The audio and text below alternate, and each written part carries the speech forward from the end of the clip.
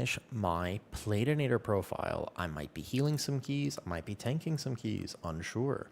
I have a few other ideas for today. I might actually make the list I've been meaning to make, which is like best first healer to 3KIO. That's kind of what I was thinking. I was thinking that could be pretty fun. So we have a few things planned today. We'll see what ends up happening. I believe Arson wants the game as well. So it's one of the last days of beta. So if there was ever a time to test things, it would be now. There won't be a lot of time to do things after this. Just set the stream stuff up. I believe they're waiting, kind of biting at the bit to do some keys. So I will heal this, okay? I'll heal them. List for tank. List for tank, we can, I guess I'm starting with a healer today. Instead of that, that's all right. Have a few friends in this group, but we'll need a lust healer. So perhaps we do shaman or Prez Evoker. Tractive, what do you think? Shaman or Prez Evoker, dude? What should I play? We need a lust healer, so it's going to be Resto Shaman or Prez Evoker. I don't mind either one. Both work just fine.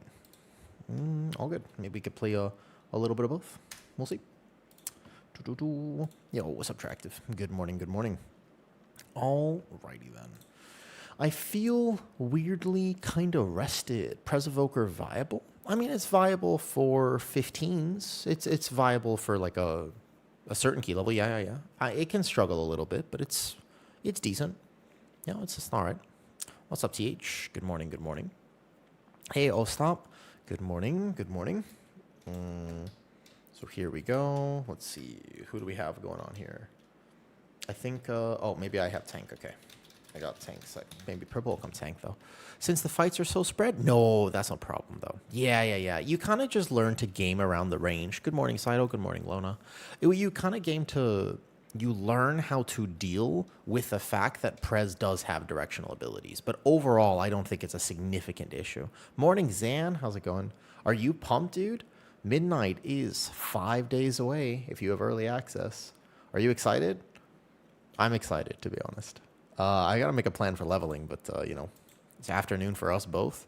It is afternoon for us both. That's true. It's good night and good morning for most people, of course. But for me personally, it is, in fact, good morning. It's good afternoon. It is 1 p.m. my time, 1:15. Tiny bit late today, though. About to try healing for the first time. Yo, Shadow, what are you going to play? What's your thought? If you're going to try healing for the very first time, what's your plan? What's up, Coco? I will play Prez for 1 key, and then we'll go. That is my healer tier list. I still believe, I think Holy Pally was nerfed since I made that healer tier list, but otherwise, very accurate. Morning, Lee. I have an idea for today. I want to make a list, probably toward the end of stream, the best first healer for... Yeah, I'll play Prez first. So, like, the best first healer for 3KIO, right? What key, maybe? Maybe Windrunner? Windrunner? Cavern? Maybe like a Windrunner, potentially? Why don't we do like Windrunner Spire or something like that? Should we go Spire? What key we want to do today? I think there's a few keys that I don't really have a lot of footage of, or like, we could do my Sara? Look at my first dungeon right now. Ooh, congratulations. All right, we go Windrunner Spire. That's fine. Yeah. Okay, Windrunner Spire it is. Oh, your first dungeon right now? You got this. The Holy Priest, just remember, don't panic. Is Hotsuri bugged on beta? I saw Fire Mage do like 20 flame strikes. Fire Mage has something going on with it. I don't actually know exactly what's happening with Fire Mage, but it's doing a lot of damage. Somehow Fire Mages successfully sandbagged their spec, because everybody thought Fire was really bad, but turns out Fire is actually extremely good. So I don't know what they did. I don't know how they got away with this, but Fire is currently doing extremely well on beta. Yeah. So we'll see. Remind me, by the way, please, the playlist I am playing, I like the music, but around an hour through this playlist, I have to change it because I think the songs get inappropriate. We don't want inappropriate music. So remind me, please, that I will have to change the music at some point, all right? I'm gonna hold you to it. If I forget, somebody has to tell me when these songs start going. Amen Ramen, that's a good name. I'm doing pretty good, actually. So recently, a lot changed in my life, and changed specifically because I got a sleeping mask. You know the mask that works like this? I got a proper one. spent some money, and I got a proper one. Dude, I feel rested when I wake up. I think I'm super like sensitive as a person, so I kind of am always like my eyes are darting around. I'm always very sensitive to sound and light. I'm just, I think it's genetic, very light sleeper. I wake up to everything. There's like a leaf that blows outside, and I'm just like, whew. It's Jag from Mentality. Mentality, that's a throwback. Do you use anything for your ears? No, I don't. I don't know how to sleep with the plugs in, but I do use the mask though. Wait. Mentality with DV? With DVD? Yeah. That's a long time ago. What's up, dude? Yeah, hey, man. Yeah. That's a throwback. That was an old guild that I was in. Isn't it crazy how much history World of Warcraft has? Wait, so you're saying that you knew me from way back when? That's cool. Spicy tanks? Spicy list. What do you mean spicy list? Spicy list. Okay, I guess you could pin that. That's fine, I suppose. Sure. I guess that can be pinned. We will do a 15 Windrunner Spire. I don't really need a lot more testing. I just want some footage so I can make healer dungeon guides and tank dungeon guides coming up. That's the plan. Love watching your success. Thank you. I appreciate that. It is cool how much history this game has. You know what I mean? Like, you know, we've all been playing it for so long. You were OP? Was I? I don't think I'm a very good raider. Do you think I was I good in that raid? What did I play back then? Was I tanking? Did I tank back then? I'm pretty sure I tanked, right? Like I played tank and healer. I think I also played a little healer. I remember flexing sometimes. I played Resto Druid? I played Resto and tank? Oh my god. Probably going to go Prez for season 2. Why season 2, Saito? What's the story behind season 2? Ah, interesting. Wow, long history. I think a lot of people, I think it's actually a shame, you know, like a lot of people stick with only one spec in WoW, but I think it's sad because it's so fun to try new things. I wish more people were comfortable trying like new and exciting things, you know what I mean? I think it's super cool to try and just be willing to like go, oh yeah, like let's try Preservation Evoker, let's try Resto Druid, or let's try Unholy DK. I think it's just a ton of fun to try new things, if that makes sense. I'm a big enjoyer of that myself. All right, so I need to find the keystone should be here. Perfect, so we'll make it 15. And then we will go Windrunner Spire. I will tank today as well, depending on who ends up getting on. But we'll get some footage, though. You get a phone call real fast? No problem. Give that a second. Yeah, I do think it's exciting, though, to try new things. I love it. I like playing everything. Depends on your mood. Dude, Lee, so one thing that I really want to do is have on my YouTube channel, right? I want to, if I don't know how to make the guide myself, I want to be able to collab with people who are experts, right? Yes. Yes, by the way. Do you think taking away group buffs away from DPS specs give them all healer? No. Well, we'll talk about group buffs in a second because I released that video yesterday talking about it. I think I need to make a separate video talking only about group buffs, to be honest, at some point. But basically this, all right? I want my channel to just have access so that no matter what people want to do, if you want to try something, you can just watch that video and at least get into it. So everything, I want my channel to have it. So if you're like, oh, I've always wanted to try Unholy DK, but I've never really tried Unholy DK. It's like, great, watch this video with Obly. He is an Unholy DK literal expert, right? And it's like, oh, I can help with that. Just come watch this video. Or, oh, you want to try Mistweaver? How does Mistweaver heal now? It's like, great, I recorded that thing with Megaset. Let's do it. Oh, you want to try Holy Priest? Like, hey, by the way, if you're still listening, let me know how that goes. Shadow, let me know how it goes if you want to try Holy Priest. Do it. And then come back to me and tell me how it goes. It's like, great, watch this guide. You want to try Resto Druid? Excellent, watch this. That's kind of the idea. I'd like to have everything there, though. It's so easy. Well, that's why Holy Priest. So I'm going to make a tier list today, probably. Is the Megaset video up on YouTube? No, I haven't finished. Like, I need to think about when to upload it, Shy. Maybe tonight, maybe tomorrow. I think, like, tomorrow, maybe. That's obviously, it's a really good video, I think. So I won't do this, though. maybe, like, tomorrow-ish I'll upload it. I haven't thought about it exactly when I'm going to upload it, but not yet. Not yet. I don't want to put it to Patreon for free at this point, but you know what I mean? So sad about the change. You're sad about it, Savina? Really? I love H-Priest right now. I think this version of H-Priest is great, to be honest. All right, everybody's ready? Let's go. I'm ecstatic about the H-Priest changes. I think it's actually good for them. I think they're pretty solid right now. What don't you like? Because you're a Holy Priest main, Savina, so like what don't you like about it? In particular, could you try to explain to me, though? What is your current, like, this is what I really don't like about H-Priest right now? That would be my question. Just feels wrong using Flash Heal so much. Are you playing Oracle or Archon, and have you played it on beta? Because, interestingly, you don't really press that much on beta. Oops. So we're going to Lust it now, and then basically on this pull, you don't really hold anything. You might even have to just send the rewind, find the swishy target, boom, bam, oppressive roar, shift E, and then golden hour this one back up, bam, external that just in case, boom, don't let anybody die on the first pull of the dungeon, wing buffet, oh, we moved out, that was a little bit of a miscommunication, bam, deep breath, huge, stasis, nice. Now, if that looks complicated, it was a little complicated, but to be honest with you, I do enjoy a good Preservation Evoker gameplay. There's a lot that you do have to manage on this healer, but overall, you know, I'm just using Oracle. Tried beta, though. So Archon, I think, is the way, Savina. I find Oracle to be very strange right now, but I think Archon is basically, that's like the secret to Holy Priest right now. That's kind of like oh, man, like I really have a lot of agency at the moment, so long as I am playing... I think that the requirement, though, is that I kind of have to be playing Archon. Prayer of Healing with the new Lightweaver just feels really, really solid, whereas I feel limited if I'm playing Oracle on my Holy Priest.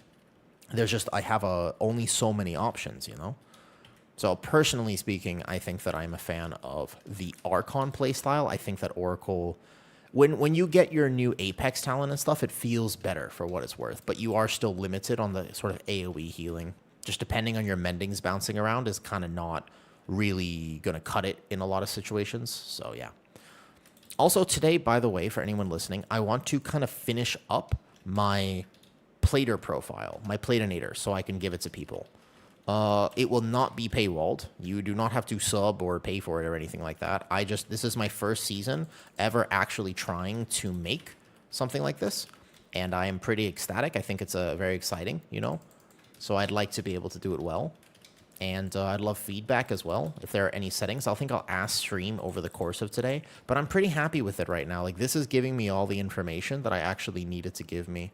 So overall, I'm feeling pretty solid, I think, with how this is all working out. We'll just deep breath at the end here.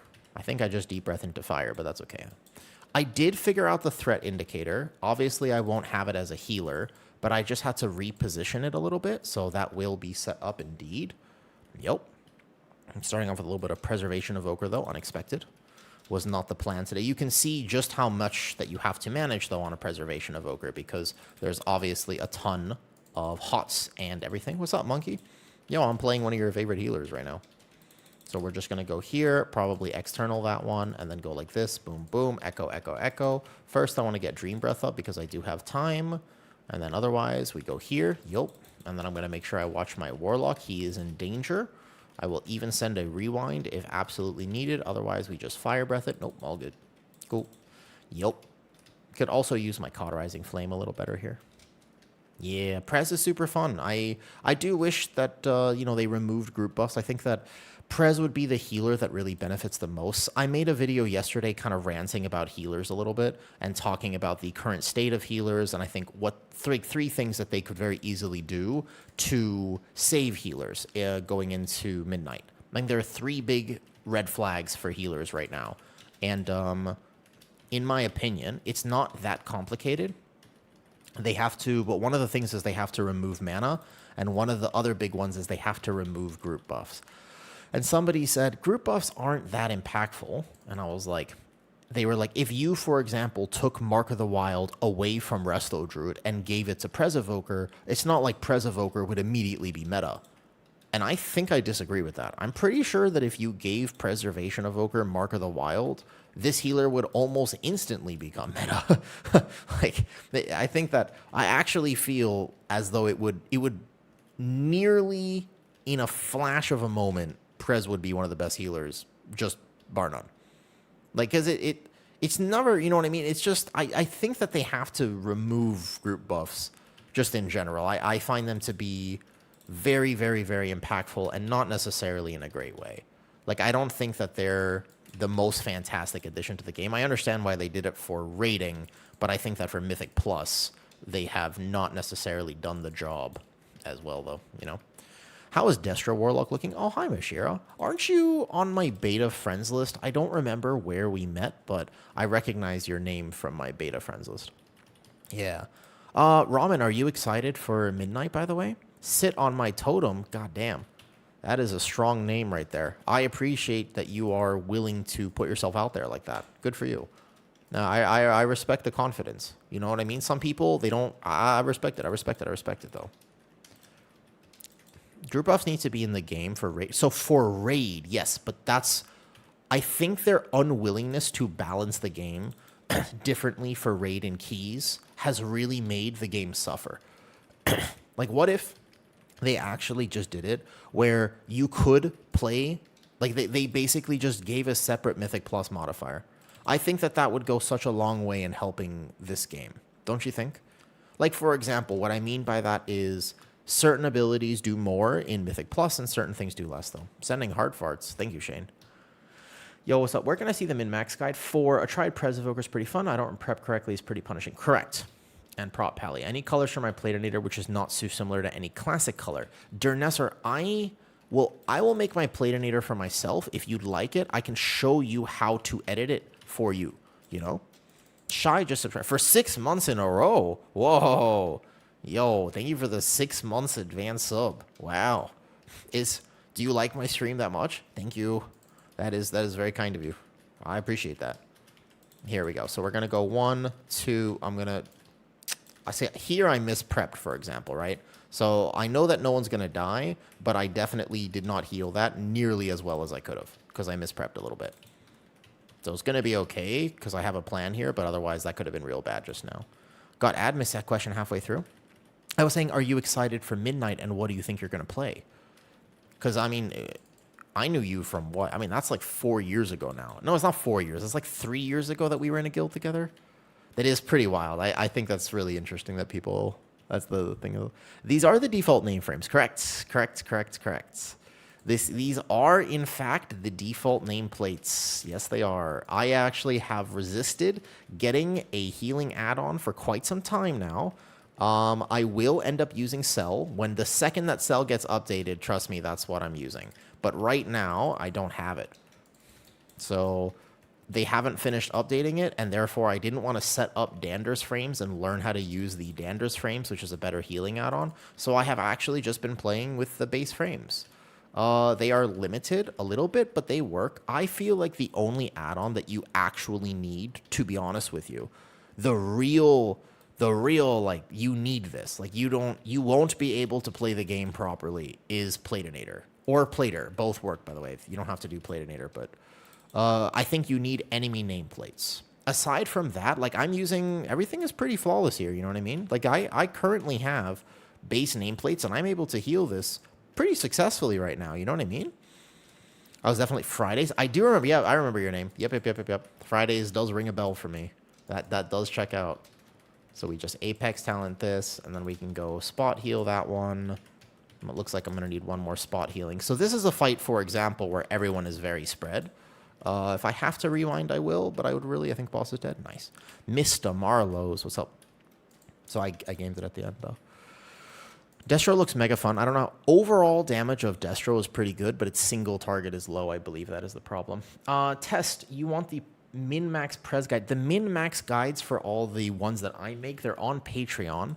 if you really want access to them, you can do a free trial membership for like a week. I do believe I have that one locked behind a paywall, so you have to be an actual member on Patreon to get it. Most content I put on Patreon is free. You just have to have an account, like you don't have to pay for it. But I believe my min-max guide for Prez is, if you just want that one and that's what you're interested in and you don't have the funds to actually support for a month, you can just do a free trial and then it won't charge you. I think you might have to cancel it. Just remember to cancel it if that is the case. But yep, I think the Prez Evoker will be there. I'm going to external him. I don't want him to die here. Cool. Go here. Probably should have oppressive roared that. Yes, after this random, we will have a spot. Muzz said he can only do 1 key before raid. So we will have a spot, actually. Let's stasis this. Perfect. I want to TA this one in particular first, and then we can dispel Arson. Watch him external real fast, because he's going to take a lot of damage from that, actually. Should have reacted just a global faster. Yep. How do you use the default wilds? I can't click on mine. So go to your option shadow, and then go to click. Just type in the interface, click, and it will come up with click casting. Yeah, that was Kira's log, right? Yeah. But to be fair, he was padding and playing with 5 tanks. You know that wizard, right? And also, that's what I've been trying to tell people. Like, Druid of the Claw is getting nerfed. Like, I'm telling you, like, Druid of the Claw is getting nerfed, man. It's not lasting. There's no way that thing makes it to live in this current iteration.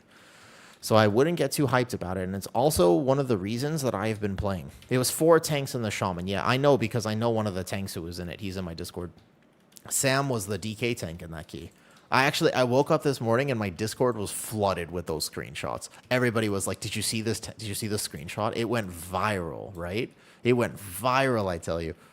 I know the DK, so I pinged him in my Discord. I said, hey, is there an explanation? Care to explain yourself, Sam? What is this? Prot Warrior be buffed? No. You got to remember that is obviously not a fair representation, because it means that AoE packs are living extra long and et cetera, et cetera. You know, they won't let. I think the opposite. I think that Devour is going to be extremely good and almost certainly meta. It occurs to me that Devour will, like, if there's one thing you can count on, is the fact that they really want the new spec that they release. They really want that to be very good. So I would disagree personally. Oh, yeah. They won't... Oh, not be good. Yes, sorry, I misread. Correct. Devour will be very good, by the way. Was awesome, good shit. Thank you. Like, that type of stuff on Patreon, by the way, is completely free. Like, that's... You don't have to pay for that. I put that for every... You don't even have to have... You don't even have to be a member to my Patreon to access the chat with Megaset or the... I wouldn't charge for that. That's not... That doesn't sit right with me. If I work extremely hard on a guide and, like, it's very important to me... And, like, it's, like, that's, like, really good information, I'll charge for that, and I'll lock that. But otherwise, yeah. I put the chat with Obli as well tonight, just, like, a yap sesh with him about the current state of DPS DK. So that'll be available there as well. Nugget child. I was a nugget child. I only ever ate McDonald's chicken nuggies. And if my mom didn't get me McDonald's chicken nuggies, both my brother and I would go on hunger strike. So I was also a nugget child, by the way. Do you think VDH? Good question. Define good info. It will literally set you up to play that spec to a very, very, very reasonable key level. Like, you watch the basic guide, and then if you sub to my Patreon and you get the advanced guide, you watch both of those, and you will actually have the required information to push that spec to 15, 16, 17, etc. plus more. But I do think, Draxil, I think that's actually VDH's strongest rough part right now. Because... yes. Now, interestingly enough, I would say that VDH is currently very good because we were all under the impression that they would fix the fiery brand bug. And you know what they haven't done? Is fix the fiery brand bug. I think that's incredibly interesting. I wonder if it's intended. If that's intended, we were just all thinking that that would definitely be solved. If that isn't solved, VDH would be incredibly strong. It'd be one of the quote-unquote best tanks.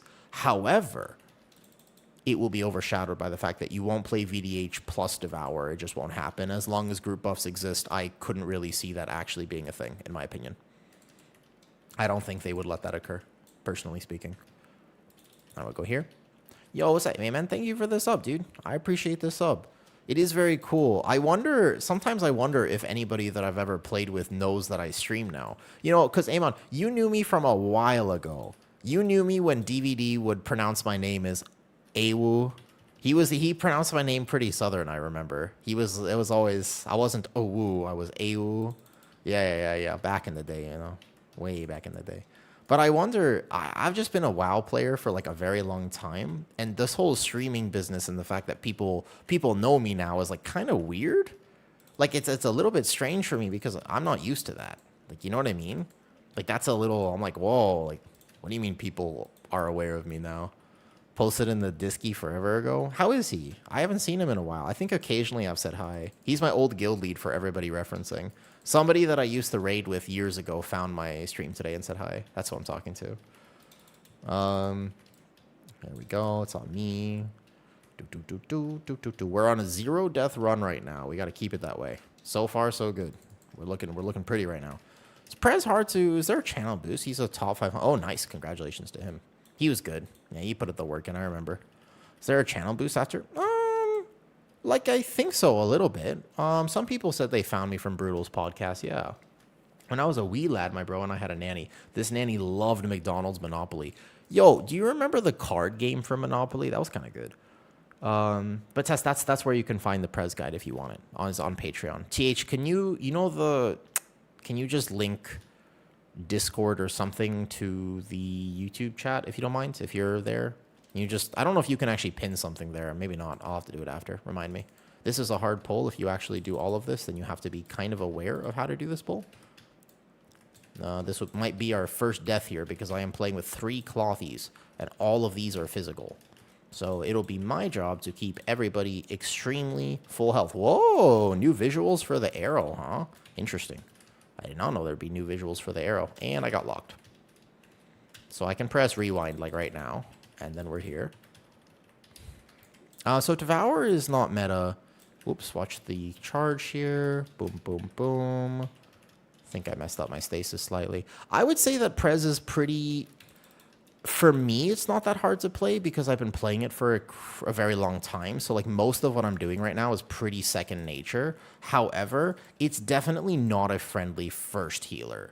Like if you were going to try healing and you were like, look, I'd like to just get into healing Mythic Plus, like what would be a good first healer? It's like definitely not this one. Like whatever it is, it's certainly not this. Like this is a healer that you play when you want to have something interesting to do. It's probably the most unique out of all the healers, but because it's so different, it's got its own learning curve, and I find that to be, do you know what I mean? Like it can be a little bit hard to start off by playing Preservation Evoker. You know what I mean? I played only on Wrestler Druid to so if you want, so that's exactly what I think the point of Prez is. The benefit of something like a Preservation Evoker is the fact that it's different. And that's why it's super fun. So it's never really going to be meta unless they fix the group buff situation. But even if it's not meta, I still find this healer to be just incredibly enjoyable. It's a very fluid, fun playstyle. It's unique. It's got vibes for sure. Like I'm a dragon. I'm like deep breathing my enemies. I do have the necessary utility, by the way. Yeah, remind me later, TH. I'll make you a mod there. What spec would you recommend for a first healer? Sean Taylor. A great question, and probably something that I want to make today. I think just like I made a video for the tanks about the best first tank to play, in my opinion, I also think that I would like to make a video best first healer to play. I think I'll make that today. Yes, that is what it's on the agenda. You always explain. Thank you. I think that's like something that I'm pretty good at. I'm not going to pronounce the first part of your name because people won't understand. I'll pronounce the second part though, boy. The idea is just, I think that I'm a good educator. Like I think I know how to help people learn things that maybe are otherwise a bit complicated to learn. So hopefully I can use those skills to basically benefit the WoW community and like help people feel comfortable trying new things. Because trying new things is just omega fun. Like I think that people forget all the time, like just how fun it is to change it up, you know? By the way, I'm Vexy in the dungeon. Oh, nice. Oh, that's right. Are you still playing on a controller? I remember that's something that you wanted to do. Oh, we all got hit by this. So I can save this, but we're going to just be aware now. Okay, so he's going to come over here, no problem. And then we're here, though. Yeah, the controller druid. All right, good luck, good luck, good luck. I can take this next one. We'll just fill up my stasis here. Yeah, let me take the next one, not the priest. Priest will be kind of squishy here. Perfect, it's on me. Nice. So I can defensive this, and since I have really good defenses for this type of encounter, we're just going to go here. Whoops, my priest did get hit by that. I'm going to external him, and then maybe we release the stasis early as well. This is probably the hardest part of the entire dungeon thus far. So he might die right there. He desperate prayers. It's okay. I got him, though. I got him. I can do this. I can do this. Here we go. Yeah, this is definitely, I think, right here in the last boss. I don't always like it when they put the hard checks of each dungeon into kind of toward the end of a dungeon, because it feels really bad. Like, you get through the whole thing, and then the last boss is where you wipe. But it's a design choice for sure. I mean, you know, you make it work. Just because something might not be optimal doesn't mean that, like, you can't play it, right? Like, that doesn't necessarily mean that you can't play it. It wouldn't... I don't know if I would love to find out that my tank was playing on a controller, but not the end of the world. Yeah, I don't know if I would, like, super love that information, but I've seen it done before. You wouldn't be the first person to ever make that work. There are people who do that. And certainly it's... you make it work. If you want to play the game, you should be able to play the game. That's it. All right, so the bellow comes out now. I don't think I need to rewind the first one. What I'm going to do here is go here and then get my fire breath ticking on at least most of these ads. They don't spawn quite together. 1, 2, 3.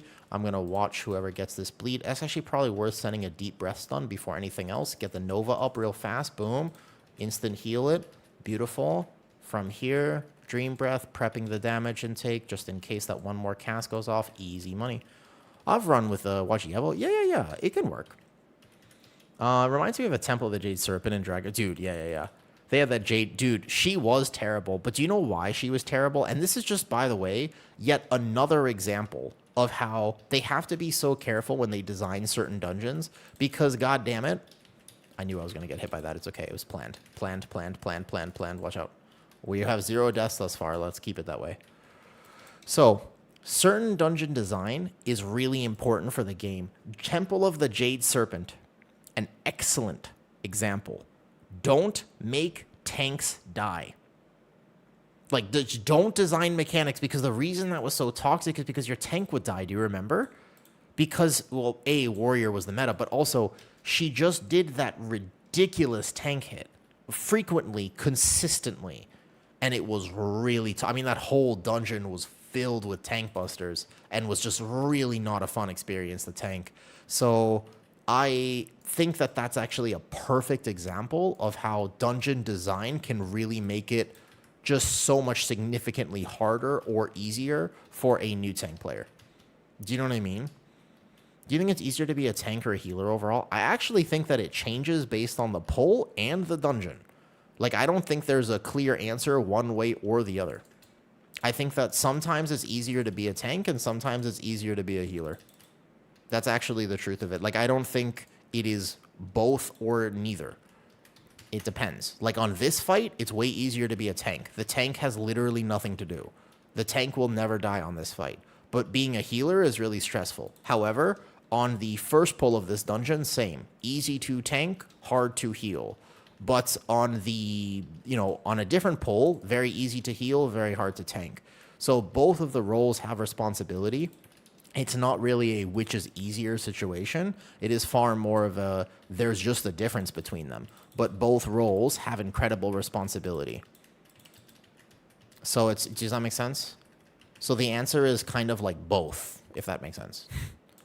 But you have to also understand that tanking is a bit more independently difficult, as in if you are a good tank, but you have a bad team, you can do more for your team. Whereas if you're a really good healer, but you have a bad team who kicks nothing, stands in every mechanic, you're going to struggle. Because your healer is the only role in World of Warcraft which is technically dependent on your team helping you. That's like one of the hard parts, if that makes sense. So healing is toxic in the sense that if your team doesn't actually make it if your team does not help you, then there's only so much you can do. Like, you can be the best healer, but if you're playing with people who get 0 kicks, stand in every puddle, and take, like, for example, this ring, or they do this boss fight wrong, then you're still gonna die. Because there's only so much you can do. Whereas a tank, I'm much more independent. Like, I'm not super depending on my team right now. I'm kind of just doing my thing, if that makes sense. So I think there's like a big difference in the type of toxicity that certain tank players feel versus healers. I hope that answers that properly. Because as a tank, it's like, oh, there's a lot of pressure on me. But technically speaking, if I play well, then we're fine. Whereas as a healer, I just have to depend. There's a point where I have to be able to depend on my team. Nice. 0 death, double time, win runner. GG's. Pretty clean. Pretty clean there, actually. Not bad. Number-wise, I feel like my Prez did pretty well. Well played. Yep, I don't think my Prez struggled there at all. Evening zombie. All right, GG's. Yeah, Dragonfly Season 1, they had some cursed dungeons there. I think Temple of the Jade Serpent in particular was pretty cursed, though. So what's his Brewmaster damage? Oh, he's playing Harmony? Whoa, interesting. A Harmony build. Very interesting, though. All right, random, you want to hop on? I think that was Muzz's last key just now. My pugging lower key is such a good thing when those healing. Because, well, healing lower keys is oftentimes harder than healing higher keys. Which is weird, because tanking lower keys tends to be... So tanking lower keys, right, is easier than tanking higher keys. But, right? However, but healing lower keys is harder than healing higher keys. Does that make sense? Shadow Priest was doing all right. He was pulling his weight. There were no deaths that run, so you can kind of really more easily compare. And you can check single target stuff, yeah. Do you do keys with Oceanic players? I prefer to, because it's Oceanic ping is slightly better for me than it is on NA, but I kind of play whatever. I just, whenever my friends are on, I kind of just figure it out. Let's check single target, yeah? So Ember Dawn is a pure single target. Holy shit. Yeah, that's getting nerfed. Yeah, I just saw that. That's getting nerfed. No way. What's up, What's up, JJ? Hey, G-Dub. No, there's no way this stays. That's... I didn't even pay attention to how much single target you were doing. No way. Yep. Brewmaster is getting hit, man. There's no way that should be allowed. That is ridiculous. There's no way. You weren't getting PI, were you? Yeah. I think that's probably getting nerfs in, though. Good morning, G-Dub. Morning, JJ. Shadow Moon was bad, too. Time to main Brewmaster. It's getting buffed, Loxy. The thing is, you have to be so careful about deciding a main right now. If anything looks too good on beta, just know that, right, they're going to change it. So, all right, Random wants to hop on. Anybody else want to come? Tazdingo. I guess if Rain wants to do some. Wait, if you want to heal, I can tank. Does Rain want to do something? I thought Rain's on beta for once, though. Only safe choice is Devour.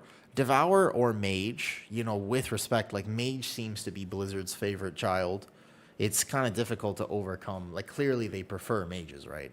Like, they're like, literally pushing people more and more and more, and then more and more and more, and then consistently, they just like, yo, guys, play Mage. Mage gets so much love right now. Hey, yo, hold up a second. I thought I clipped something to YouTube after this. Did I not? Did that not go through? Well, wait a second. I was going to say, I put a clip of how to choose your main. Oh, shit. It didn't upload properly. Pending. Processing will begin shortly. Oh, well. All right. I guess it'll upload whenever. Sometimes it does that. Shiny new toy syndrome. I do think, though, you're probably right, to be honest with you. Devour seems to be a very solid choice at the moment. Checking if Rain coming. Checking if Rain wants to play. Then I decide. I just want to see if Rain wants to play today.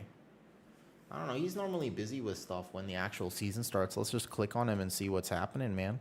Resto, Shaman, beta keys. He's on the second boss. He's in a 15. It doesn't look like he has a team right now. Would we want to wait? Like, he's going to be, what, 8 minutes at this point? I'd be sort of curious to know how he feels about healing at the moment.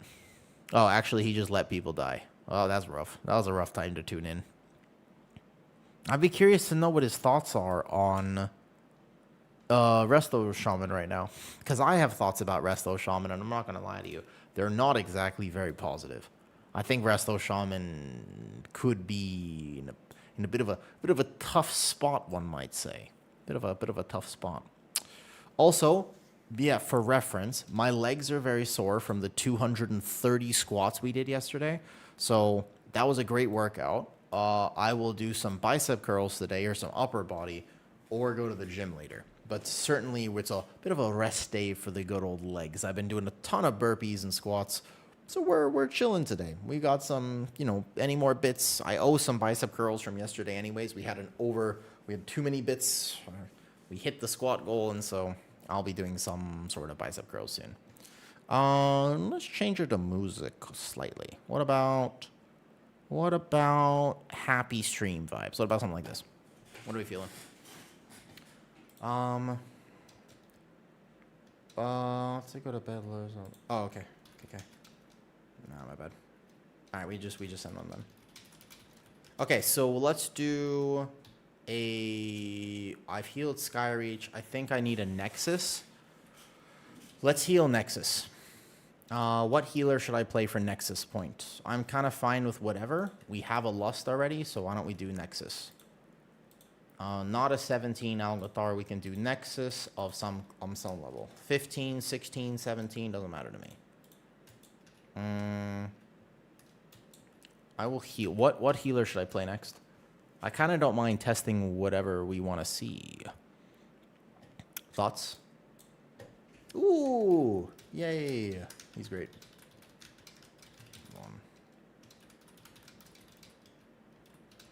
He's very well. Did they change barrier to only last 4 seconds? What? No, that's a bug. No way that they nerf mage. Lightsmith Holy Paladin. Okay. Sure. Shy, you're the only one who said anything. All right, bet.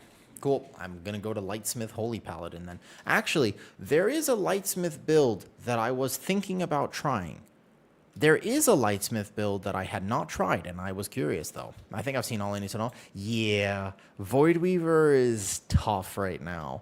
That is a rough healer to play. I think that Voidweaver is kind of down in the dumps a little bit, though. Yep. All right, Lightsmith Holy Paladin. I'm going to pass lead over here, though. Yep. All right, here we go. Let's just pass lead to purple. You want to just quickly list? I will go real quick to do Holy Paladin gameplay. Sure. Let's go Holy Paladin. It's been a second since I've done Holy Paladin. But there is a build. If I'm going to play it, we know that the other two builds work extremely well. Now, what I would like to try, and what would be more interesting is this. Is Oracle good? Disc has a problem in the new dungeons because of how healing is in the new dungeons, Green. I would say that Disc it's gotten like 4 rounds of nerfs recently, so I think that's its main problem, to be honest with you. Disc just has the issue of like, it's been getting nerfed a lot. But the other thing is that there is a build here with melee wings. And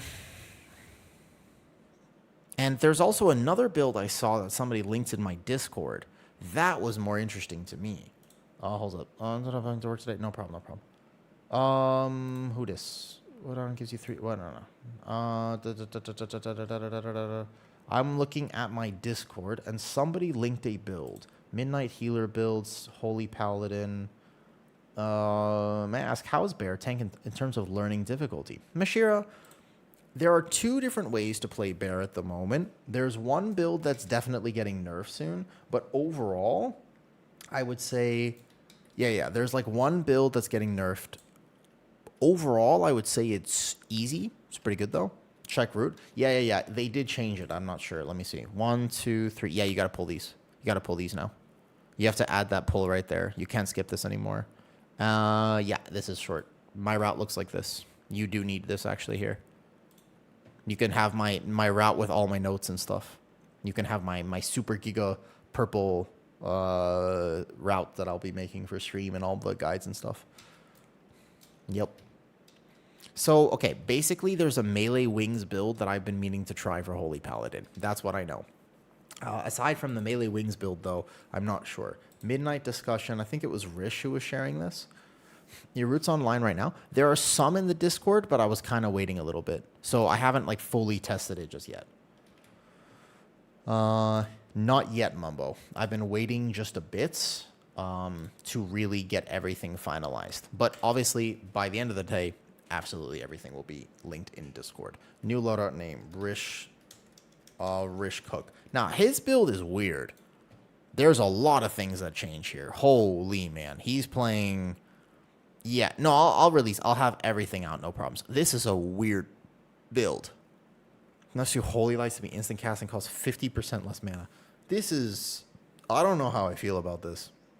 This has got to be super strange. So hold up. Holy Lights healing. This is like you're really actually casting healing. You're like I don't want to cast Holy Lights, man. I don't really want to cast Holy Lights. This is like a caster HPAL build with regular wings. I don't know, man. If I'm playing HPAL in a key, I really don't like this idea that I would somehow be like casting the whole time. That doesn't sit right with me. Do you know what I'm talking about? Like I just don't. I kind of like this cook way more, where I can kind of just do damage. Like that's sort of what I feel like, is I just want to be able to actually do numbers. Now that being said, if I am playing 500 odds instantly for 75, I wonder if this would ever, like, you could play Tears Deliverance now. I don't know what you would or would not play, but I think that this build works, at least with Virtue. Oh, actually, if you're playing with a tank, maybe not. Maybe you actually have to play beacons. I'm not sure. I think this dungeon is that's hard, man. That's hard. I have to think about that momentarily. I'm going to have to think about that a bit. Let me just ask Rain if he does want a game at all. Hold up. Is he playing beta? Let me know. Yeah, I will have updated in the Discord, though. How do you get capstones to work? You only get one? No, you could take however. So you have options, basically. Your talent build, like I could remove this talent and take something else if I so desire. It depends. It has been nerfed a little bit, actually. So I could decide to take this. But you have choices, and that's kind of their idea, is we're going to give you meaningful choice at this point of how to play your spec. So you don't have to do anything big sexy. It's kind of up to you. There's always going to be a quote-unquote meta build that's like, oh, this is the best one for sure. But that doesn't necessarily mean you have to play that, if that makes sense. There will be always several options at any point. You could do X, Y, or Z. Does that make sense? And it depends. Like, you might decide to play some different things depending on the dungeon that you're in. Maybe you have certain DPS that need an extra thing here, or you can make some choice. The intent behind it was to give you meaningful choice. I'm not going to lie to you. I don't really think there's actually a lot of choice with talents. You know what I mean? Like, I kind of feel like people figure out the one or two builds, and then you just do this. Does that make sense? Like, I don't actually know if people really customize their talents as much as they're quote-unquote supposed to. How to pick main. All right, hold up. Share. I wanted to put this YouTube short up. It wasn't working before, though. How to pick a main for midnight. There you go. Right. Remember, fun first, right? Meta will change. Joy. All right, how to pick a main for midnight. Share to YouTube. Nice. Boom. Let's see if that actually works now. I don't know why I wasn't uploading before. Okay, shall we? Let's go here. Ready, check, and let's do it. I'm curious about melee wings. I don't know if it's actually going to be able to heal a lot, to be honest. Like, I'm curious to know if this will actually be helpful, or if I'll do damage, or what will it feel like to play a melee wings Holy Paladin. Originally it felt bad, but I know they've changed a few things since kind of the early beta cycle, so I would be curious to try it. I've seen a few people trying it, and now I'm interested, to say the least. Shall we? Oh, I'm not lead. You gotta pass me lead. Pass lead. The other thing I want to do, by the way, Mumbo, not only will I have routes and guides up by the time the season actually comes out. I will also have my Platinator if anybody wants to try it. There are probably going to be better Platinators than mine, but 100% it's very important to me that I give people that option. So I want to make sure that people have the resources that I think will help them. Does that make sense? So yeah. I'll have all that stuff. You don't have to worry about that whatsoever. Yep. If you are interested in getting any of these resources, I will definitely have it available. Everything will be linked in Discord. I'll organize it by the time we actually get to the season. I will have it available. All right, shall we? Let's go. Am I lead yet? I think purple's AFK for a second. I'm not lead. I cannot do already. Check if I'm not lead. But yeah, hopefully my intent is to help as many people as I can with those resources, because otherwise you won't really know where to find them. There's going to be all these different ways to do it. Honestly, all of them work. UI is pretty individual. You know, like at the end of the day, you should do what works for you. I've had people with their frames over here. You've seen some healers where they like their frames horizontal here. This is how I've been playing for a long time, so it's what I'm used to. But you don't have to play any which way. I think it's a big myth in World of Warcraft that like, oh, you gotta be doing, you have to do things a certain way, and I don't really think that's true. How valuable is Dwarf in the coming dungeons? Oh, sorry, I missed that comment earlier. Matt Seam, if you're still here, Dwarf is pretty impactful. Yeah. No, like Dwarf is pretty impactful right now. I think that if you can be a Dwarf, you will almost certainly be a Dwarf. Pretty much. Just like right away. It's very likely that you will be a... Wait, where are we going? Wait, hold on, what was this? Did he just okay, hold up. I don't know what's happening right now. I'm a little bit confused. It's okay. Melee wings. Boom. Now, the advantage of melee wings is that I'm supposed to definitely have this here. And then I should just be able to heal and do damage on a pull like this. Unless my tank really needs me, and then I can always sacrifice or something like that. But this should do quite a bit of damage while I have melee wings up. And then I heard that Holy Paladin is also bugged where their Divine Purpose is able to proc double. So you get like a double Divine Purpose thing going on, which is interesting. So we can sack him at the end. He didn't even need it. Easy. Now, I don't know. This felt pretty fine. I didn't do a ton of healing there. My tank was fairly independent, but that felt pretty good to me. No problem. I did pretty solid damage there, too. Let's see. I'm curious to know if this holy build works, though. Help me choose. I'm raid tanking keys. Hold up 1 second. You're doing what now? So here is where your tank actually needs your help, and you just kind of watch him a little bit. And I'll have wings up in a second, so I just make sure that my team lives. Boom, first global there, and we're good. Like, so this should technically be enough to heal him, right? That's the idea behind it, at least. I'm in a puddle. I'm in a puddle. Crusader strike, Crusader strike. Da-da-da-da-da. So this is what I was wondering, is how does the healing actually work on a build like this? That was my question. And we are getting our answer. It kind of works, but if you actually have to do like Omega healing, you'll probably fall behind a little bit with this particular Holy Paladin build. However, it does blast damage. Like, it does a lot of damage right now, so that's kind of cool. That feels like the best part of it at the moment. Careful the pet, careful the pet. His pet looked like he was about to aggro that big guy. That would have been extremely bad. All right, so here we would Virtue. I would go like this. I would go here. Bam. One judgment. Activate melee wings, and we're set. Nice. But yeah, like, what resources do you think that you'd be looking for out of curiosity? Remember, I'm kind of new to this, and in terms of... I can't, like, for example, definitely tell you what you should or should not play, because it is ultimately personal preference. Like, I can give you my thoughts on my predictions on what's going to be meta.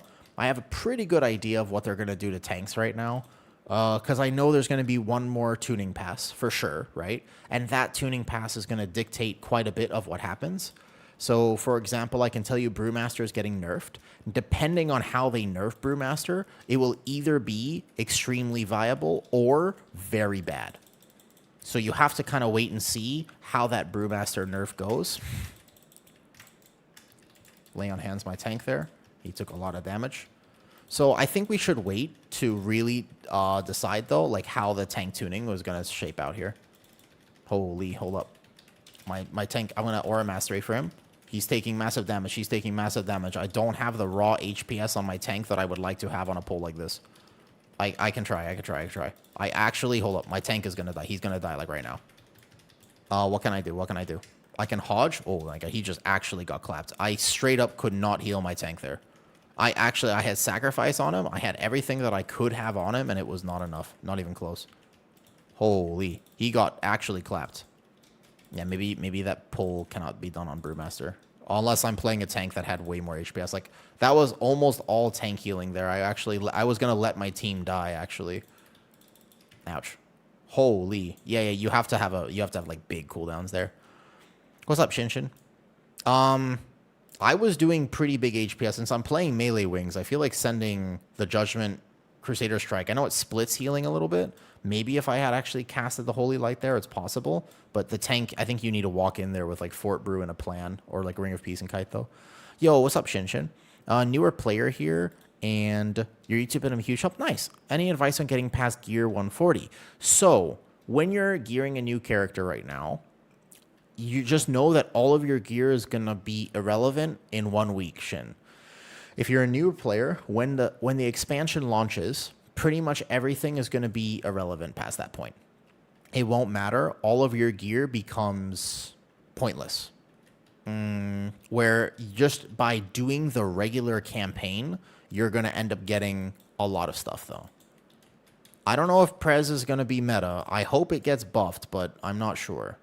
We will have to see. Hold up, I'm not there to help. Okay, melee wings. Here.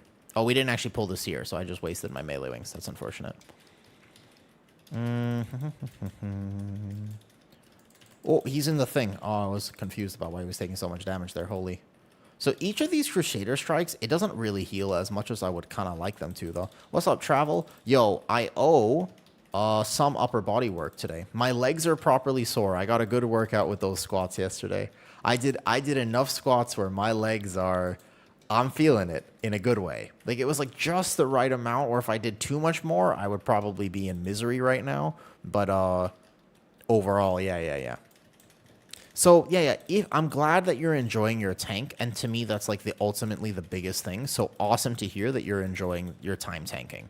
But just know that your gear at the moment, you shouldn't really be prioritizing it because it doesn't really matter. As you're doing the regular questing for the campaign, you'll be able to do it with whatever item level. Like, you don't really need to prepare for that or have like a minimum item level to enjoy it. So no problem there. You're going to be just fine. However, it's important to know that you don't need to worry about your gear that much, if that makes sense, Shinshin. Right now, you should focus on just setting up your character, enjoying the game. When it comes out, you're going to be chilling, if that makes sense. I'm going to go over here because this is the right place to go. I think this boss is going to kill so many pugs, to be honest.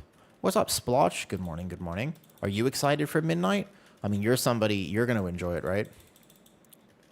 Because you were newer to the game pretty recently, Splotch, but all of a sudden I feel like you're already sort of owning. Like, I don't really feel like you're new anymore. Okay, so this detonation here, what's my plan to heal it? We want to go this way. We can send this, and then we go 1 melee wings. Oh, I'm not in range of the boss to actually heal this properly. And then this one, I'm going to external. So whoever this is on, who is it on here? Yeah, the healing absorb is a little nasty there. Can't wait, though. Practicing keys, that's exactly what you want to do. The more comfy you can get right now, the better you're going to feel going into Midnight, 100%. You just want to basically become more comfortable with the game. I can't express to you just how impactful it is to be comfy on the thing that you actually want to play. So there's a lot of people who think like, oh, you got to have a gear, this or whatever, but actually just get more reps so that you don't panic. The game itself, I think, is important to clarify. The game itself of World of Warcraft is not, technically speaking, that hard. The difficulty comes from keeping your composure while things are actually happening, if that makes sense. So you have to be aware of how to manage that. And it's all about not freaking out. As a tanker and a healer, that's like the #1 skill is just don't freak out. Hey, big pull, somebody butt pulled, don't freak out. What's your plan? Oh, hey, somebody did this. Like, okay, got you. Oh, hey, a mechanic went off. As a healer, it's like, don't freak out. What's your plan? And if you can keep your cool, and that comes from just experience, reps, knowing what your options are to cover those mistakes, you're going to do great in keys. I think that's like super helpful, though. You've been restricting yourself from playing beta to build hype. I love beta. I just kind of wish the game was always like this. I'm a big, personally, I love it. Hey, Mila, good morning, good morning. Or good night to you. Yeah, exactly. I'm still beta to the same class tuning live this week. Yes. Although we are waiting. Yeah, NA and EU merged is awesome. That's another huge benefit to beta is the fact that I can play with EU people. It's awesome. Mila, what are you actually going to play going into midnight? Do you know?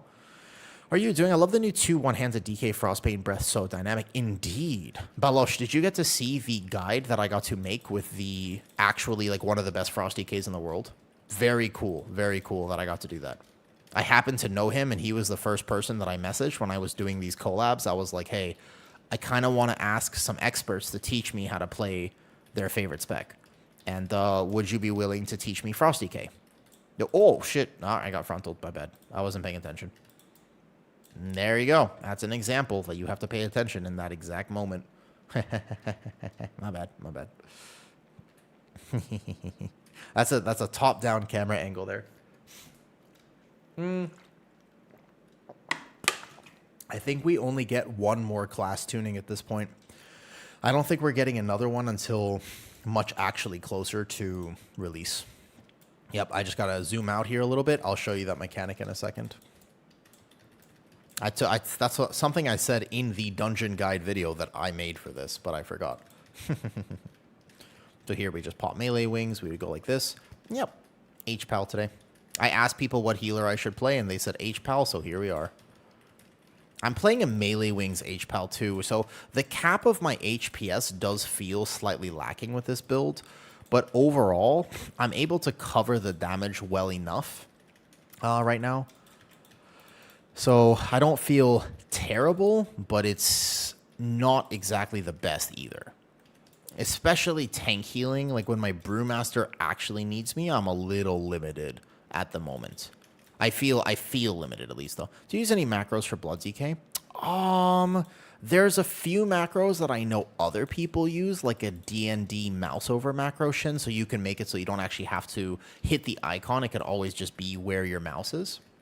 There are a few like quality of life macros like that, but nothing that is like game breaking. Like you really, you absolutely need this or you're trolling. So there's no macro like that. For what it's worth. Is melee wings good? It's doing damage. In terms of HPS, I think it's doing enough. A little bit. Any tips on a brand new tank? Yeah, many tips. In fact, hopefully I can also have some YouTube videos to help people with that though, right? Focus death grip, you could do that as well. Yep. Mouse over, there's like mouse over macros for tanks, but as you're learning, just getting more comfortable with understanding, like, okay, I have a place to look, do I have my bone shield up? Do I have basic mitigation? Can I death strike, etc., Yeah, you can't, so like Demon Spike's macro, you can't, there's nothing like that on Blood DK where you can just fully macro abilities into other abilities because Blood DK doesn't have things that are off the GCD. If you're new to WoW, let me explain something. It's a little weird how WoW does this, but some things are what's called on the GCD, and some things are off the GCD. And what that means, is it going to bug? Oh, no, okay, we're good. So, by the way, to clarify, what that means is that there are some things that when I press this button, you can see that there's a delay, right? So I can't press the button 2 times in a row. And that's one of their ways of preventing spammable abilities. There's a global GCD. A global button delay. But there are some things that don't have that. So I could actually press it infinitely as long as I have the resource. The only things that you can properly macro are the ones that are off GCD. So in other words, they're going to cast at the exact same time as everything else would cast. I watched that kick happen in slow motion. Didn't have anything. I think we just res him, probably. Does that make sense? Does that answer that? So Blood DK has nothing that's off the GCD, and therefore you cannot macro these abilities together. Would be cool. Yeah. Do you play Blood DK, Mr. Vitamin? I've heard of Vitamin A. I've heard of Vitamin B. I've heard of Vitamin C. I've helped people with Vitamin D, but I've never heard of your vitamin before. Is this something I should be aware of working in health and fitness? I do, but your main is Prot Pally. Solid. I like Prot Paladin, actually. I'm a huge Prot Pally enjoyer. I find that tank to be just like very fun right now. You don't like while playing like this? Oh, for me, I've been playing this game for a very long time, Shin. This is kind of chill for me. Even though Holy Paladin is not a healer I feel particularly comfortable with. Like, I wouldn't say that I'm a very good Holy Paladin, actually. I would say that I need a lot of work on this healer. No one plays every single spec in the game actually flawless, so for me personally, I think my Holy Paladin could use a lot of work. This is my weakest healer. Maybe this and Disc are my two least played healers, though. What's up, Papa Remy? Papa Remy? Is that a... That's definitely a Ratatouille reference, right? Like 100%, that's like Remy. Is that a Ratatouille reference? The movie Ratatouille? You know? Ratatouille. You know this movie? I'm pretty sure that's what it is. Not 100%, but here. Haven't seen Elsme for a while. Does he still stream? Good question. He streams at my off times just because of Thailand, so I actually don't know if he is currently streaming or not. I have no idea. Unsure, to be honest with you. I don't know. Does Elismir currently stream? I know he's probably... Maybe he's just taking some time off before the season comes out, though. There's going to be more class tuning if some classes in mind you plan. Yeah, I know what I'm meaning at this point, by the way. I definitely know what it is that I want to play at the moment. So, like, this phase here is where I'm going to have to start making a plan for stuff. So I would Aura Mastery the first one, probably. And then you can CC these leech fails when they all start going off, but you can wait for this, though. What Mythic Plus Timer add-on are you using? All add-ons that I use are currently linked. I think if they're not right now, I'm going to set them up soon because I'm kind of finalized my UI. At this point, they'll be linked in the Discord. This one is called Warp Deplete.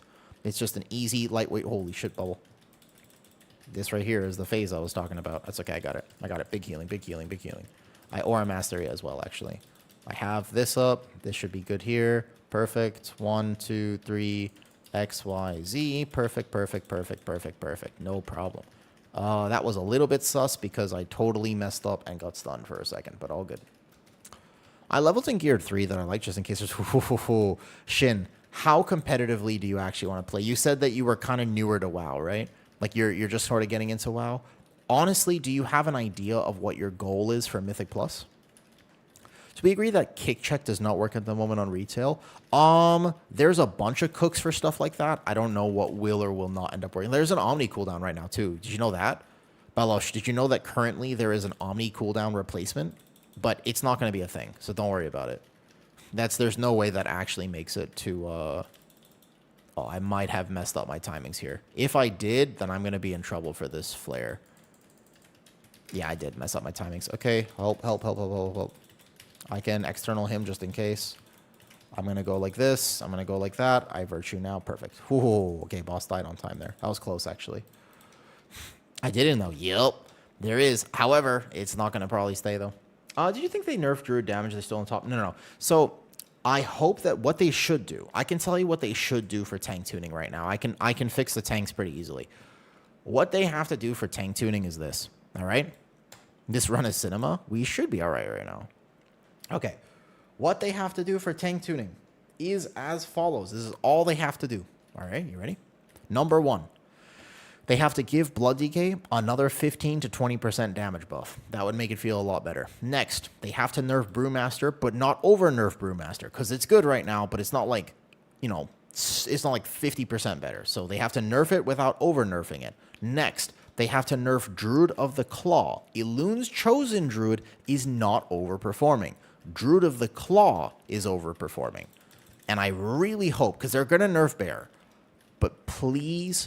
I hope, I pray, I just want them to understand Bear is not overperforming. There is a single hero talent that is overperforming. It is clearly egregious. They should nerf it, but please don't actually nerf the Bear.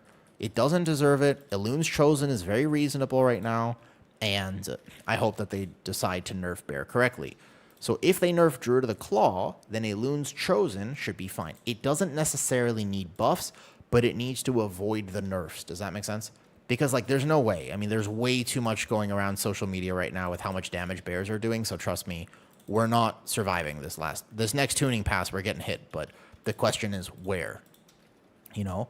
Blizzard's capability, they will just... I worry about that silver play, though. The thing is, I worry that you're right. I think you're right sometimes. I'm a very positive guy. I like Blizzard.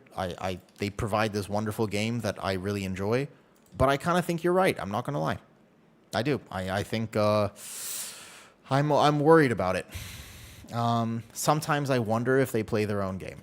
I do. I think that I wonder how many developers actually work on stuff. I wonder how stressed all of those developers are. And I think to myself, are they really going to be able to identify the pain points in the same way that the players would be able to identify the pain points? Are they going to fix it in the same way that we would be able to fix it? If there's one thing I have learned, though, it's the fact that it's just straight up. It's like, hey, man, the players know this game very well. Like, look at the class discords. They'll compile every bug list known to mankind. Every class discord right now, by the way, has a list of the bugs that could be fixed for their spec. Now, how much Blizzard knows, I don't know. But I don't know how much they really are able to play their own game. Maybe they're just super swamped for time. I can't say that I am incredibly positive that they will for sure be able to fix what needs to be fixed. But we'll see. But I know that they've openly stated in an interview that the way that they tune the game is based off of how the general population feels.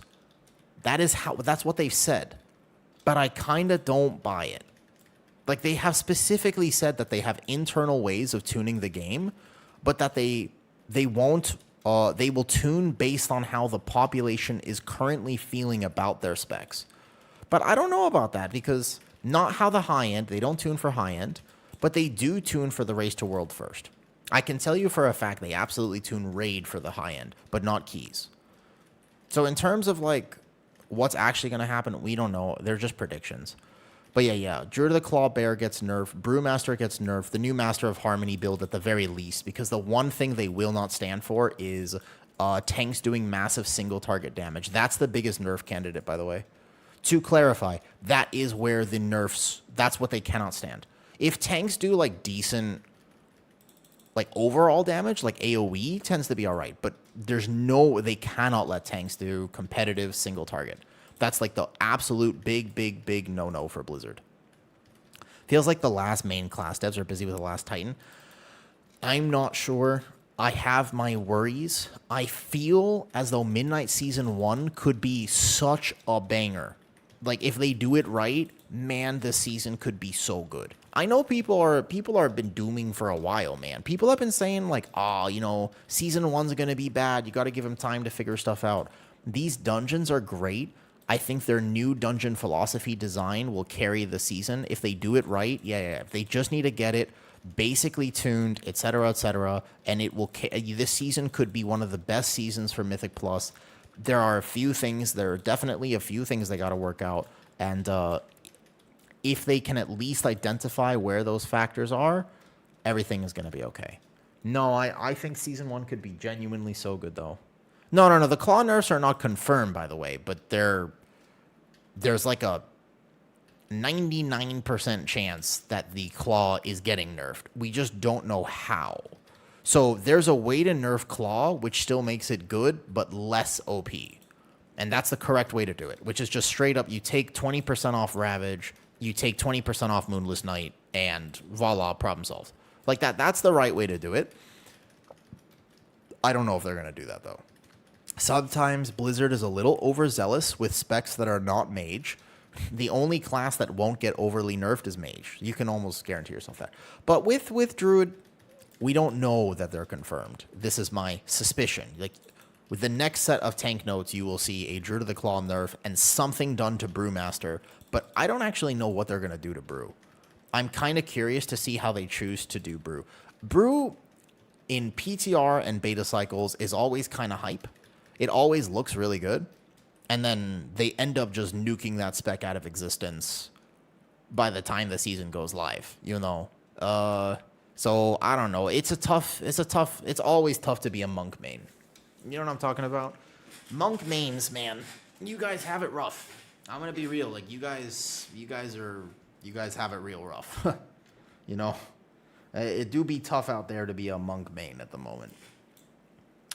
Can you flash me your build? Yeah, of course. I would not describe this build as being incredibly successful. It worked well enough, but I don't actually know if it would be able to carry as key levels get higher. It was just decent. This build that I just tried, it's like this. I'm not sold on it, though. How do I feel defensively? You were fine. You were fine. It's just my tank healing in particular was quite off. I probably should have been casting Holy Light more, but it was okay. Like, it worked, but I don't know if it really worked, if you know what I mean. It kind of worked. Bear Tank is very positive about it right now. I see what you did there, Adam. And what is my main? Like, what's my plan for my main? Oh, I am definitely leveling my Druid first. And then past that point, I'm not sure. All they need to do is nerf the 200 stuff to Tiger Palm. I think that Brewmaster could use a little bit of a survivability nerf as well, Purple. I don't think their damage is actually the thing that they should nerf. Like, maybe a slight, like that would be fine, but then, do you know why the Tiger Bomb got buffed? It's because the spec was bugged, and they didn't fix the bug, but actually, instead of fixing the bug, they just straight up tuned without fixing the bug. So now that they did that, it's tough. I'm worried they're going to do an aura nerf to Brew or Bear. Both of those things would be bad. Throughout all your testing, what's your opinion on Ret?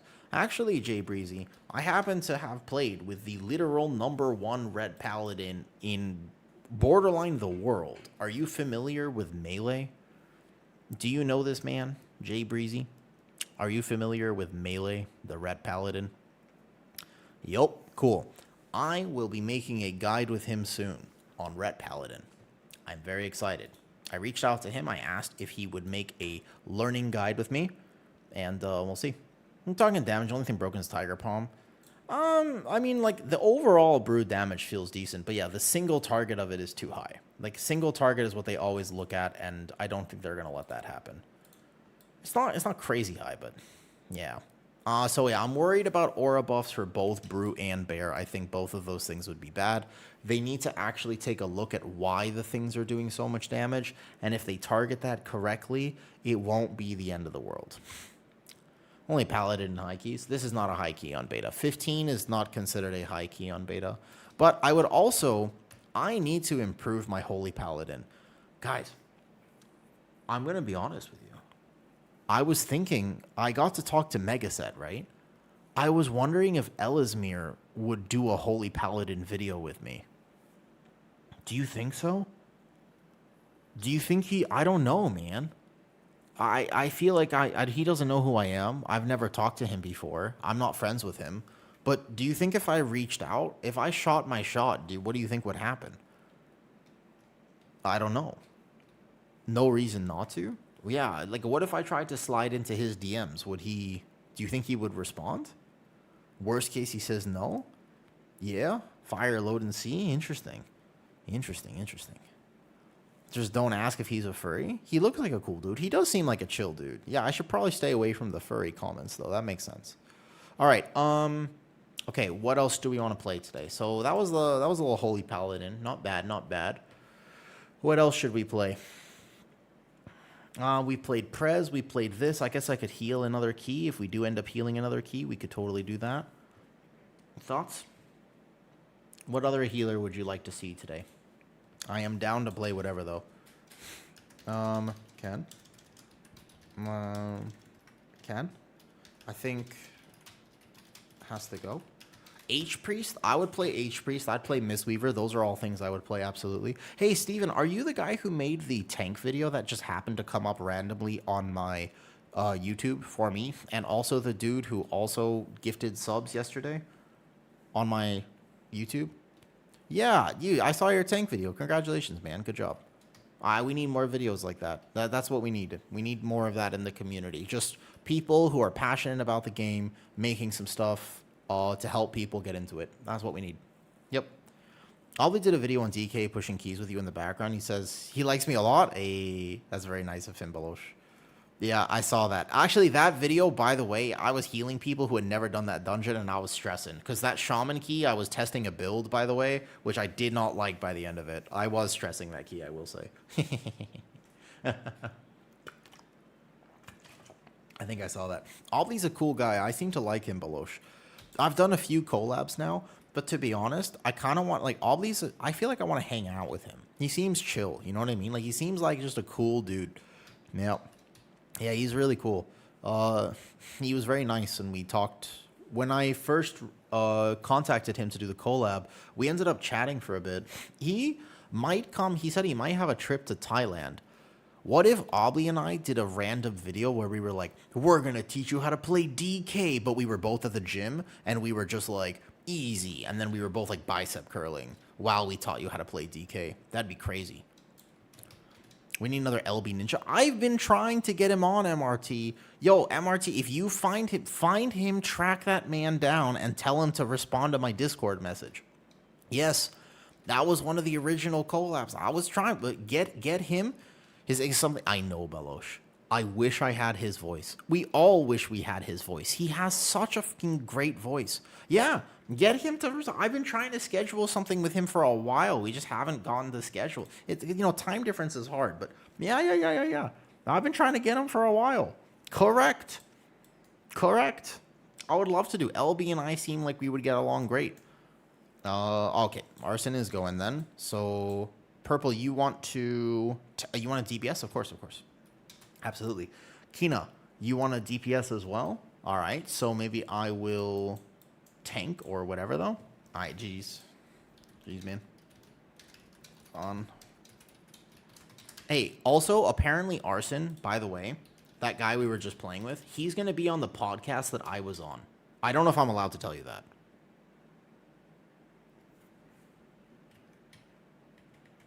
No, wait. That's probably public knowledge. Wait. Well, all right. Well, it's out there now.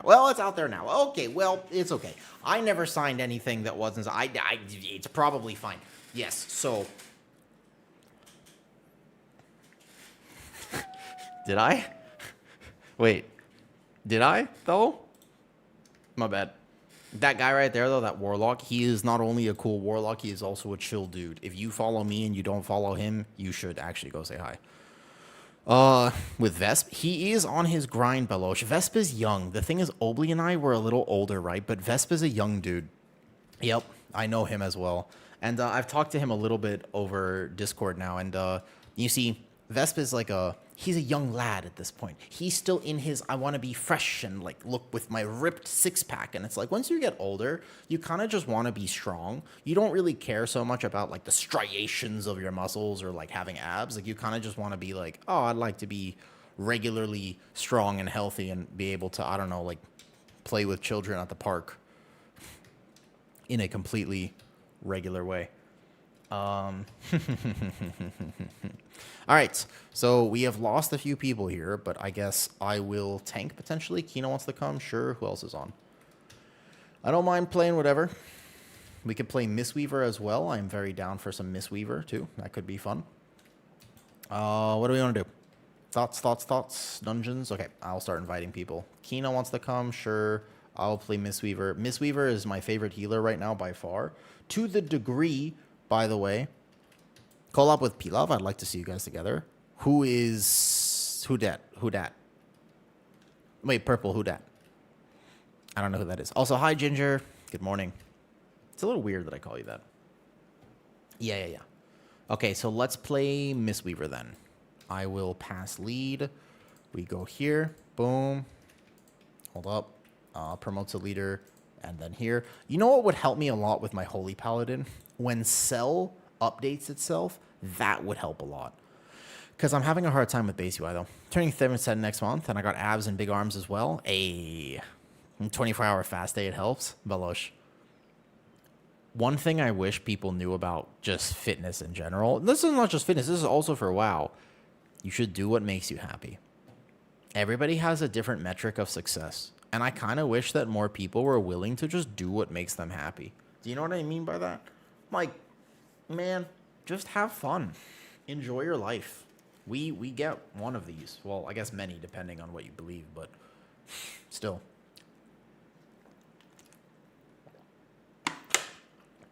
You'd be surprised how little time I spend on social media.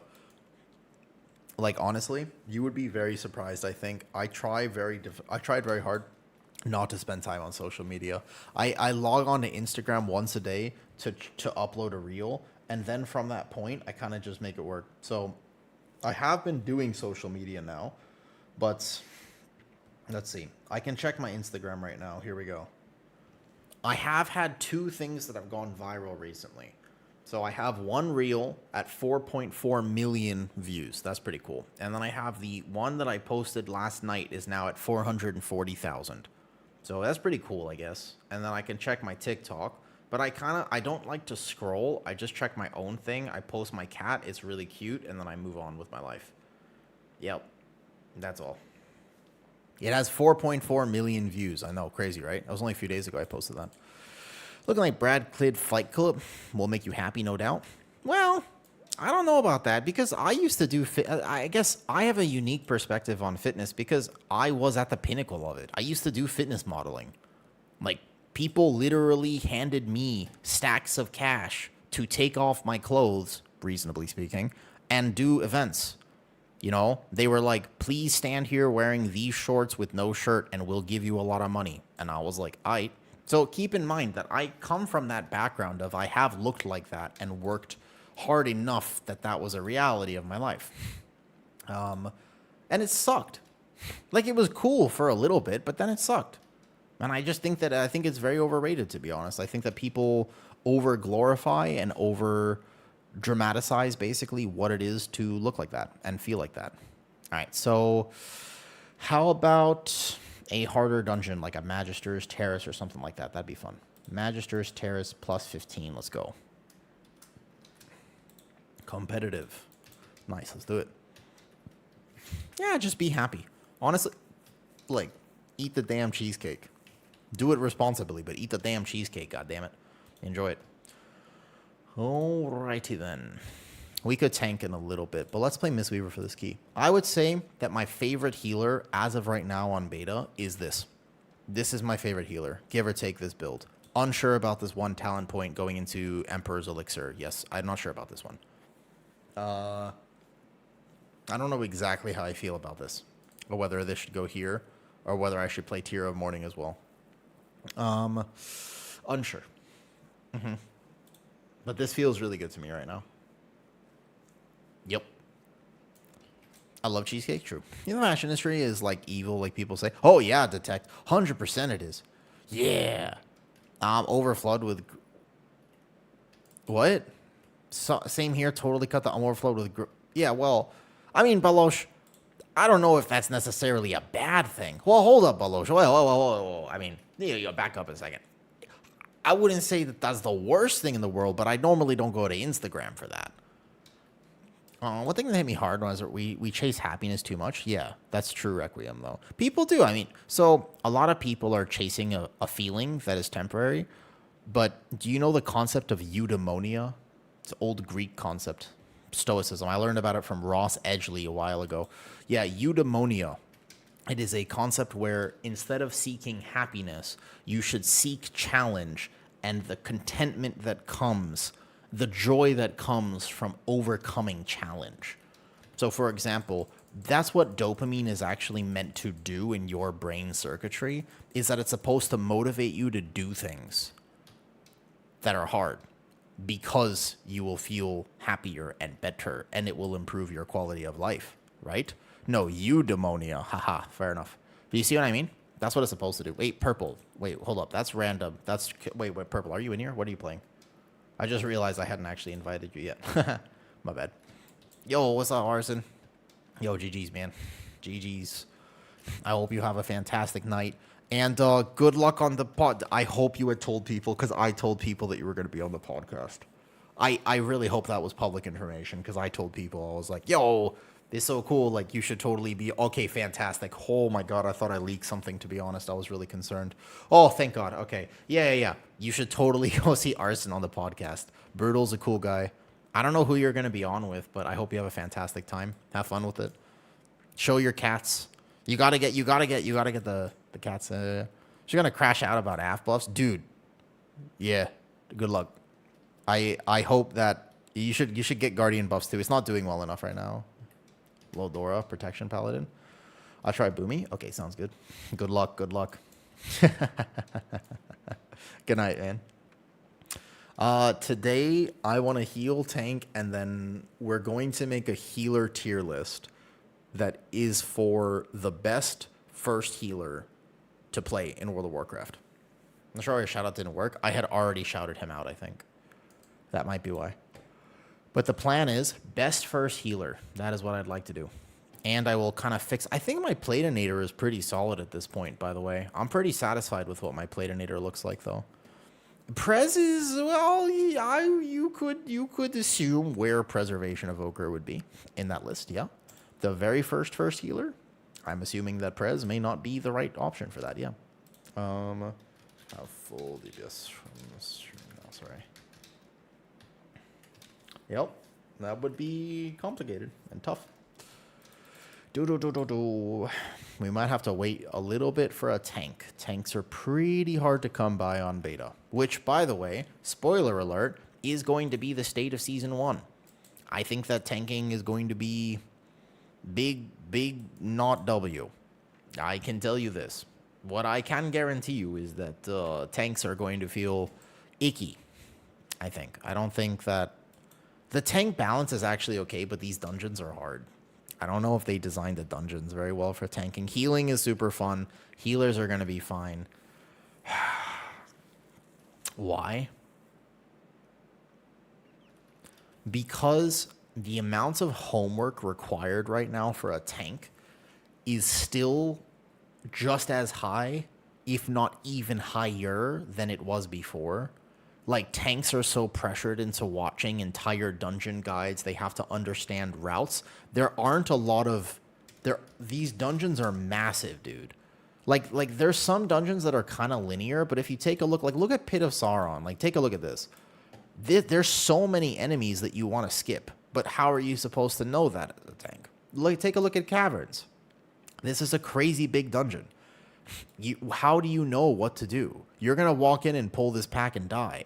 And there's no explanation of what you're supposed to do here. Take a look at this dungeon. Like, how do you understand this shit? Like, so there's so much homework to say, hey, man, if you pull that corner right there, you're going to die. But how would you know? All right?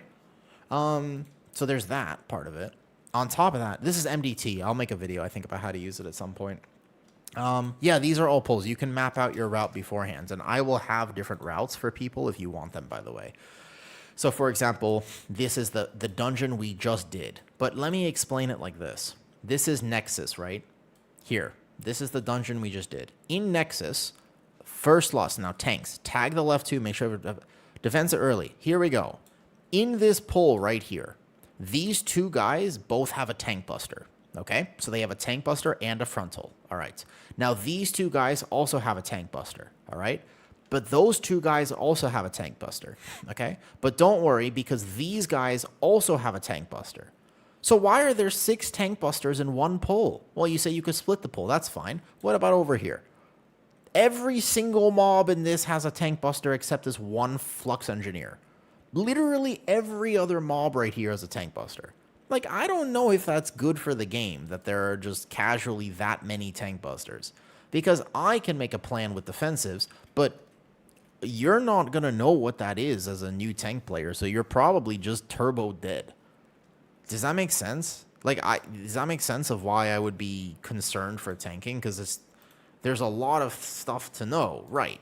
Now, it's not quite as bad as like Grim Batol, but it's not exactly that much better. Like it's not going to feel like this last season. I feel like it's going to feel quite a bit like, and again, and that pull is an example as I just go in here. I think I have a hearth. Yeah. I was waiting for a tank. Yeah. Hey, Gold. How's it going? Now, like, listen. And the reason is you need a Platinator profile because this will help you. You can download mine in Discord. Here, let me just pin it, basically. I think I finished it mostly. I'm pretty satisfied. I've got a lot of the settings right. So if you have a Platinator profile, Janinja, I've explained this before in the video that I made, you can clearly identify what the dangerous mobs are. You can see that this guy doesn't do anything because he's grayed out. You can see that those guys are casters because they're bright red, danger. You can see these big guys are blue. That's a mini boss that most likely has a tank hit. You see what I mean? So let me re-import the Platinator, by the way, so that everyone has access to it. There are going to be ones that are even better than mine. This is my first season ever attempting to make my own. But you can just take this, and it's the easiest add-on. Just have it. Yeah. It's super helpful. As a tank or a healer, you really want to know. I think Arson probably has one that's specifically meant for, like, Aflock, as an example. But massively helpful. You should know this type of stuff. Because now I can understand things without having ever actually seen it. Very impactful. It'll help you learn these dungeons so much. It makes a big difference, man. So here. Yeah. Let's just pin this right. Platinator profile linked in Discord, right? Under UI. There we go. What's up, Mavina? Good morning. I like how no one ever redeems first. You're the only one who does it. There you go. Okay, so yeah, there we go. Let me just export it there. And then here. Do I have a Tinder profile? I used Tinder when I first came to Thailand. I didn't know how else to meet people. Bro, I'm super awkward. What else was I gonna do? Meet people at a bar? Yeah, when I first moved to Thailand, I downloaded Tinder and I was just looking for friends. And that's how I made people, man. Yeah, it'll work for everyone, and I'll teach you how to tweak it too. It's not like my profile is not behind subs. You don't have to sub for it. You don't have to pay for it. Some people will make you do that. You can customize it. I'll show you how to do it. I should probably make a video showing you how to do it, to be honest with you. So you can take my profile and then edit it to your desire. So for example, if you're like, I don't really like this blue, I want to make the elites a different color. So what you do is you go like this. You go to textures and colors, you go to elite type, and I have it coded like this. My caster is bright red, but you can change this. You can just say, I want this here. So you can go like here, you can go whatever, right? And just change it yourself. You can identify the different things. It's pretty easy to mess with this. Or like, let's say the cast bar comes up and you want to know, hey, my interrupt is ready. I have mine highlight here. Yours is going to be like, you can do these types of things though. Yeah, just here. I'll put it in Discord right now. Literally, I'll update it at the... Oh, are you tanking purple? Did you decide to tank because we couldn't find another tank? Did you just... are you now a tank, purple? If you want to tank, that's fine. I will take a DPS. That's so powerful. Yeah. So it's very easy. You don't have to... it's not that hard to customize yourself. Let me put it right now before I forget, okay? Here. Yes, you can have it though. It's not an add-on. No. I didn't make my own add-on. All I did basically was this. I just used this add-on and tried to make my own profile because I, for the first time ever, wanted my own way of doing this. I've always used other people's, and to be honest with you, it isn't... they've always been a bit unsatisfactory to me, or like I wish I could have changed this one thing. Like I want it to be super obvious. Another thing that's really easy about this type of profile is I put that little highlight and the arrows to see which one I'm targeting. Again, if you don't like that, just change it. Which plate are you using? It's called Platinator, and I'm making my own. So the idea is like I want it to be super obvious. Yeah, I used to use Quasi's as well, but he's gone. Exactly. So I wanted to try to make my own. It's called Platinator. Yeah, I'll have it in Discord here like this. Platinator, like this. But again, I can change the cast bar. I could say cast targets me. This one's so helpful. If I see a green cast, I know that cast is targeting me. This is the most helpful one, I swear. Out of everything that's here, this one, flashing green, is like, oh, hey, cast on me, I must be aware. Like, that's super helpful. Yeah, of course. Let me put it in Discord right now. I had put the original one in, and I had customized it a bit more since that point. So here, We just replace the pin message. Here we go. Manually unpinned. There we go. Story of Quasi. I do. Yeah. When it happened, people were telling me about it, and I was really upset with how people chose to handle it, Brenny. I was very upset with the WoW community on that one. I really did not like how people processed that particular thing. I didn't like it at all. My UI here. So here we go. I'm going to remove this now, and I'm going to update it, okay? Here we go. Cool. Platinator profile. Let's put it in here. I didn't like it because people, were so negative and angry. And it's not about that type of thing, though. It's not about whether you're right or wrong. And that's what I really don't like. Everything these days is so tribal. It's like, oh, you're either a good person or a bad person. Or you're either, you're a morally virtue, like you're a saint or you're a villain. And it's like, okay, everyone is a little bit of both. We all have bad and good. Like, I've done some things in my life that make me seem a lot more like an actual goat because they're bad, like that joke. And I've done some things in my life that are good. Inherently, though, he is having a fucking terrible day. Regardless, even if he did everything he was accused of, he was having the worst day. He just lost his business. We did not need, as a community, to make his day any worse. But I can only imagine the vitriol, which is just like the death threats that he got, the this that he got, the messages. People were so mad. And it doesn't affect you. Like, you don't have to be that mad. I just don't understand why people were so mad, if that makes sense. If he did everything he was accused of, then we simply say, it's really sad to see him go. But don't you understand that nobody wins if he leaves WoW? Like, he helped the community so much. So if he decides to quit, then the community suffers. Does that make sense? So, I'm not saying that what he did was right or wrong. I'm just saying that the hate for it was too much. Platinator profile. Platinator profile updated to 22. Cool, there you go. Under my UI, the Platinator is now linked if you want to take it and then import it. Should work there, though. What did he get accused of? What happened was he basically took someone's add-on. He took some code from someone. It seemed like he probably did it, by the way. It very clearly seems like it was his bad. Like, he did this. Almost certainly, all the things point to the fact that he did. We don't know, though, Janinja. But the idea is, he stole some pieces of code, not a lot, from a different developer. And then he used that to make his own add-on. And then he sold the add-on. Effectively, that's basically what happened. So that's not cool. And if that's what he did, then that's obviously a little bit like, hey, man, that's kind of shadowy, and that's a little bit meh. You know what I mean? Not a huge fan of that. That's fine. But the thing is that he got crazy hate for this. Like the death threats in the community was just like, what a fucking terrible human being, etc., etc., etc. And I was like, whoa. Okay, maybe that was the wrong thing to do, but come on, guys, let's be reasonable. And no one was reasonable. People were laughing at him. I saw some videos of different creators where they were just laughing at the whole thing. And I was like, it's not a laughing matter. Like, he just lost his job and his income and whatever. And I was just like, he went scorched earth. He deleted his YouTube channel, his Patreon, everything is gone. And I was just like, wow. Yeah. Isn't reacting to other streamer content the same thing?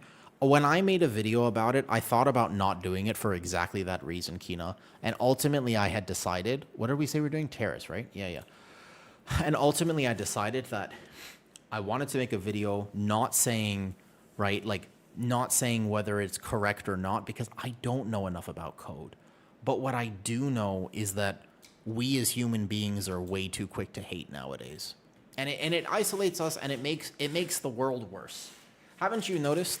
I don't know where you live, and we're definitely not getting political on stream, but at the same time, haven't you noticed that everything becomes a we versus them? That's the nature of the world today, right? It wasn't the same, and the code he apparently stole was not a lot, though. But don't you see that in today's world? If an issue isn't divisive, you don't hear about it. the news won't even report on something if it's not a divisive issue. Like if everyone agrees on something, you don't hear about it. And I just find that all to be kind of lame, to be honest with you. The world itself doesn't actually work like that, though. Most people that behave that badly are just sad and angry. Yeah, but it's not cool. If you're sad and angry, it's not cool to take that anger out on other people. Like, I had to learn as a kid to handle my very intense emotions, and I had to process them on my own, so I didn't end up putting them on other people, because that's not cool. Does that make sense? Like, it's not actually acceptable to use your own feelings to make other people's day worse. There's a certain level of the fact that you have to be able to at least put it through some sort of processing, and then you can communicate your feelings, which you should do, and be honest about it. But you have to do it in a way that doesn't cause harm. Like, that's just part of being a human. All right, let's go do this terrace. Definitely is super excited to found you for WoW content. Oh, thank you, Brenny. I hope I can help. I just hope that I have a lot of cool projects planned. I got some really good projects planned, by the way. There's a few of them I put out here already. They're early access here. Eventually, I will share them, that you don't have to pay for them. But I want to put out the best, if possible, the best tank and healer guides that I can put out. They will be long, though. All right, ready? Good day, Salty. All right, count down. And today, I think what we'll do is we'll make a best first healer thing, though. Exactly, Steven. And that's basically my thought process, too. That's exactly what I think. Now, Chase, how do you feel about red DPS in 12 to 16? It's absolutely fine. Ret it's okay. It's not fantastic, but it will be just fine for that key level Ninja. No problem. We'll collab with Megaset. I did already, Ray. Did you hear that? I did actually record a video with her now. We did it yesterday. It was awesome. I know. Yeah. Yeah. Oh, you were there? You were there. You found me in the city? That's right. You did find me in the city. That's correct. You did indeed. Yep. That was crazy. It was so cool. I did actually. You saw us filming together. That's right, though. No, that's true. And to be fair, he in fact did not handle it fantastically. But if I was in his position and I was about to lose whatever $20,000 a month, I, with respect, may not handle things that well. With respect, you know what I mean? I'm going to be honest with you. I don't know if I would be the most reasonable person at that point. You know, I'm not 1,000% sure I would be about that, though. That's a question. Yes, Cell said they're continuing development, but as of right now, they have not confirmed or denied this. So I don't know, basically. They're supposed to have continued development, but whether they actually do or not, I suppose I'm not sure right now. So that would be cool if they do, because I want to use them. But one of the reasons that I haven't actually you can see that these frames are pretty default right now, is specifically because Cell has not updated themselves, and I didn't want to swap to Dandra's frames knowing that I prefer Cell. This is a good bear pull because you have Lust and everything, yep. And also it's a good Mistweaver pull because I just blast. Spin to win. Spin to win. Mistweaver is so fun right now. I don't know. I really like this healer. You just do kind of infinite healing as long as you can set up kind of. Okay, so watch where the tank is going here. Very important that you let the tank aggro these first few. Ooh, boop, boop, boop, boop, boop, boop. This RP is kind of toxic, and I don't think it's very good for the game, to be honest with you. I think that they should take this RP out of this dungeon, but it is what it is. If they keep it in, then they keep it in, I suppose. Because if people don't use defensives, they're just dead. This is the hardest pull for kind of no reason, to be honest with you. I'm going to Fort Brew as well.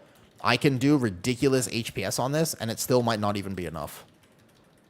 Yep. Because of the gather there and because we had aggro problems, this pull can get out of hand super fast. And I am doing ridiculous HPS there. But people either need to press defensives instantly, or I could have externaled there if I was a little bit more aware. But I think that this pull is pretty rough. So we just external there at the last second, and there we go, though. I was wondering how you're playing this dungeon. Know about the beta now? Oh, yeah, so I'm not on retail. I'm on beta testing the new stuff, though. Yeah, I think it's fine, actually, but we had to get here faster, and so because people were lagging behind, they were out of the range of my conduit, and then from there it was GG's. You can see that people are getting hit on accident.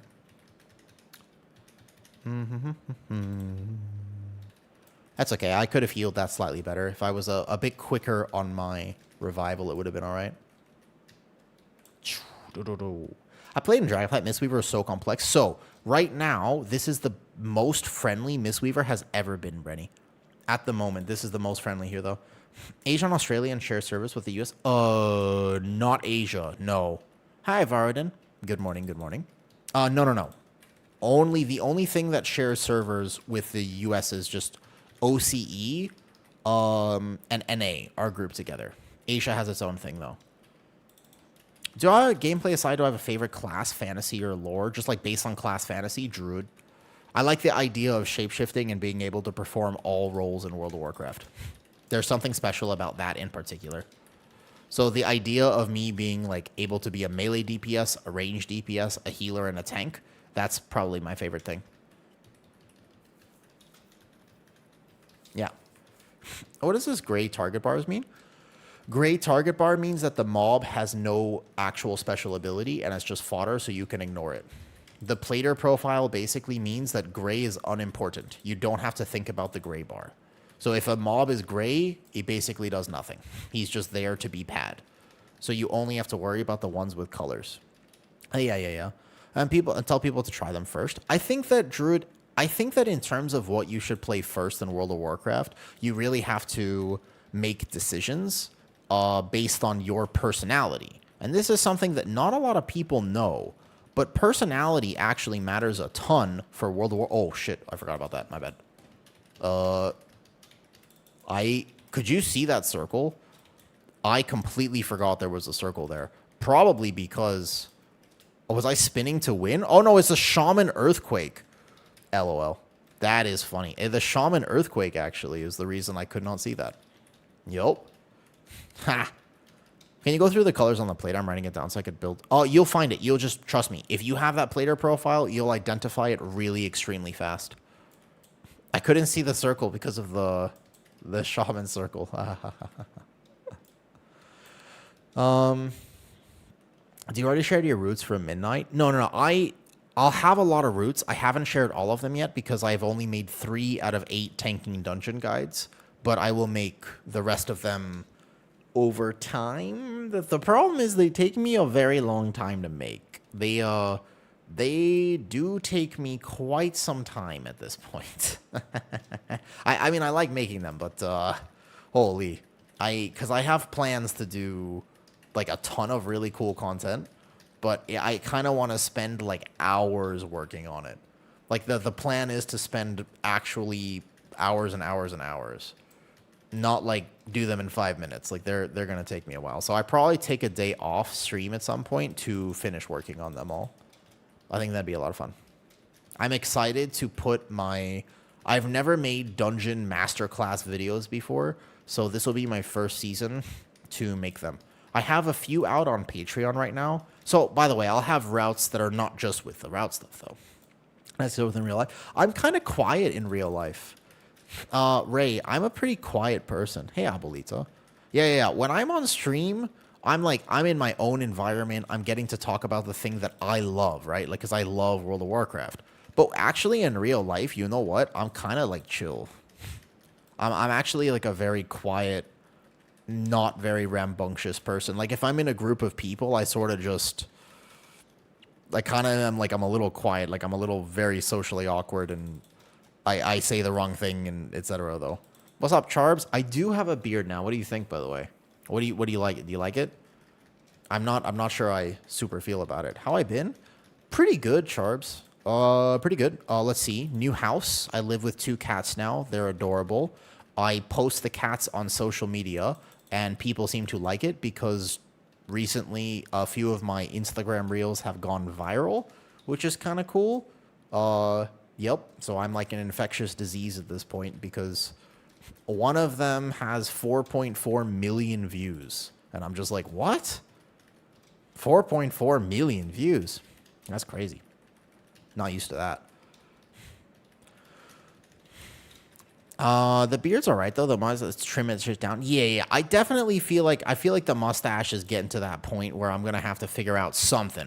I don't know exactly what it is, but I'm going to have to do something with it for sure. Yeah.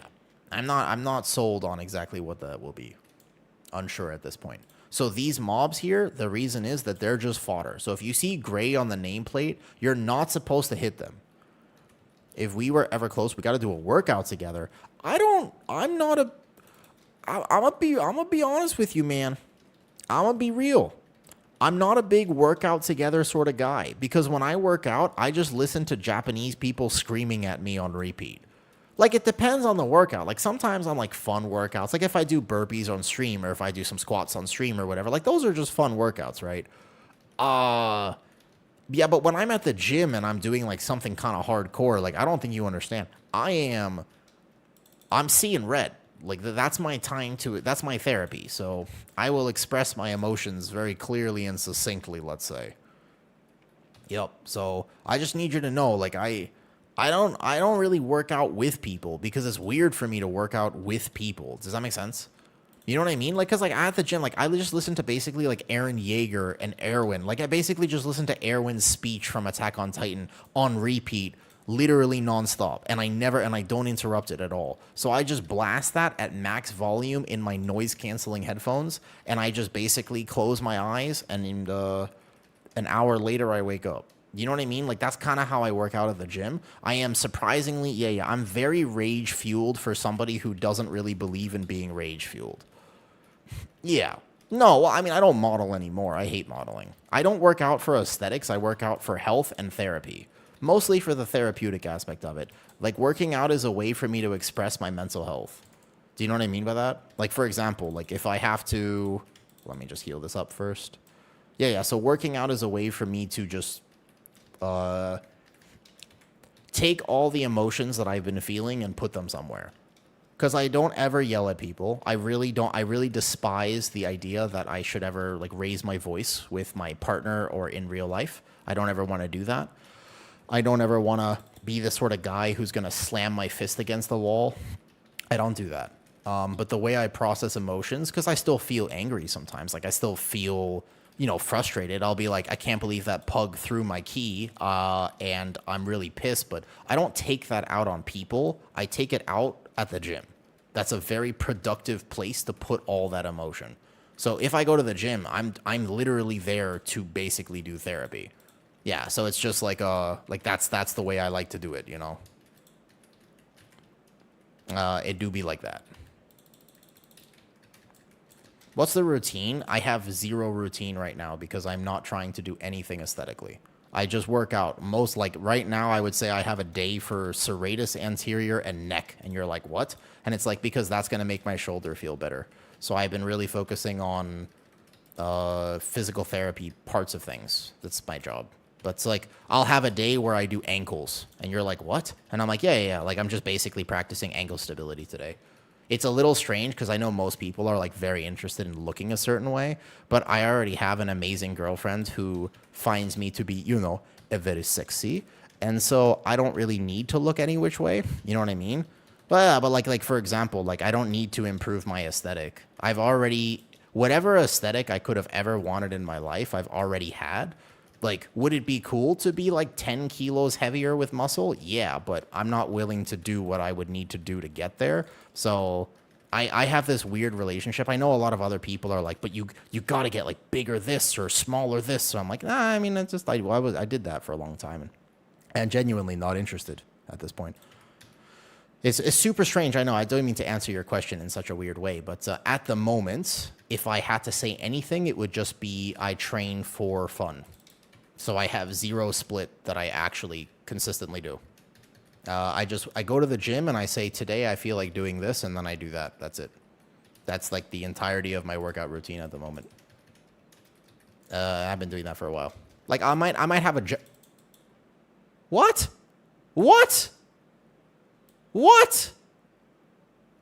Hold up. We only have one res. Reset dungeon. Wait a second. Hold up.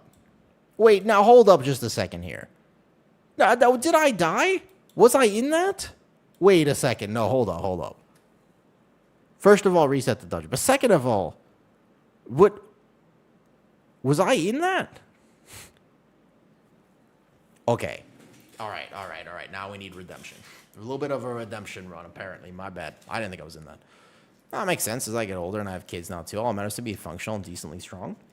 I think people really believe that if they look a certain way, they're going to feel better about their life, but I don't believe that. I got to look any which way I ever wanted.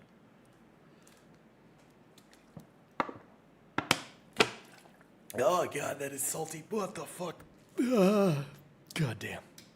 Oh, but like, seriously though, take it from somebody who's had the chance to be aesthetically kind of at the top of things. It's not worth it. Like, I mean, it won't make you happy. Let me put it this way. Take it from somebody who I have gotten the chance to fitness model. People have paid me money to take off my shirt and stand there and look pretty at events so people could take photos with me. And it's not, that was my job for a long time, was to be that sort of guy. That's what I did. What do you do to help with knees, not looks, but function? It depends on the person, but in general, if you want to focus on your knees, you would focus on your glute medius, your hip, and your ankles. Knees are just a joint that tends to respond to other things. So if your knees are hurting you, then you should probably focus on the rest of your body. Yep. That's what I would do, personally. Oof. This is sweaty today. Saito, that's the answer to that. But my job is, I've been working in health and fitness for a long time, and I swear there's this weird thing, you go on Instagram and you're like, well, if only I had bigger shoulders and a smaller waist, or, girls say, if only I had this, or if only I had that. And it's like, if you ever got the chance to get there, it's really cool for 6 months, and then you realize it's not that cool. Like, it's really, like, people prioritize it a lot as if it's going to significantly change their life, but it's not that cool. Where you import the string and platinator, you go platinator like this, and you go to import, and you go import right there, just like right in the first part. And you would just import my platinator from this point.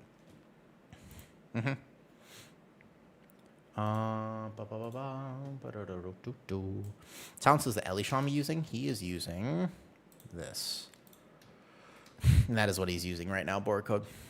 In Loon's favorite, you're playing a build that I don't really play that much, Bog, because I don't actually believe in it. Everyone will tell you that you have to play this, but I play Loon's Chosen quite a bit differently than you. And I think my damage is actually improved by not taking this. So I don't take Raise, and I don't take my Apex at all. I take 0 Apex talents.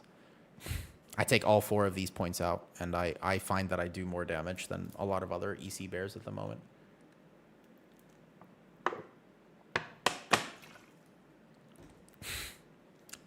But it depends, obviously. Nope, we lost our Warlock. Wow, I was not locked in enough last dungeon. Here we go. Magister's Terrace. Plus 15. But yeah, I just, in general, sorry, when it comes to everything in this game, in life, I just wish that more people were willing to think outside the box and do what makes sense for them versus, copy and paste from other people. Like, you gotta be willing to try your own stuff. Drosto, a balanced route. Should we try a new spec?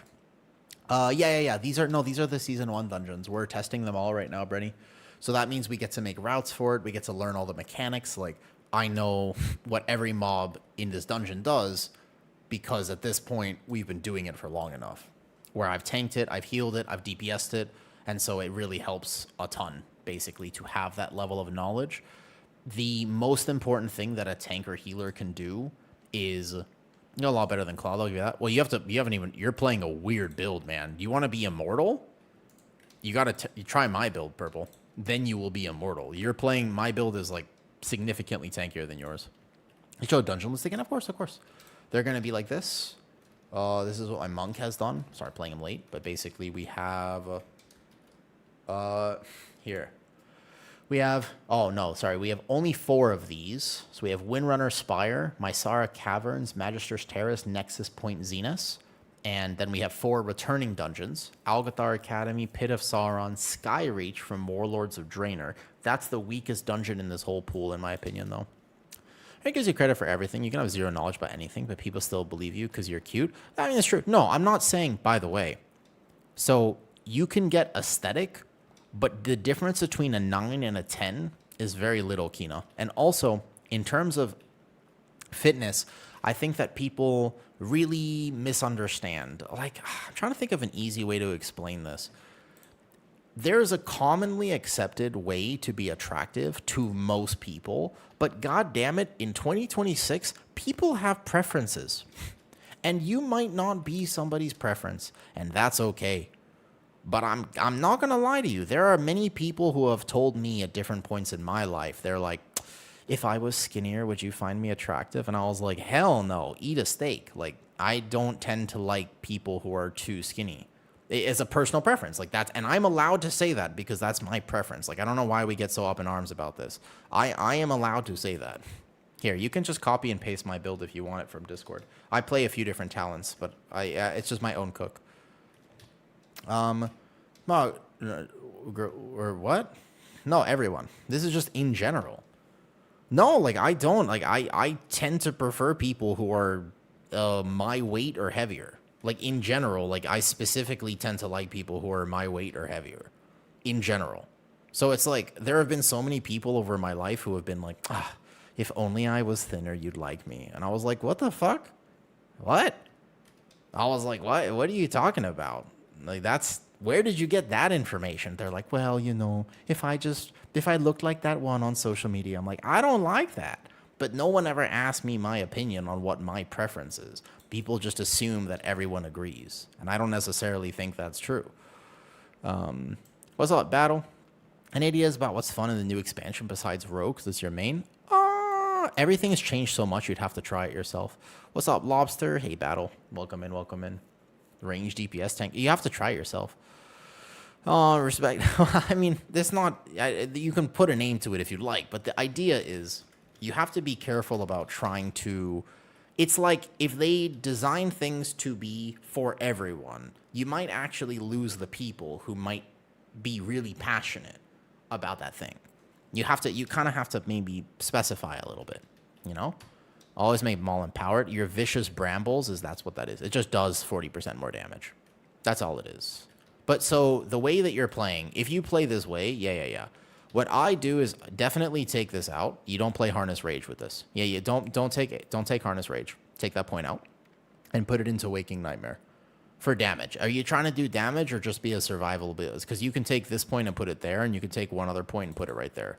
I take both of these talents. I take Waking Nightmare and I take this because they're a little bit of damage. If you take neither of these, you'll do less damage. So take Harness Rage out because you don't prioritize Mangle with this build. And then take Ursul's Warding out for sure.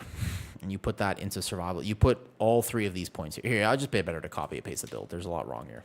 If you want to try my build, it's in Discord. All builds are always linked in Discord. One moment, please. I go to Midnight Tank builds, and then I go here, though. It is a little strange, yes. And if you don't take something right now, I have a feeling that it'll be strange. But yeah, here. So this is the build here. Yes, I also kind of agree with that, by the way. I also agree that Blizzard sort of maybe failed with Apex talents a little bit. There are some classes that have Omega Apex talents and some classes that do not. Can you get that there? Back to that last topic, just curious, no flame at all. How tall are you? And weight when I'm comfortable? On a good day, Ray, I'm 6 foot, but on every other day, I'm 5'11". So, yeah. Sends it in a DM on disc. I got you. You just try it. I mean, try whatever build you like. I like this build personally. This is what I've been playing for most of my keys. And the option is to do this though. Yeah. And wait, I don't have a type significantly, like for what it's worth. Like I wouldn't say that I don't have a type at all. I guess there's a little something there, but for the most part, I think that I'm very like personality driven. But that's not I would love to tell you that's mostly true when I actually get to know people. But like, yeah, if I'm walking down the street and I see somebody and you ever see me do one of these, you know what I'm talking about? You ever see me do one of these? There are certain things that I would look for. Like if I'm sitting there and we go, and then I go, sorry, what were you saying? Right, that has happened. And if that happens, There are certain qualities that I would notice. Correct. There are certain things that I would notice in that way. Yes. Dodging Blizzard interview, I just don't think they're focused on Mythic Plus at all. I worry a little bit, Kino, that you might be right, though. First time dad at the end of March. Very exciting, Brenny. Congratulations. That means that you have won this battle. Congratulations. Nice, nice, nice. Sorry. All right, here we go. Yeah, so this, by the way, you just macro Iron Fur. You don't press Maul or Raise at all. And then you have to know how to press Sundering Roar, but otherwise, yeah. If you want a little bit more tankiness, you can put this over here like this, though. If you got an emo vibe, do you think they'll do some more tuning? I think there's one more tuning, and I think the biggest thing that they'll adjust is tanks. Tanks are a little bit, yeah. But yeah, I mean, everybody has their preference, and I think that's fine. Mustache Menace, bro, I'm on my way. This is the most furious mustache I think I've ever had. This is quite good right now. Yeah. I'm on my way, Menace. I'm basically you're my future. Look at it. It's quite good. I think it's good right now. I don't know exactly how I feel about it. I think I'm all right with it, but it's maybe a little bit strange. All right, let's go anyways. Countdown. 10. I'm a little bit sure though. Feral is the right word. Yeah. It's starting to look a bit feral and wild, but then again, I am in a relationship and this is what their preference is, so you know what I mean? This is like his biz. See, I personally disagree with you, Random. I would say I disagree. And in general, yeah, again, everybody's got their preferences. I was thinking in one more, but in 2 weeks. So they're definitely going to nerf Guardian Druid. I can guarantee you though. I thought Thai girls love beardless guys. Yes, the clean look here is technically here though. But you are Guardian, not Feral. Ha ha ha ha ha. Correct. That's true. I am. Basically, it depends on if you're, again, who am I trying to be attractive to? The only person that I actually want to be attractive to at this point is Kitty. I want her to find me attractive, and that's it, because that is who I'm dating. And if she doesn't find me attractive, then I'm oh no. But basically, I don't really care if other people find me attractive. I find that to be weird. Why do we place so much, if you're, for example, in a committed relationship and you really actually like your partner, why do you care if other people find you attractive? Does she find playing WoW? She finds me being passionate attractive, so yes. I talk to her about WoW all the time because she's a supportive partner. Does she have a sister? I thought you were married. I thought you were having your first kid in next month, Brenny. What is this? I thought you just told me that you were having your first kid in a month. What is this? Does she have a sister nonsense? Holy, I respect the grind. Don't get me wrong. I respect it, but at the same time, wait a second here. Oh, hold on. Wait. What's this?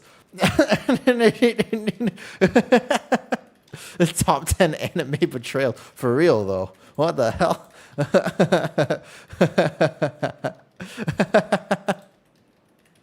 Let me stop this cast. Hold up. When I subbed, I said I'd pay for your guys' ice cream. And yeah, that's true. And we did get ice cream, by the way. And I have gotten a lot of ice cream recently. Hold up. No, busted. No, she is one of a kind.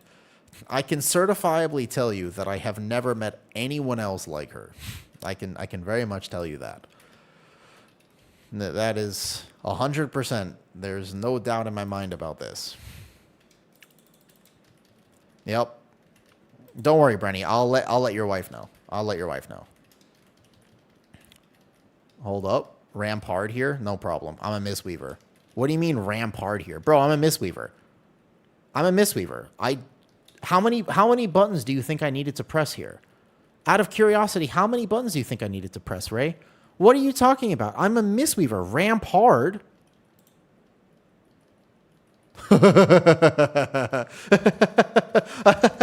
No. We died last run because of the timing of this pull. This is one of those pulls where that's going to happen. Now I need to heal it.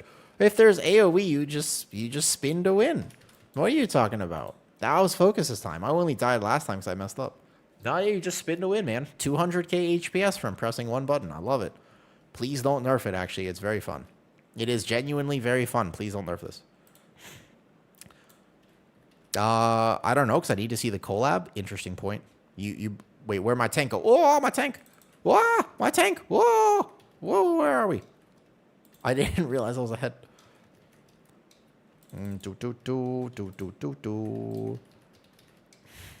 Oh, that's true. Instant karma. So, I wonder when I can post the collab.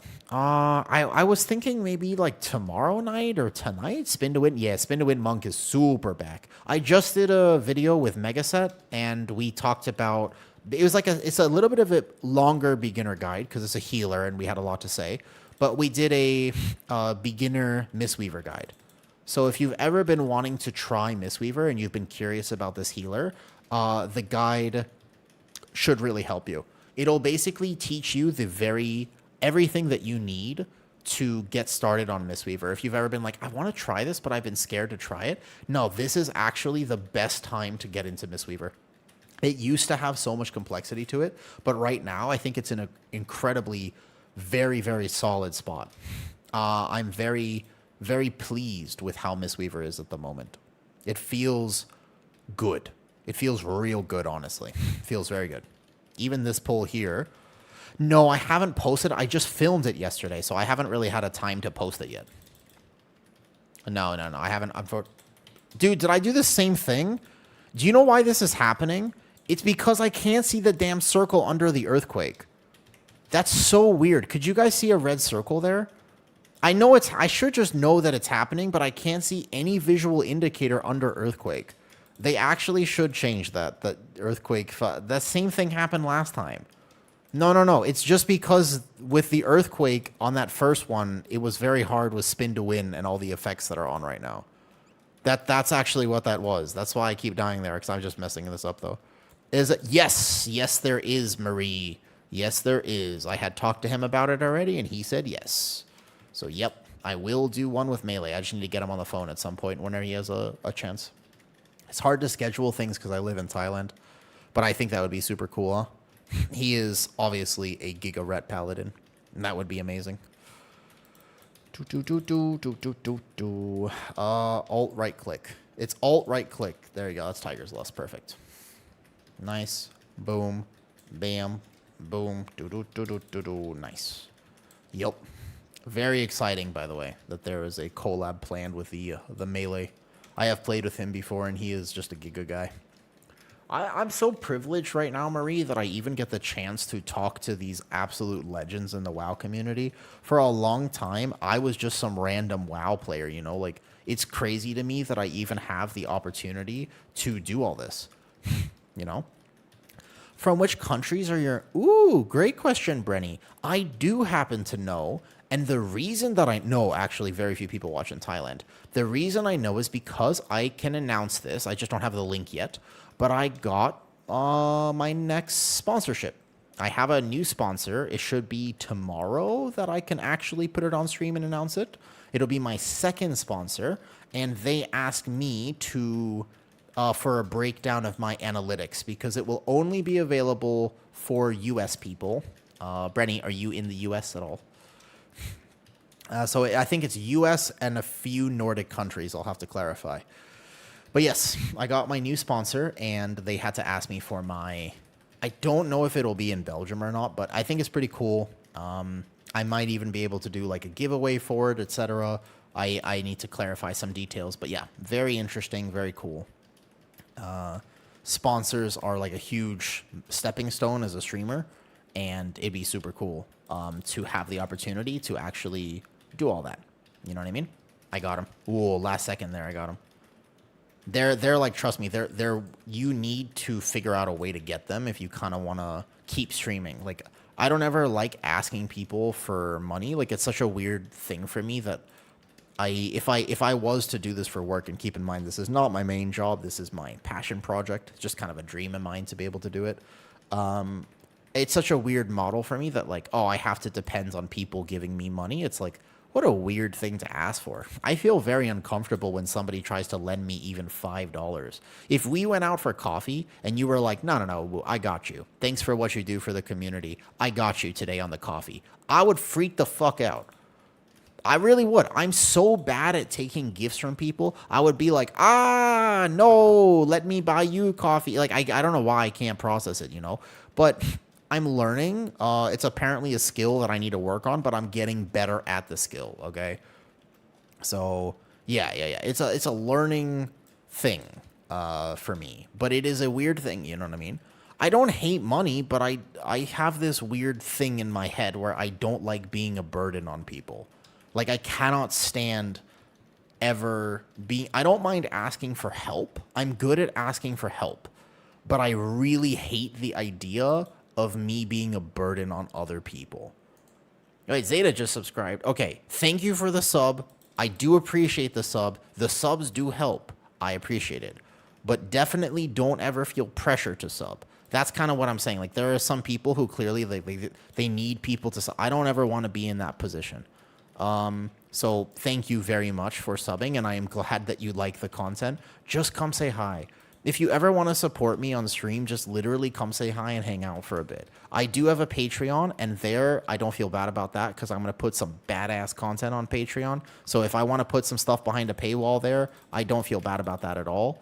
I feel incredibly solid about that.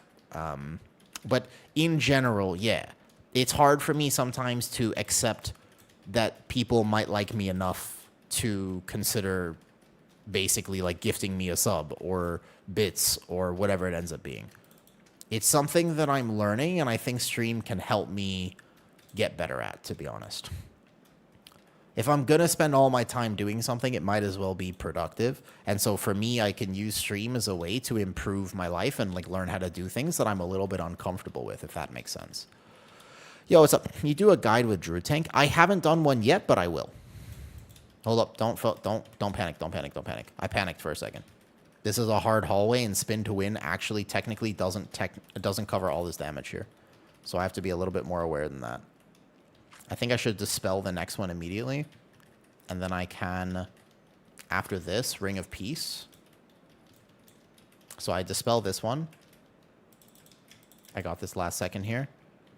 I discovered your YouTube only a month ago. Wait, Harold, gifted subs. Thank you for the gifted subs. I appreciate the gifted subs. I didn't mean to actually create that. Oh, I died. I got distracted by the gifted subs. Yo, thank you, Harold, for the gifted subs. I appreciate it. Who ended up catching us up? Wait, Smokey, Raccoon. Oh, Raccooney's here? I know Raccooney. He's a DK, man. That's cool.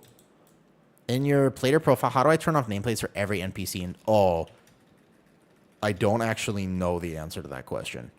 Only enable. There's a setting for that. Because I'm on beta right now, I don't actually see it though. Yeah, it's gonna be. Where is it? Hold up. Let me focus on this poll for like 2 seconds. I'm only making after the... No, that doesn't make me awkward. I have zero shame on that one. That one, I'm feeling very solid about that at the moment, though. I don't have a guide yet for Druid of the Claw. I think I will make a Guardian Druid guide soon. I'm going to make one for both EC and for Druid of the Claw, of course. But Druid of the Claw is getting nerfed very soon, Duka. Just so you know. Don't anticipate it staying the way it's staying right now. Like, it's almost certainly getting nerfed incredibly fast. It will, by the way. So this one I Shaylin's there, and then this one I Apex Talent, and we're all good to go. Thank you, Harith, for the gifted subs. And thank you, Zeta, for the previous sub. I'm genuinely... I don't think people understand sometimes how awkward I am as a person. Like, I'm a little bit weird, and I like being weird. I like that, though. It was killing my eyes. I'm sorry about that. Yeah. So most of my viewers, I think, by the way, there's a lot of German viewers and a lot of basically EU viewers, but they're split between different countries. But the vast majority of people watching are still from the US. Even though my time zones are super weird for that, I have a lot of US watchers. Okay, wait. Dodge. Nice, perfect. The timing for the stream was really well in Australia, for real. I think there's like, I need to check the analytics again, but basically Australia was another big one, obviously for timing. It's weird because I stream in my afternoon. Like, basically I finish up my morning work. I have my actual job, and then recently I've had a lot of coaching too. So my mornings have been very busy with coaching WoW stuff. So I've been helping people like set up their characters, learn the basics on tanking or healing or stuff like that. There's some German viewers, like 30. Yeah, like a lot actually, though. Yeah, WoW is huge in Germany, surprisingly. The sauerkraut event really hammered this in, though. I mean, you saw the sauerkraut event was like, I didn't realize that WoW was so big, though. What's my quote unquote real job? You know, the street corner gets cold at night. No, I'm just kidding. Sorry, the spiritual Sagittarius. I don't do that. I was offered at one point a really good job if I ever wanted to do that, but I declined it. It was really cool, though. I actually was offered. I mean, it was cool in the sense that, like, it was interesting that I had the opportunity. Yeah, it was a real thing, by the way. You know what I mean? Like, holy, by the way. I was in this one environment that I can't tell you, and then somebody basically was like, "Oh, let me introduce you to this," and then I was like, "Okay." And then this dude, and he was like straight out of a mafia movie. He looked at me and he was like, "You want a job?" And I was like, well, "Sorry, what now?" And he basically gave me the full rundown, told me exactly how much I would make and what would be expected, and I was like, "Ian, I'm engaging in this conversation, but the answer is no. Cannot express to you that this is a real story." And it was wild. Yep. Almost took a very different path in life. You're streaming at 9:43 a.m. right now. So you're EU timing, right, Punio? How did you end up in Thailand, or have you lived there forever? No, I moved here. I've lived here over 8 years now, but I grew up in the U.S. I'd never been to Thailand before I moved here. I'll happily share that story in a second. What was I saying right before that? I swear there was a point. I was saying something beforehand. My real job. Oh, yeah, my real job. I have been working in health and fitness now for a long time. I got licensed as just a basic personal trainer. Oh, man. 10 years ago, 9 or 10 years ago, I took my first like CPT course and then continued my education throughout the years. Yep. Yeah. So, and then I kept going and learned, and now I get to work with like cool different medical conditions and help people with their joints, and I work from home. So basically I just turn my camera around and I call people right there. I have my little gym set up here, and I work as a trainer for people with cool different conditions. Thank you for the community train success. I'm the Polish representation of your stream. So you almost didn't kiss a unicorn? No, that was a giraffe, and I did kiss a giraffe. That was a true story, though. Yep. So that's my actual job, though. Can I hire you as well for WoW coaching or for fitness stuff?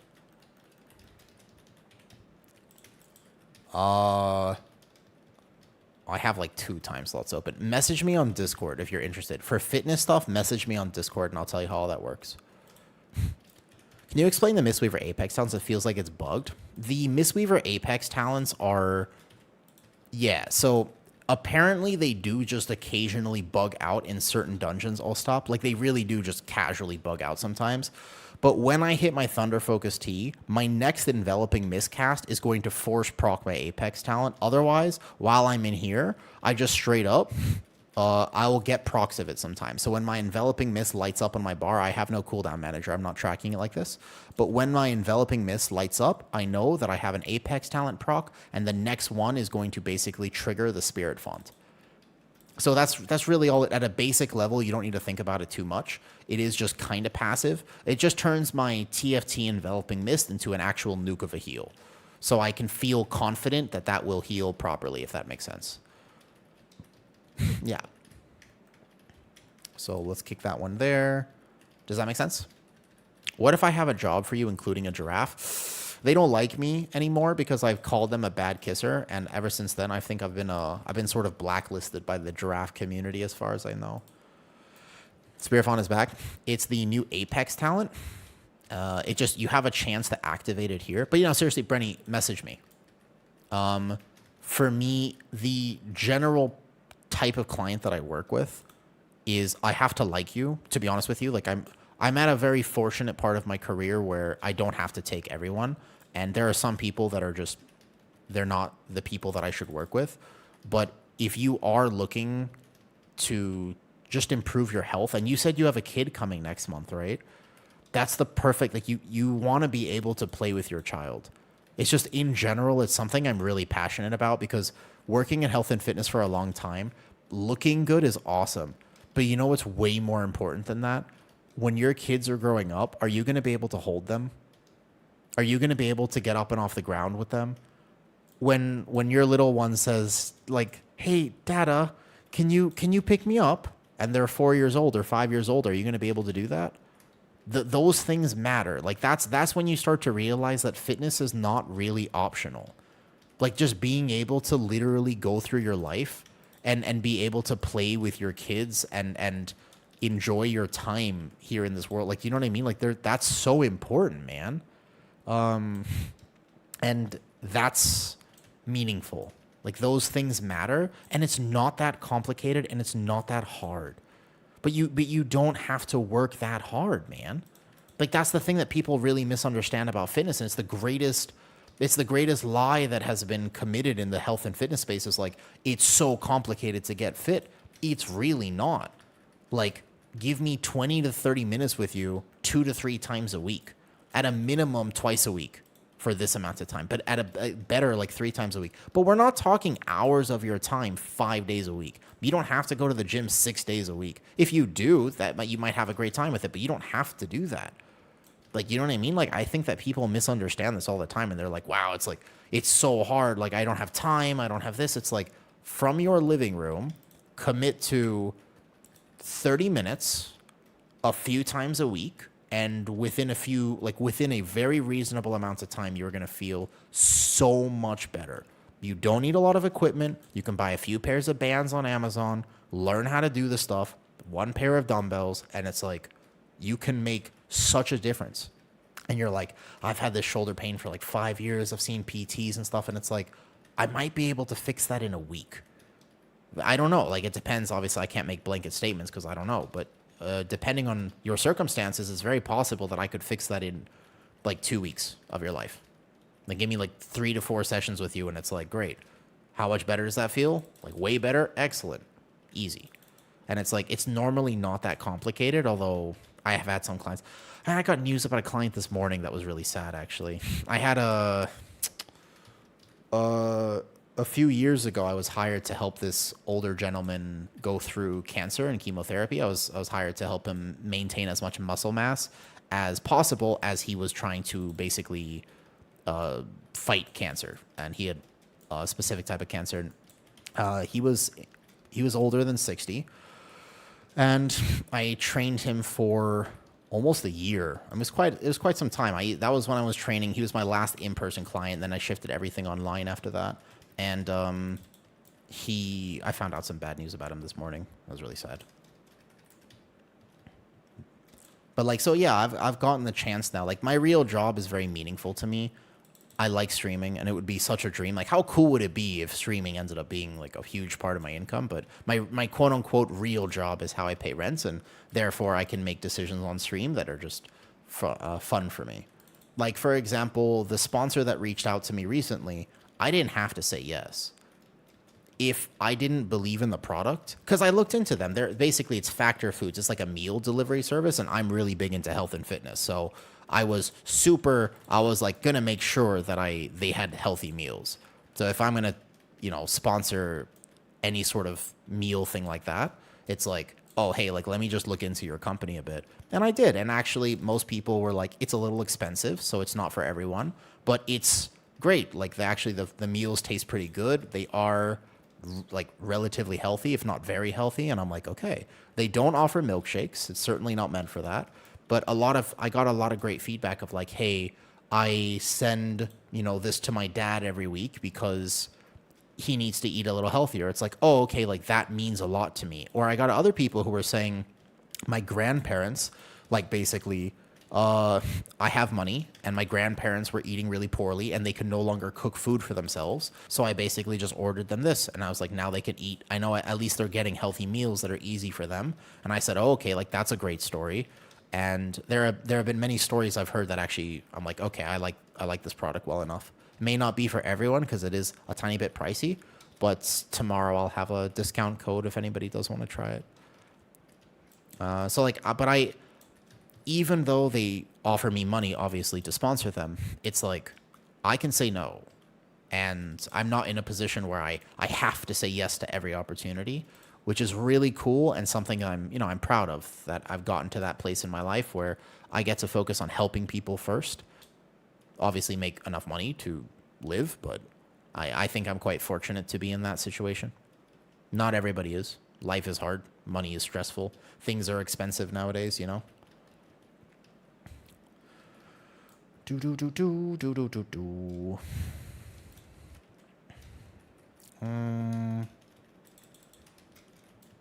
This fight is break shield and then DPS number. Oh, so as a tank player, Ray, you just want to keep them as stacked as possible on that, though. The key for tank players on that last boss is you really just want to see if you can keep them at giga stacked. And your DPS are not supposed to be kiting wildly away because you have cleave potential and they share health. So yeah, you basically just break shield. You defensive on the sting, especially when there's 5 of them out. And then you try your best to keep them as stacked for cleave healing and potential. That's the way you tank that last boss. This is the hardest pack here. So watch this. Mistweaver has like infinite potential to just literally watch my tank. Boop. Okay, that actually didn't boop him back to full health, but still. I like Mistweaver. I feel like I have so much that I can do for my team, though. You messed about with Boomkins yet? I tested Boomy myself, but it was quite a bit of time ago in the beta cycle. So they have been buffed and changed like 3 different times since then. Oh, I just overlapped my Apex talent, my bad. One of the weirdest things about Mistweaver is, traditionally, as a tank player, if you end up with a Mistweaver in your group, you're like, oh no, not one of these guys, like they can't help me at all. But actually, what's really weird now is that's not true. Mistweaver is kind of omega at tank healing right now, especially in AoE. No tank, like, I feel the absolute safest with a Mistweaver. It's been a big glow up for them. Like, huge glow up moment for Mistweaver on their tank healing. The way that they currently do it right now is like infinite tank healing on HPS and in AoE. And you could see there that guy flashed yellow. That was a warning for threat in my Platinator.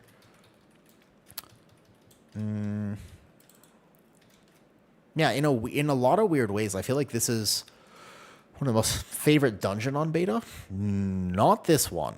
This one is probably going to be the toughest pug dungeon.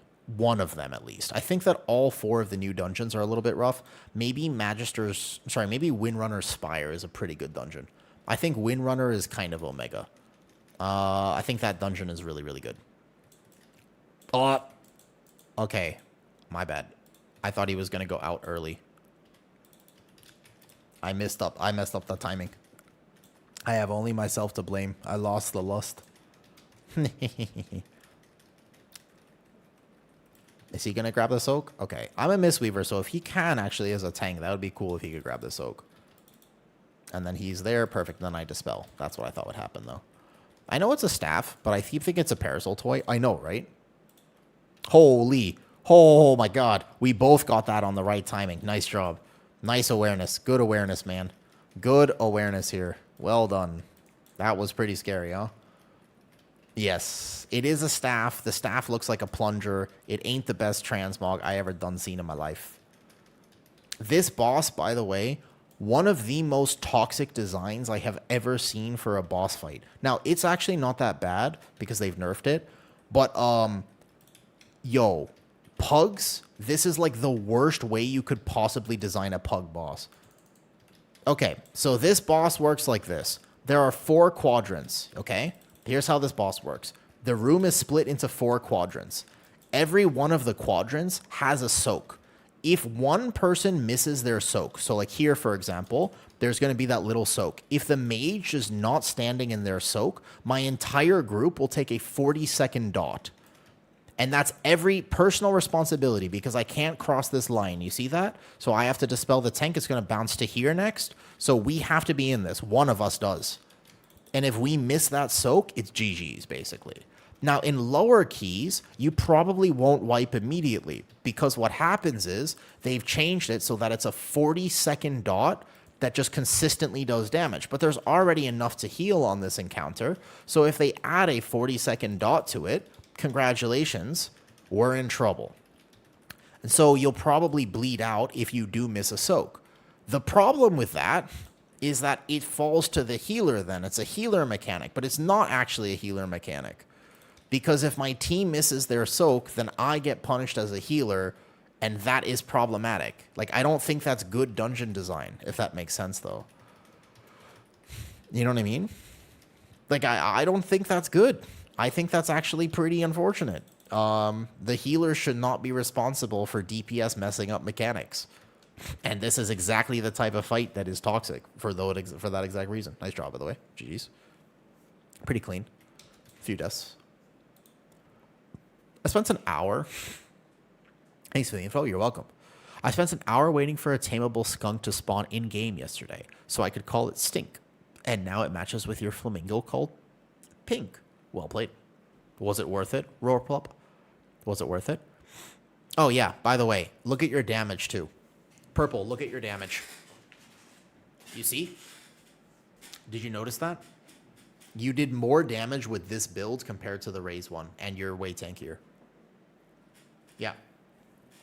I don't know if you noticed that, but you actually do more damage like this. Yep. I know. It's super weird and backwards, and definitely no one will play it, but still, I actually think this build is the way. For EC, at least right now. Yeah, I get flamed so much for playing it, but I think your damage was pretty solid there, don't you?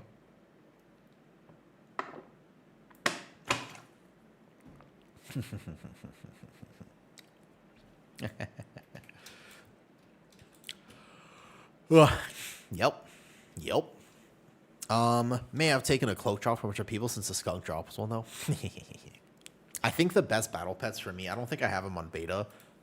No, I don't. But there are actually raccoons. There are bandicoots in the game, and I have all of them.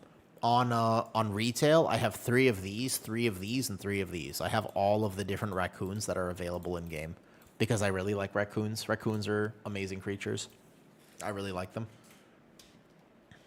All right. That was pretty good. What else do we want to do? Also, should we order ice cream today? Harith had gifted subs, so that does mean that, technically speaking, we would be able to afford the ice cream today. Interesting. Interesting. I'm kind of thinking about it. I'm sort of down, though. Counterpoint A. Healers coming for a DPS mistake is almost to the letter the role fantasy of what a healer does. I feel like there's a way, HT, to have it be both. Like, I saw one once. They're so cute. I really, really like them. I met one in real life once, Roarplop, and it was one of the best moments of my life. I did actually got to meet a real life raccoon once, and she was super chunky, and she opened the door for us, which was super cool. There was like a pet cafe in Thailand for that. Why it looked like this thing never uploaded to the YouTube? I don't know why that one clip does not want to upload to YouTube. Weird. I don't know why. All good. All right, what healer / dungeon should we do next? Should I tank? Should I heal? What's the plan? By the way, you actually did pretty good there, by the way. Am I being framed for your sugar addiction? Maybe. No, I had enough sugar today. I would just have like a snack. He did pretty good, by the way. That Ellie Shami is not bad. What was his single target? We can check second boss for single target. That's not a bad single target, actually. That's actually pretty decent, though. How many 5 cats make you think I could handle a raccoon? Okay, so I have 2 cats now, and I don't think I could handle a raccoon. I'm pretty sure there is, like, 0 shot I'd be able to handle a raccoon. I couldn't actually live with them. As cute as they are, it wouldn't work. It's a story of something that would never be, you know? Let me go to the bathroom real quick. When I come back, I don't mind. I can't actually own a raccoon. As much as I love them, they are ridiculous. You can't own them as pets. The reason I love them is because they're uncontrollable rascals. They're uncontrolled. They are menaces to society, which is what makes them so cute. All right, be right back real quick. Wow.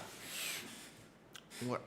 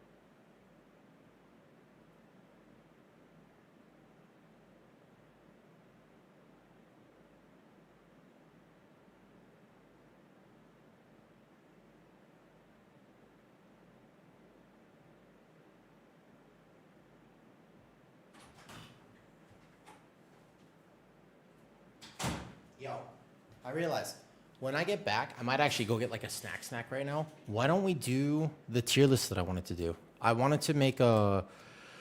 There's the best healer to 3K, and then there's just the best first healer in general. I don't think I've done that yet. I only made it for tanks, and I thought that was really helpful, basically. But like, what's the best first healer to play in World of Warcraft? Let's just call it best first healer in general. I think that would be a great idea. Why don't we do that? It's one of them for sure, but I want to go over why. I don't want to just talk. I want to go over why, basically. I don't just want to take it for granted that we just say, oh yeah, this, and then done. I think it would actually be way cooler if we actually talked about it, if that makes sense, though. Right?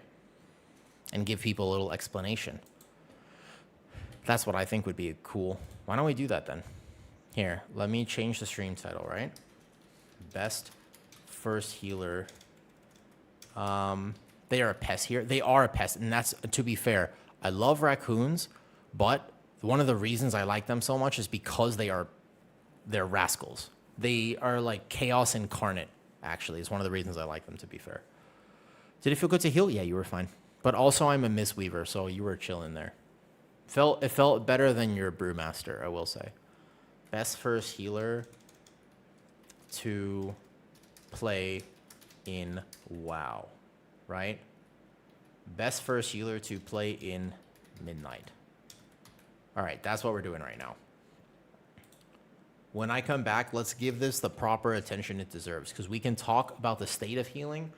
We could talk about what I think the best first healer would be, and just give people some information, because I think it obviously will be helpful. I thought we did this. We didn't do the one to 3K. That was another thing that I was going to do. They can, by the way, do another key. I think that I want to make this, though. Because we only just did... I did a beginner tank one, but otherwise we always talk like meta healer in this, right? But we don't actually talk about just... For people who want to try healing, it's like, what should you try? I feel like we never actually have that conversation, and that might be better. Like, I think that might actually be good for what it's worth. So why don't we do that here? Yes, but let's talk about why. Like, let's talk pros and cons before all of them, right?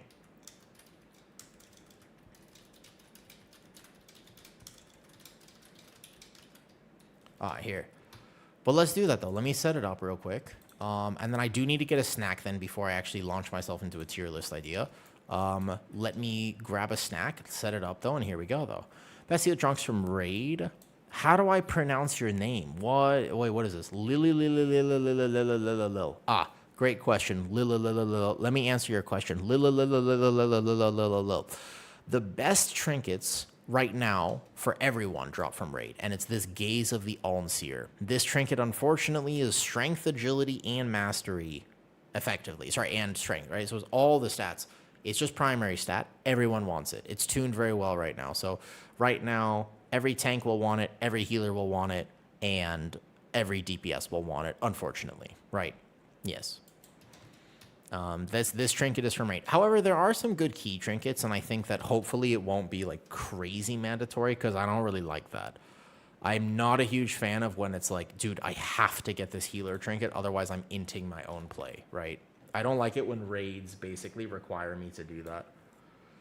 Mostly because I'm not a raider, to be honest with you, right?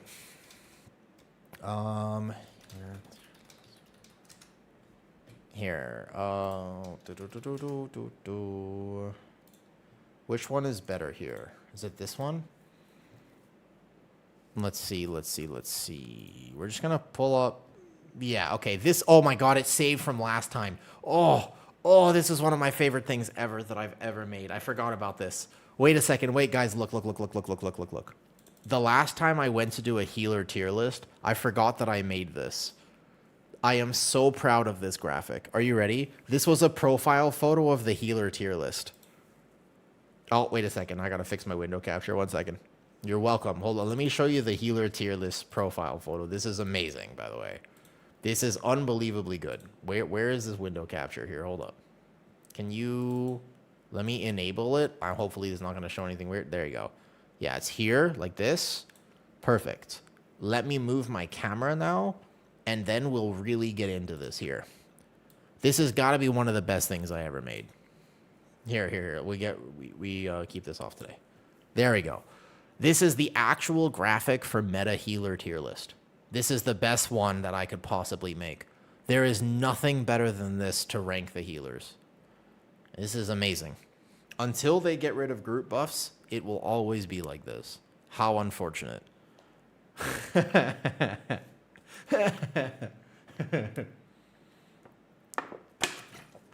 be one of my favorite things. I was really proud of this. I thought it was very funny. Keep in mind, I am a preservation evoker made. Metastar first or best first healer? I think best first healer, Enyo. I think we just have a conversation about literally like what is the best first healer to play.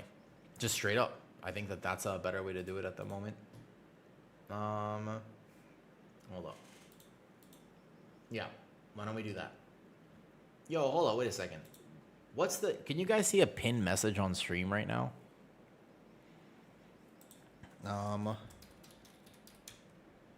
Wait, why does this spicy tank tier list? I thought I went to pin this earlier. Give me uno momento. But I do need a snack though. The Platinator thing, great. That is what should be pinned. It was just behind. Great, okay, thank you. Okay, when I come back, we do this though. Beer bag food, then we rank. Rank best first healer to try in WoW. Cool. Let me go get a snack real fast, and then when I come back, we will do this. I might actually just go make myself some eggs or something.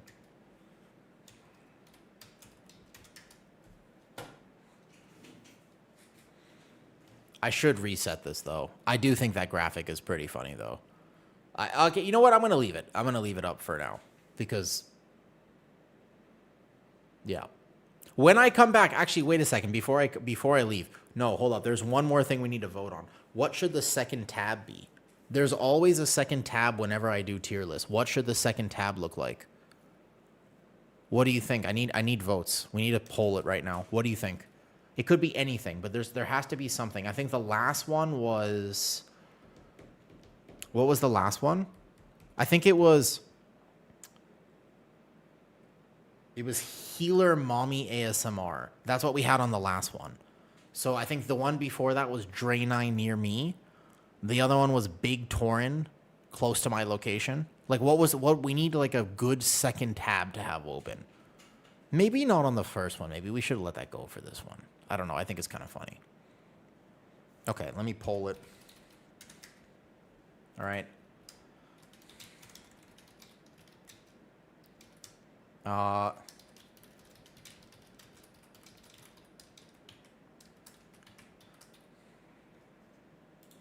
right, we're back.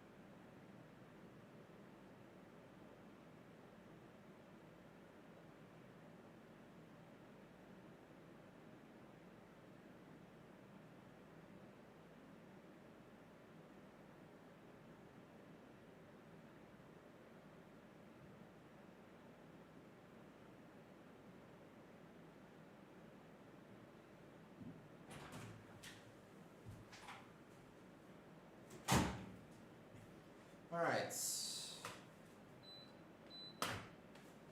I got a little snack. Got some milk, sugar, protein powder. What's up, Hannah?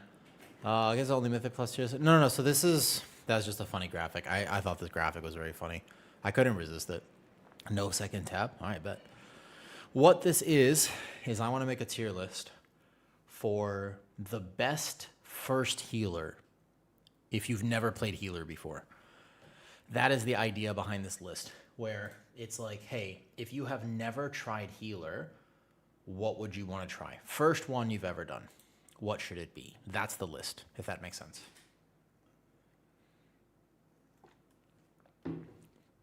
I just thought this graphic was super funny, so I couldn't resist leaving it up. All right, so basically it would look like this. Yeah. Best first healer. In other words, we're basically ranking them based off of difficulty, right? So here, let's reset this list, and then we'll do it like this. So this is, let's call this easiest. Let's call it easiest, and here, right? I'm saying never played healer, so we're gonna rank them in terms of difficulty. How about that? Yeah, what about this though? As a lifelong healer, you hit the nail on the head. Thank you, Punker. I'm sad that the audio on that video got so messed up because I didn't realize that the microphone, I hit a button on it as I did it. Cam, is it perfect timing? Fantastic. This is easiest for Mythic Plus.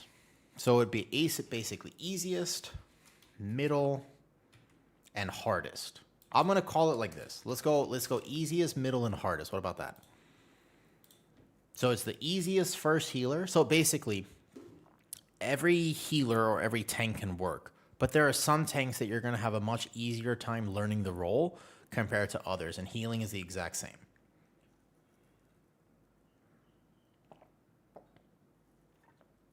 What's up, Traden? Hey, Cap.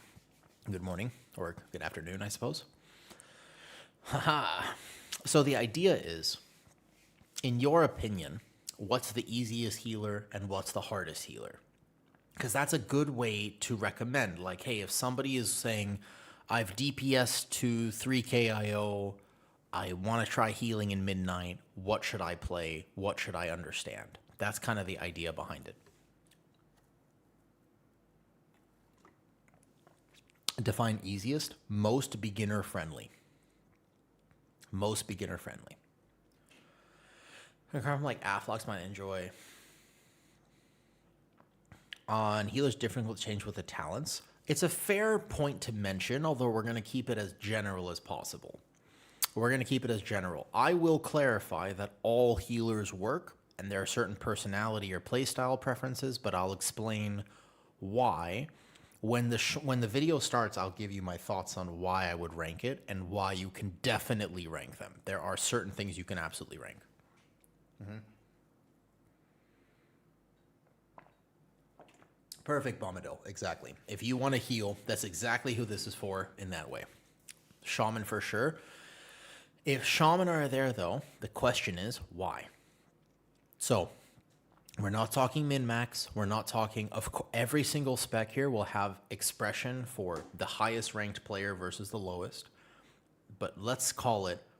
There are so many people who might be coming back to the game in midnight, and they say, I'd love to heal. Or there's so many people who have been like, I've been DPSing for a while, but I'd love to try healing.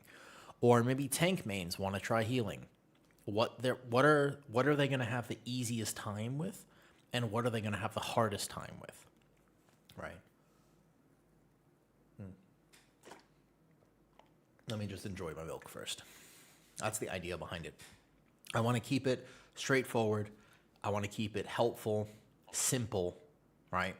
That's the idea. A managed title on tank and DPS. Fantastic. And keep in mind then, if you are a title player, Cam, then clearly you're quite familiar with Mythic Plus as a whole. So you already know, even though you've never healed, especially if you've done it on a tank and a DPS, then you're familiar with what the healer is actually required to do and how to better understand healing. Because a lot of people don't have that experience, Cam. At a certain level, you actually learn that a healer's job in many ways is to coordinate your team and ensure success of the key, right? It's a little bit less about raw HPS. It's a little bit more about you being able to process the information that's happening in the key at that level. Does that make sense? There will be a ton of healers who could do the HPS required for that plus 20 floodgate, but not be able to respond or call things or understand, hey, that person needs the external now, or that cast is going to go off, or my tank will need me here, or like that type of information processing. And so in order to get good at healing, it's way more about being able to process what's happening in the key. And there are certain healers that will have a much easier time doing that because rotationally they're simpler to play.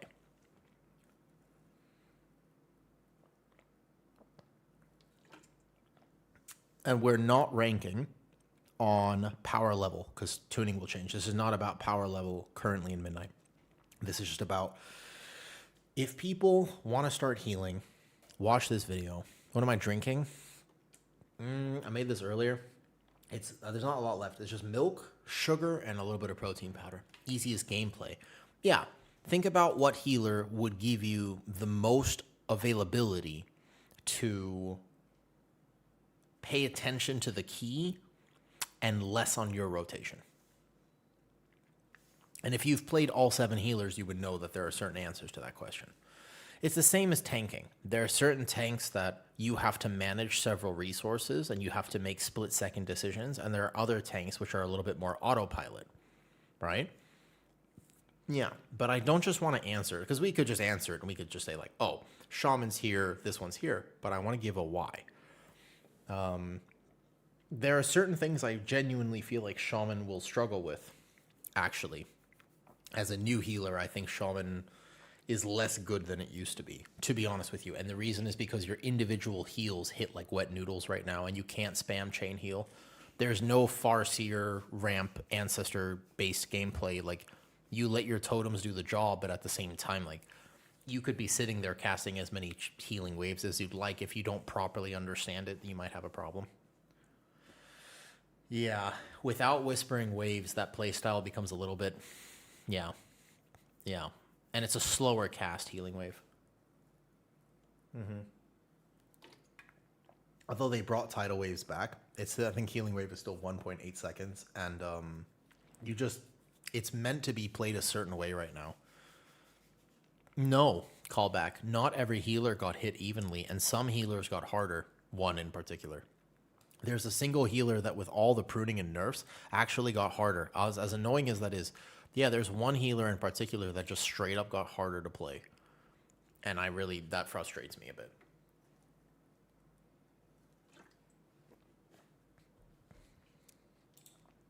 What is the image for Shaman? You know what? That's a great fucking question. What is that image? Wait, that's actually I've never thought about that. You're absolutely right. What is it?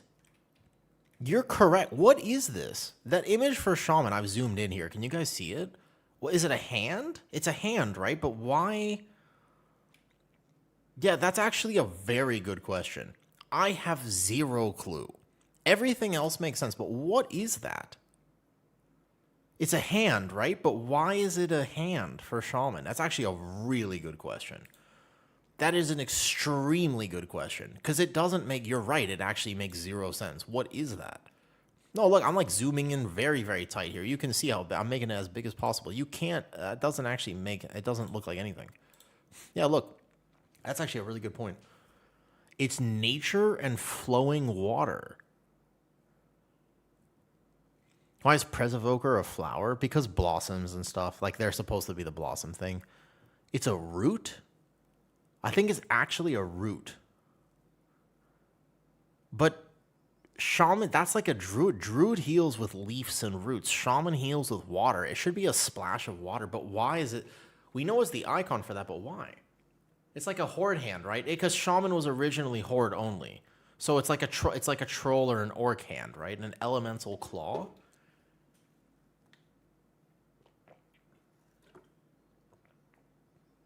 Huh. Yeah, that's actually a great point. if you really zoom in on these class icons, some of them are a little bit confusing now that you think about it, though. Screw the cheers needs to be a 1 hour video about the shaman icon, about the icons in WoW.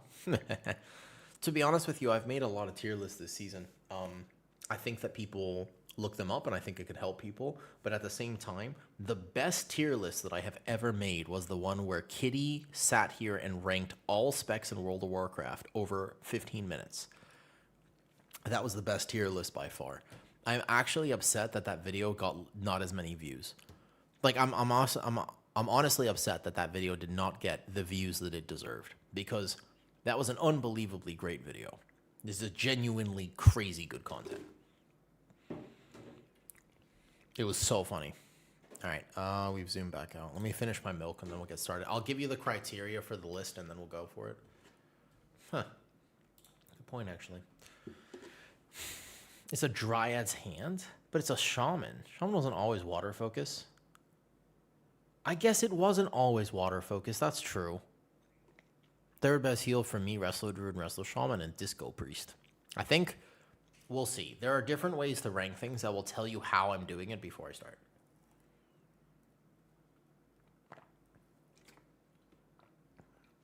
But tier lists, no matter what it is, tier lists are a way to talk about the game. So this is meant to be a discussion. And the goal of this tier list, right? Yes, he did Aladdin. And remember that that is getting nerfed. It's one of the reasons I haven't been playing Claw, because it will absolutely get nerfed like hard soon. In the next set of tuning notes, Guardian Druid's getting nerfed. But hopefully they nerf just Claw instead of Guardian Druid as a whole. That's kind of what I would hope for. We'll see. Disc Priest does not feel great at the moment. It doesn't for me either. I think that was, I got a lot of flack, but I put Disc Priest on lower tier when I actually made my meta healer tier list, man. Like, when I made the meta healer tier list, people disagreed with me, but I swear, after playing Disc Priest myself, it's tough. Start with Prez. We're going to start from the top down, I think. Easiest to hardest, not that long, 20-minute video, tops. Not a full rant. I want to keep it, think about it, I want to keep this very new player friendly. Yeah, that's my idea, is I'd like to keep this as new player friendly as I can. That's the idea behind this one, is just to think about who it's for. Barely ahead of Prez. Oh, okay, it's I mean, attractive. It's ahead of Prez. It's not that hard to be ahead of Prez for Mythic Plus right now. If group buffs exist, it's not that hard to be ahead of Prez. If group buffs don't exist, then that's fine. What did he say, Wizard? He call it his official midnight pre-expansion tier list today? Is that what that was? That what he said? Is that his name for it today? All right. Well, I mean, to be fair, his is official. What are you talking about? His list is literally official. He writes it for Icy Veins. He's the guide writer. He's like the one who does the Icy Veins tier list. So it kind of is official, to be fair.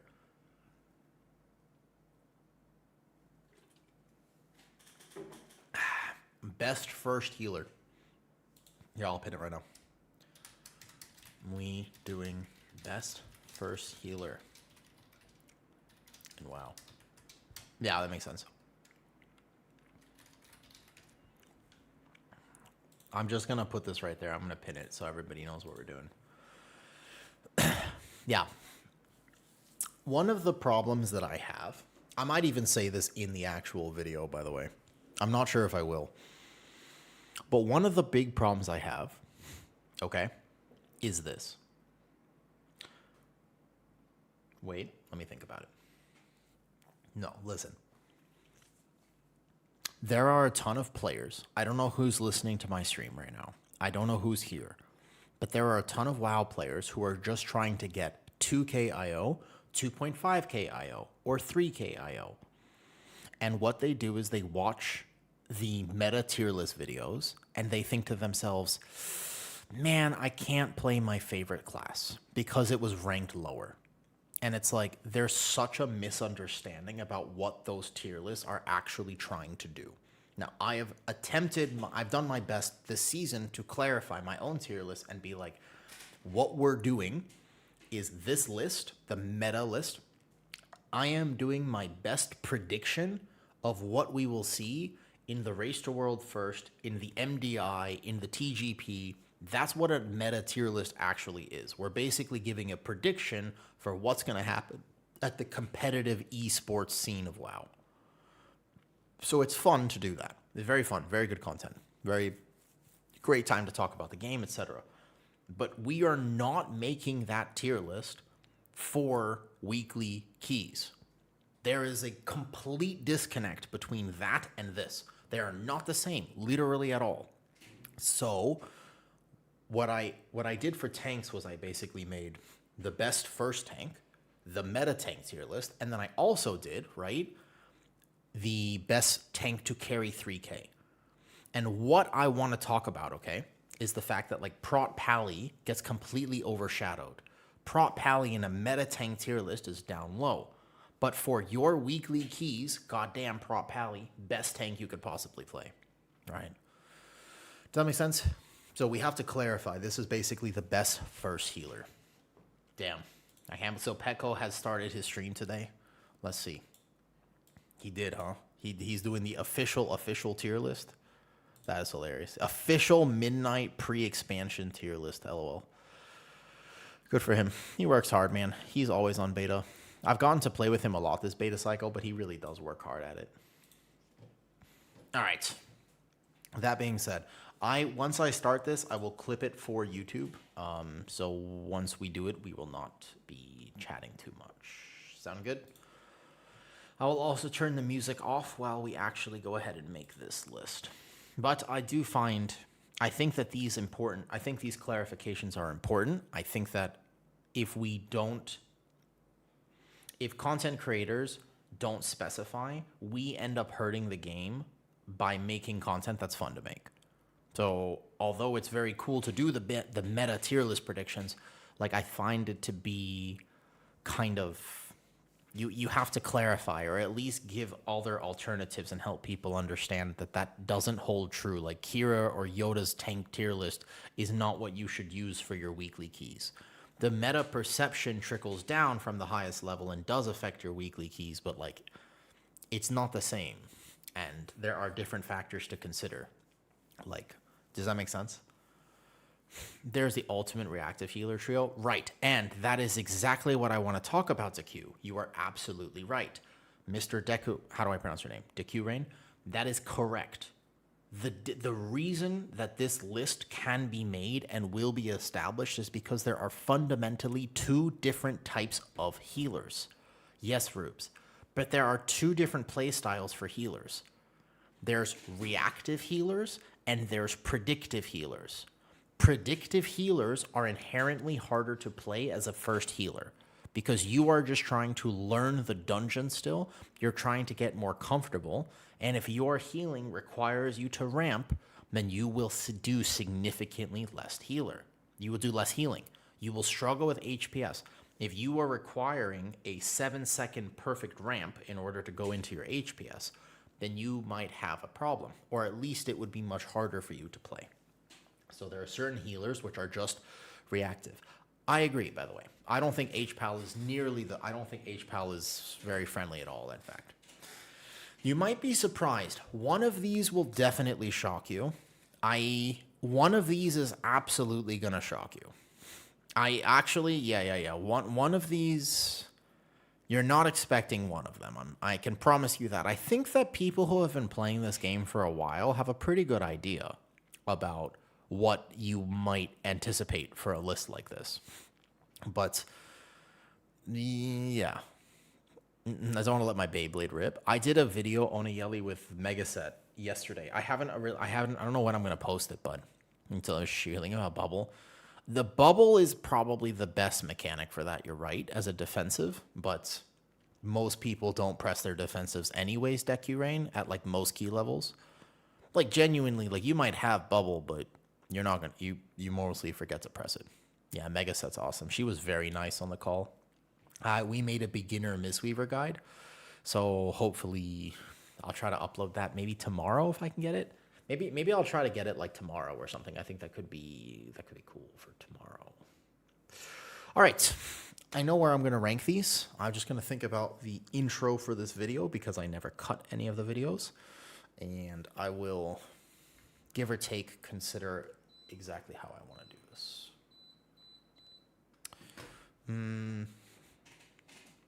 I'll tell you, Decky Rain. You have to wait to see the tier list. Ha ha ha. You have to wait to see the tier list. Yup. Oh, since TBC. I started actually using Bubble and What's that wisdom?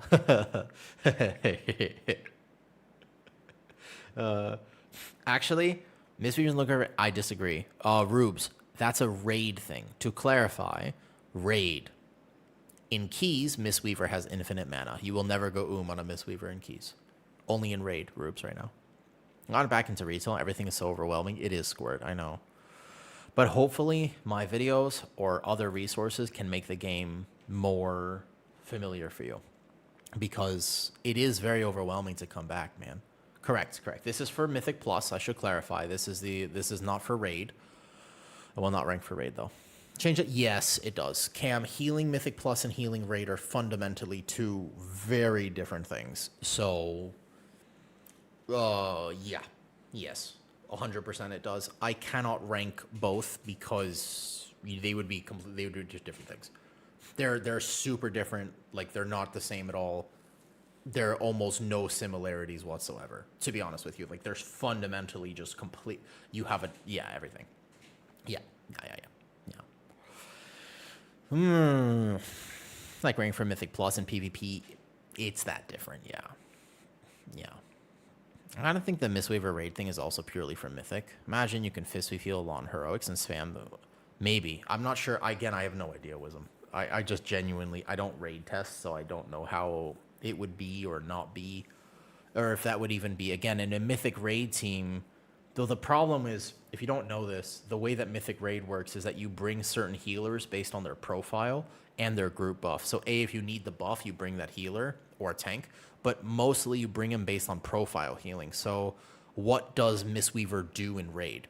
Are you a trickle healer? Are you a spot healer? Are you a big cooldown healer? Are you a ramp healer? Like, what does your job? That's the issue, because that's what matters, right? Because if you're fist weaving, then that's trickle healing, as in it's going to split evenly between your raid. That might not be a valuable profile, because raid healing depends on you having a spot healer, a tank healer, a this healer, or whatever the raid requires. So that depends very much on tuning and what the raid tier requires. Does that make sense? So they're not the same thing at all. Let me run an ad right now, just so you know, so that this doesn't happen during the actual video, huh? Okay, we'll get started momentarily. The trickle healing, that's true. Heroic rating, that doesn't matter. I'm talking high-end of Mythic rating if we were going to make a tier list for that. So, since I don't know exactly what is required, though. Yeah. Oh, yo, thank you for the Prime sub. So hopefully, again, when I make this, before we actually get started, the intent of the video is to help people and for you to feel like if your friend says to you, I want to start healing, what is the best healer? You could be like, yo, I have this video, watch this, it'll help you. Or whatever it is though, right? The Avenging Crusader. I did a HPAL melee wings key earlier today, actually. It felt okay, but we timed it, but it was a little rough. I take a deep breath. I always feel like before I do these, knowing that I'm going to clip them to YouTube, I feel like I get like a, you know what I mean? I get, what's it called? I get like stage fright. I'm a little bit like, I just gotta panic. Breathe, deep breaths. I got this. I got all, jazz hands.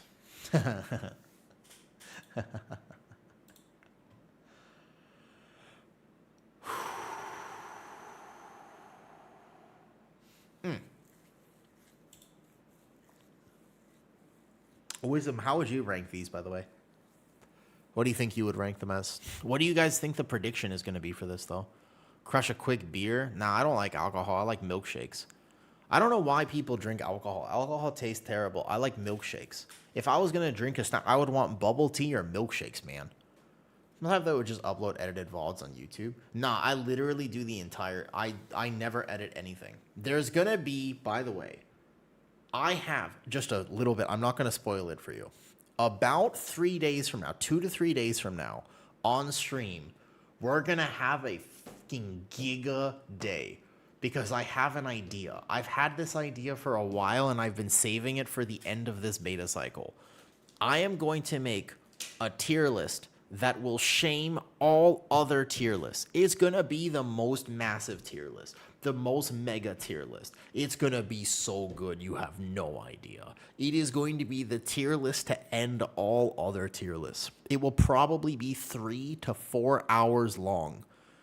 I have an idea, and I've been having this idea for a while. It is most likely gonna be 3 to 4 hours long.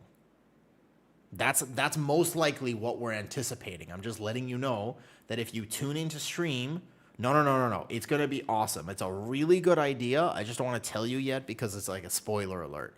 Yeah, it's going to be fucking giga. We're going to spend an entire stream basically in tier listing mode. Like, it's going to be awesome. Trust me. It's a good idea. It has never been done before, and it is it's going to be really fun. All right, rest. What do you think? I think middle. It's pretty.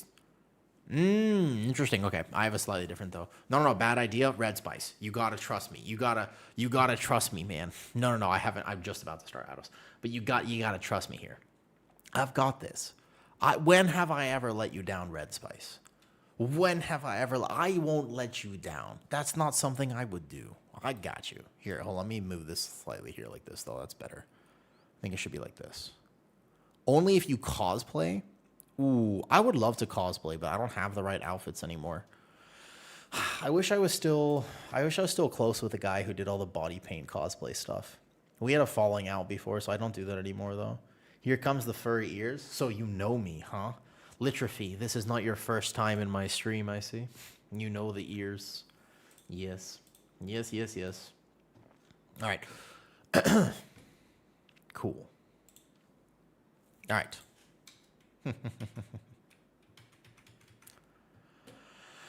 I'm shocked by that. Hey, Ham Serious. Yo, I haven't seen you in a long time. Yeah, I've got a pretty nice beard now. It's growing. I know. What do you think about it?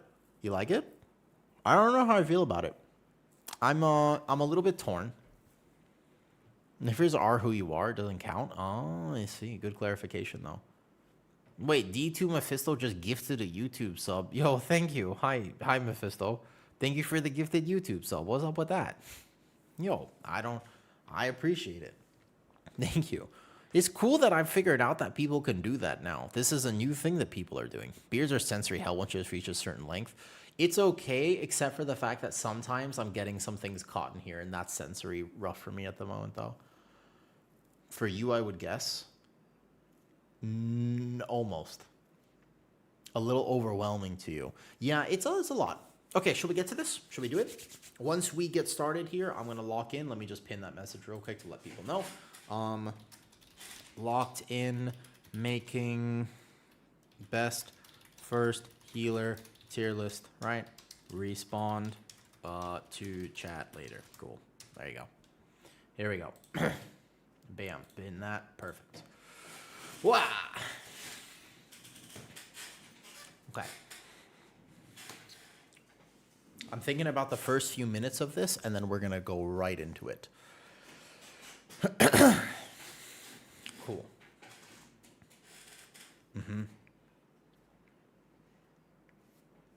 We have to touch on some big points, though. We gotta touch up some big points here.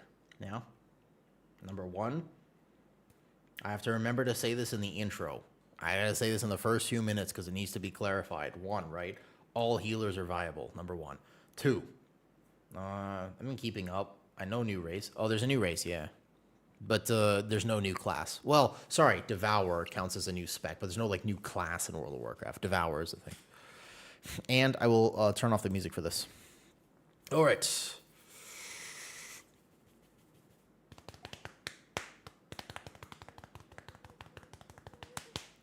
Oh.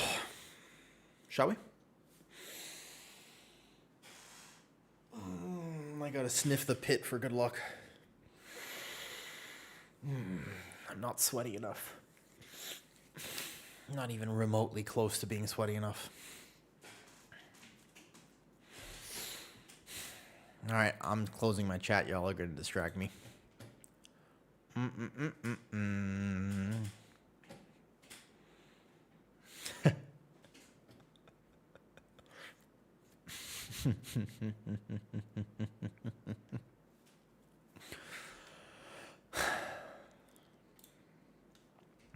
All right.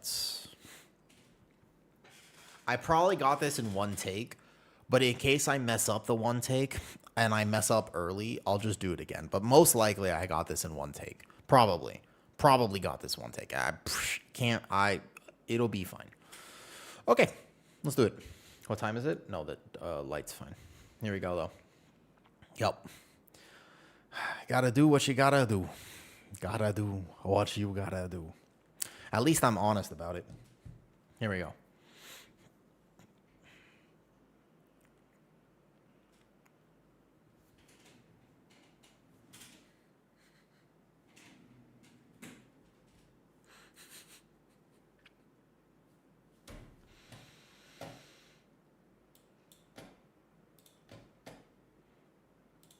I have actually closed chat now, Wisdom. Thank you. All right, now I can't see anything. I don't know anything. If Mira's raided me right now, I would have no idea. But somebody, you would have to somehow do something. If Mira's comes to raid me, you got to let me know, okay? Okay.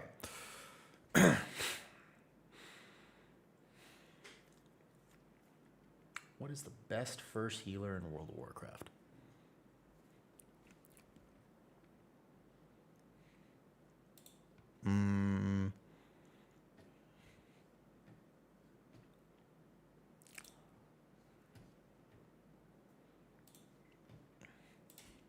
Yeah, that's how I want to start. Okay.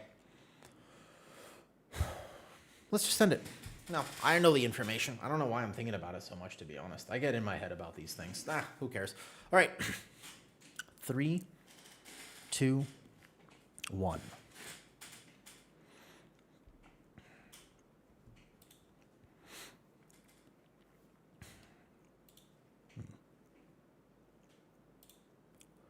What is the best first healer in World of Warcraft? That is actually a great question, and I'm going to attempt to answer it for you right now. Perhaps you've been playing the game for a while, but you've never actually tried healing Mythic Plus before, and you'd like to try so in Midnight. Or perhaps you're a returning player and you think to yourself, I would love to give healing a go. But which class is the most friendly? Which one am I going to have the easiest time getting into healing? Because healing can be very stressful. And I think that picking the right first healer is super important. You really don't want to make the wrong choice, because if you end up picking one that's super hard, you might feel like the role is impossible. But realistically speaking, you should have just started with one that was much easier to pick up. There are 7 healers in World of Warcraft, and they're all very unique and quite different. So the first thing I want to say is that right now, this is not going to be a list ranking the power level of the healer, whether they're going to be the meta healer. It's not about that. This list is meant to give you some information to help you make the choice about what the best first healer might be for you. All the healers work. Every single one of these healers can do weekly keys, can get to 3k IO or whatever your goals are, but there are certainly some that are way more friendly than others, and you might just enjoy being able to play those. I want to clarify one more time that the ones I rank in the easiest part of this tier list versus the hardest, what that means is that you'll be able to focus on learning the dungeon, learning the damage patterns, keeping your team alive, and rotationally, there won't be as much for you to worry about. So let's get into it. The one thing I want to clarify when I rank this is that there are 2 fundamental different healing patterns in World of Warcraft. You have reactive healers and you have preparing healers. So basically you have healers that need to ramp into the damage. What does that mean? Let's get into it. Ignore that. I'll come back to it. Number 1, the easiest healer for you to start with is definitely going to be Resto Shaman. Resto Shaman is a healer that is very, very straightforward. What you actually need to be able to do on this healer is left click and right click. You have Healing Wave and you have Riptide. As long as you manage those two buttons, you will be A-okay. This healer is very friendly because you can react to the damage. You don't have to prepare for the damage. You don't have to know the damage is happening. And in moments of panic, you have very powerful cooldowns that you can drop your totem and your totem will full carry your healing in that moment. So where there are other healers that have powerful cooldowns, sometimes those cooldowns require you to nail your rotation so that that cooldown is effective. Resto Shaman has the most powerful healing cooldown where you don't have to worry about anything. If you drop your Healing Tide totem, you'll have full coverage for a whole 10-second window, which can totally save you when you fall behind. Remember that as you're healing Mythic Plus, you probably will get panicked, and that's okay. It's totally fine to panic because you're learning it and all of a sudden you miss that kick or that cast goes off or your tank's health, they drop really fast and you go, oh no, like what am I supposed to do? Resto Shaman is very straightforward in how you're going to respond to those things. You also have a Lust, you have big group buff, you have a lot of things that you can do for your team, but ultimately the reason that I would rank this the easiest is not just because your rotation is pretty straightforward with that Riptide and Healing Wave, but also because your totems are carrying a lot of your healing. You don't need to game them, you don't need to worry about them, you just need to drop them. While we're making this list, I'm going to give you a few tips for each of these healers. So if you do want to try Resto Shaman, the secret to this healer right now is knowing that you want some totems out at all times, but you don't want to ever have all your totems in one window. So you always want to have at least one healing stream totem out, and if possible, one of your apex totems out. This will help you carry a lot of healing, even if you yourself have to run around, dodge mechanics, or even greet a little chain lightning cast. But this healer is incredibly friendly for the reason that your totems are going to carry your healing. You have an easy way to understand. There's no AoE cleave healing that you do. Your totems do all of that for you. You are just Riptide on your team, keep that Earth Shield on the tank and yourself, and you'll be just fine. So, as a reminder, I will have guides for all of these healers on my YouTube. I haven't finished quite all of them yet. There are some that are on Patreon, but most of them will be on YouTube. And all of the builds that I use for testing each of these healers will be linked in my Discord. Feel free to find them there so that you have a place to get started. All right, moving on from the Resto Shaman, we have the next easiest first healer. In my opinion, the second easiest first healer is going to be Holy Priest. Holy Priest is a healer that is very clear cut on what you're supposed to do. You don't have to ramp for the damage. Once again, it's very important that you don't have to plan before the damage happens. You're very reactive, which means as the damage comes in, you see a health bar move, you can choose to single target or AoE heal. What is important to understand about Holy Priest is I would highly recommend that you play Archon. There are two hero talents for this healer. One of them is a lot more complicated than the other. So I would suggest that you play Archon. Archon works like this. The damage comes in. If one person is taking damage, then you flash heal them back up. If multiple people are taking damage, then you prayer of healing them back up. You have a big halo ability, which is visually just kind of stunning. So you bring out this big ring. It's a halo. It goes crazy far and then comes back. That's going to give you a big burst of healing. It's going to amp your healing. And on top of that, it's super straightforward to know, hey, that boss fight is very dangerous, but everyone's taking damage. Great, prayer of healing. Hey, my tank is really needing me right now. Flash heal. Or also it transforms into Benediction, your new Apex talent. So that is one of the main reasons why Holy Priest is such a friendly first healer. The other big reason and thing to understand about this is that you have one extremely powerful cooldown, which is called Divine Hymn, further propped up by your Apex. So Divine Hymn is a button. When you press this, you do need to channel it, so you need to plant and cast it. Everyone will be full health. It is an incredibly powerful ability right now. Previously, it wasn't always, but in this current iteration going into Midnight, that ability is Omega. So if you ever fall behind or you are worried for your team, everyone takes a whole bunch of damage. If you cast Divine Hymn, then your team will be okay. That is going to really, again, give you that sort of reassurance to say, when I panic, I know I have this button. Now, your other big healing cooldown does require you to understand how to use it, because Apotheosis doesn't just immediately heal people when you cast it, but ultimately it's not that difficult to understand. There's a particular talent build for Holy Priest where you don't have to juggle several different holy words. You just have to worry about your Serenity. And I think that also gives it, again, that ease of access. So all of these healers have min-max that as you get better and more comfortable, you can, of course, be able to express the skill and what these healers can do for your team. You can obviously get significantly improved and better. But at a basic level, you have Resto, Shaman, Holy Priest. These healers are super straightforward. Damage happens. You know what you're supposed to do. There's no real sort of complicated thought process or gaming about it. Okay, the next healer I want to put in this list. Now, this is one that I have to talk about because I think this one might surprise people. In my opinion, there is a healer that I assume people will think I'm going to put next, but it's not going to be the one you think. You have to hear me out on this, okay? Let me explain that the next healer in the easiest category is actually Mistweaver. Now, this is a change. If you've been playing WoW for any amounts of time, it used to be that Mistweaver was probably one of the hardest healers. This healer had a ton of different interactions with their talents. For you to actually do the healing required, you had to understand that and this and that other thing, and that amps this, and it was like a whole calculus equation at times.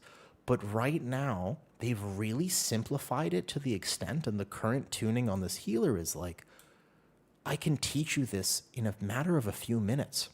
In fact, yesterday, I recorded a basic Mistweaver guide with Megaset. A really giga Mistweaver. If you don't know her, she's awesome. And in that guide, one thing that I talked to her about was how one of the glow-ups of Mistweaver is how much more straightforward it is compared to its previous iterations. Now, if you're listening to this and you're like, oh, I'm not so sure about this one, let me explain. In AoE, all you have to do, which is actually kind of fun, it sounds almost a little boring, but in AoE right now, if you spinning crane kick, you're going to do infinite healing and a lot of damage too. So it's pretty fun. The hardest part about this healer is the fact that you do have to play in melee. This isn't a caster. This healer actually is a melee healer. You're a fist weaving. You're fist weaving, which is basically that you are punching and kicking. You're in the pack the whole time. Like, you're not in the back, you're not in range, you're not covering your team, you're not casting from the background. You are actually up in the mob's face, and you are spinning and kicking and punching and doing everything you can to do damage. But because you heal with that damage, you don't actually have to think about your healing rotation nearly that much at all. You have powerful cooldowns, which once again, in a pinch, if everyone takes a bunch of damage and you're not prepared, you have Revival, a full heal for your group. You have two other cooldowns with Conduit and Shiji, which are both fairly powerful and also very passive and easy to use. There's no interaction, there's no gameplay with it. There's a few if you want to min-max, as covered in that guide with Megaset. But the biggest thing about this healer right now is I can simplify it for you in the sense. In AoE, with many targets, spinning crane kick. And there's a helpful macro that I will give you as well that gives you even more spinning crane kicks. Very easy to do. On top of that, in single target, up to a pretty basic key level, up to a pretty reasonable key level, if you're just punching the boss, you're actually going to be able to keep your team alive. There's some nuance to it, and of course, at the higher levels, I feel like this healer can get a bit complicated. But at a basic level, you basically just punch things and heal your team. I mean, that's pretty cool, right? You're just punching and kicking, and you'll do a surprising amount of healing. I think you'll be really surprised if you told me I'm going into a big first pull and I'm going to need to do a lot of healing. This is the healer I'd want to play. I feel the safest on it. I feel really solid. I'm also very passively tanky. My tankiness doesn't come from a lot of active abilities, but rather just some passive things in the tree. So In a weird twist of fate, I genuinely feel like Mistweaver is a very approachable healer. The hardest part about it is that you're in melee, which means you have to be worried about dodging those nasty melee mechanics, and you can't be sitting back safely in range, but you're very mobile. Because you can do your entire rotation while moving, remember, just be light feet. Keep your head on a swivel while you're playing the Mistweaver so that you can dance around and spinning crane kick. You can move while you cast it, so you can be constantly dodging the mechanics. I think that's actually the hardest part about this. And there's some min-max where as you get into like 15 plus keys, like as you're really pushing higher and higher, then there are some things you need to learn which get a little complicated. But to be honest with you, that's the same for every healer. Up to a very high key level, I think Mistweaver is incredibly straightforward. It's super fun. It's very different than all these other healers. And whereas it might seem scary at first, I actually think that it's super fun right now, and you might want to give it a try. Okay, next.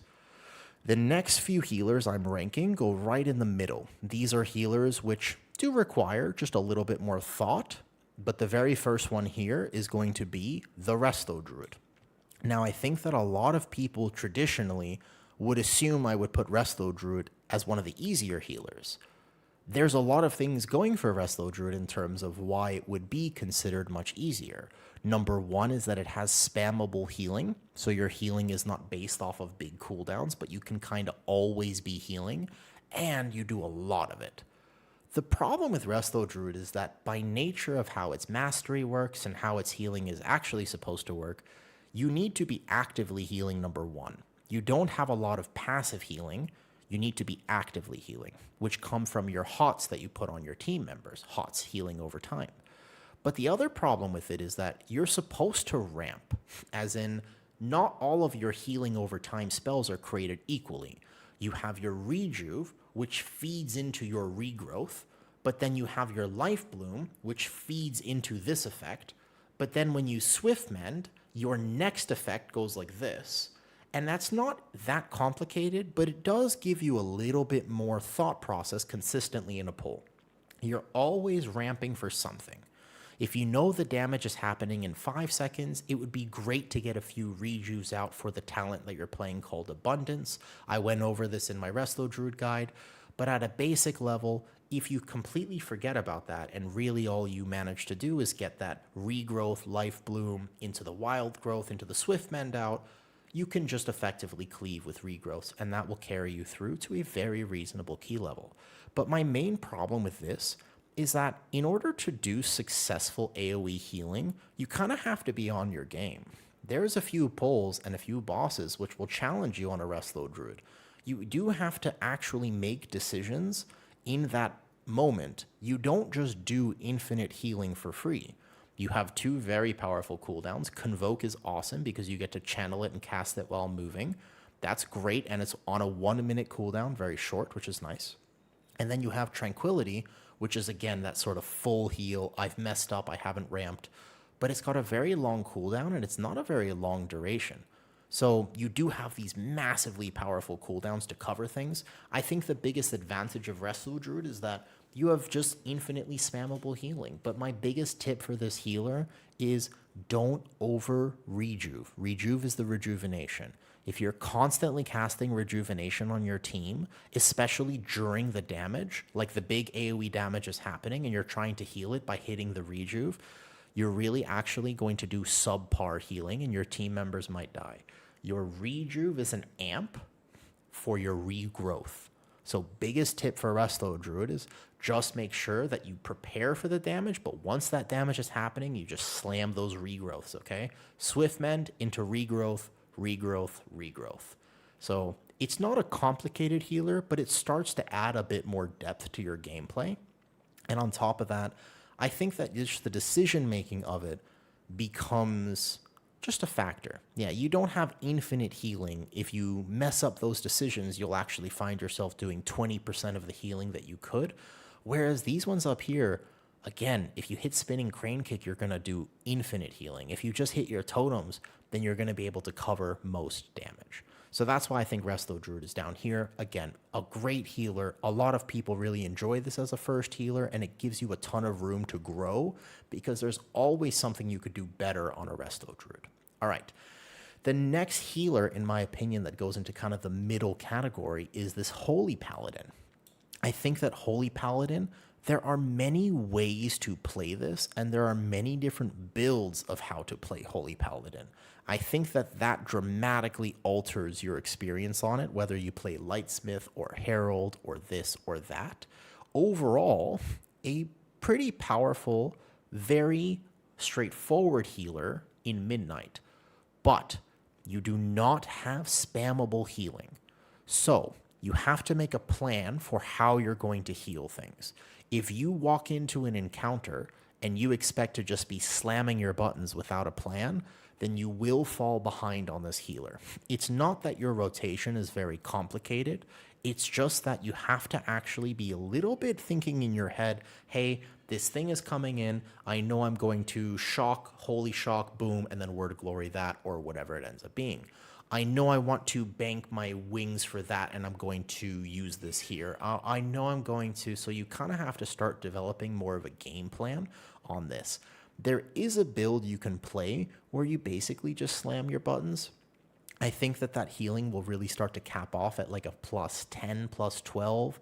So the second you start getting past that, you're going to really need to start thinking about your beacons and how you cleave and whether or not you do this or whether you do that.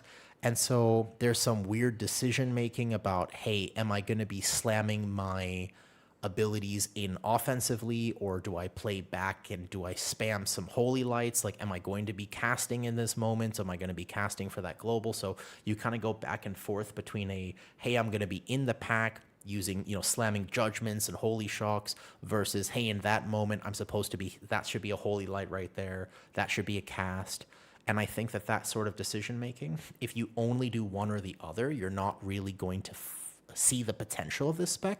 Again, this isn't meant to scare you in any way. It's actually a super fun healer, and you can get away with kind of just slamming some buttons on a Holy Paladin, but you will notice that you're like, oh, my tank is dying. What am I supposed to do?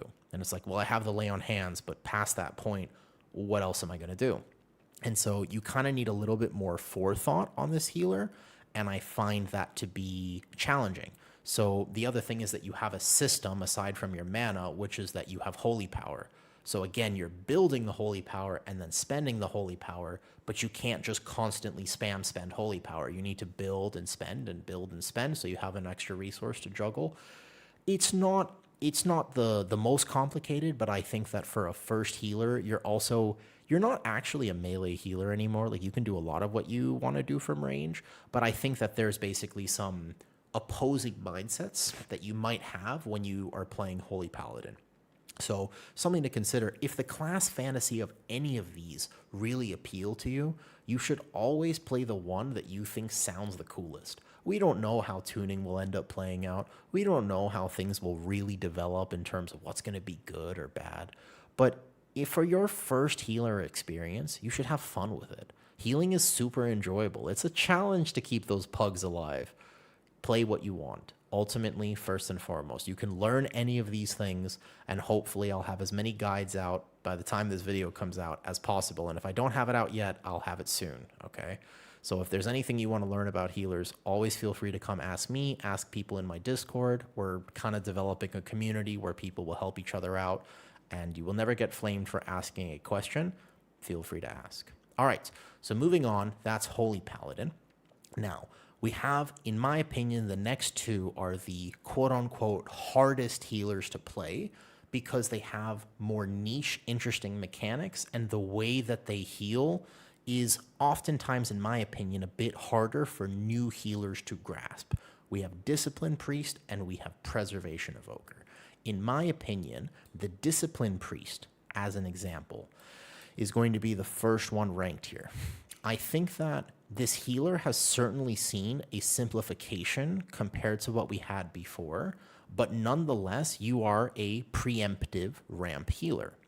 You don't have a crazy ramp anymore, and I'm talking more specifically about Oracle Discipline Priest for what it's worth. I think Void Weaver is in a weird way simpler to play rotationally, but a little lackluster in terms of the fact you have to time your abilities really well.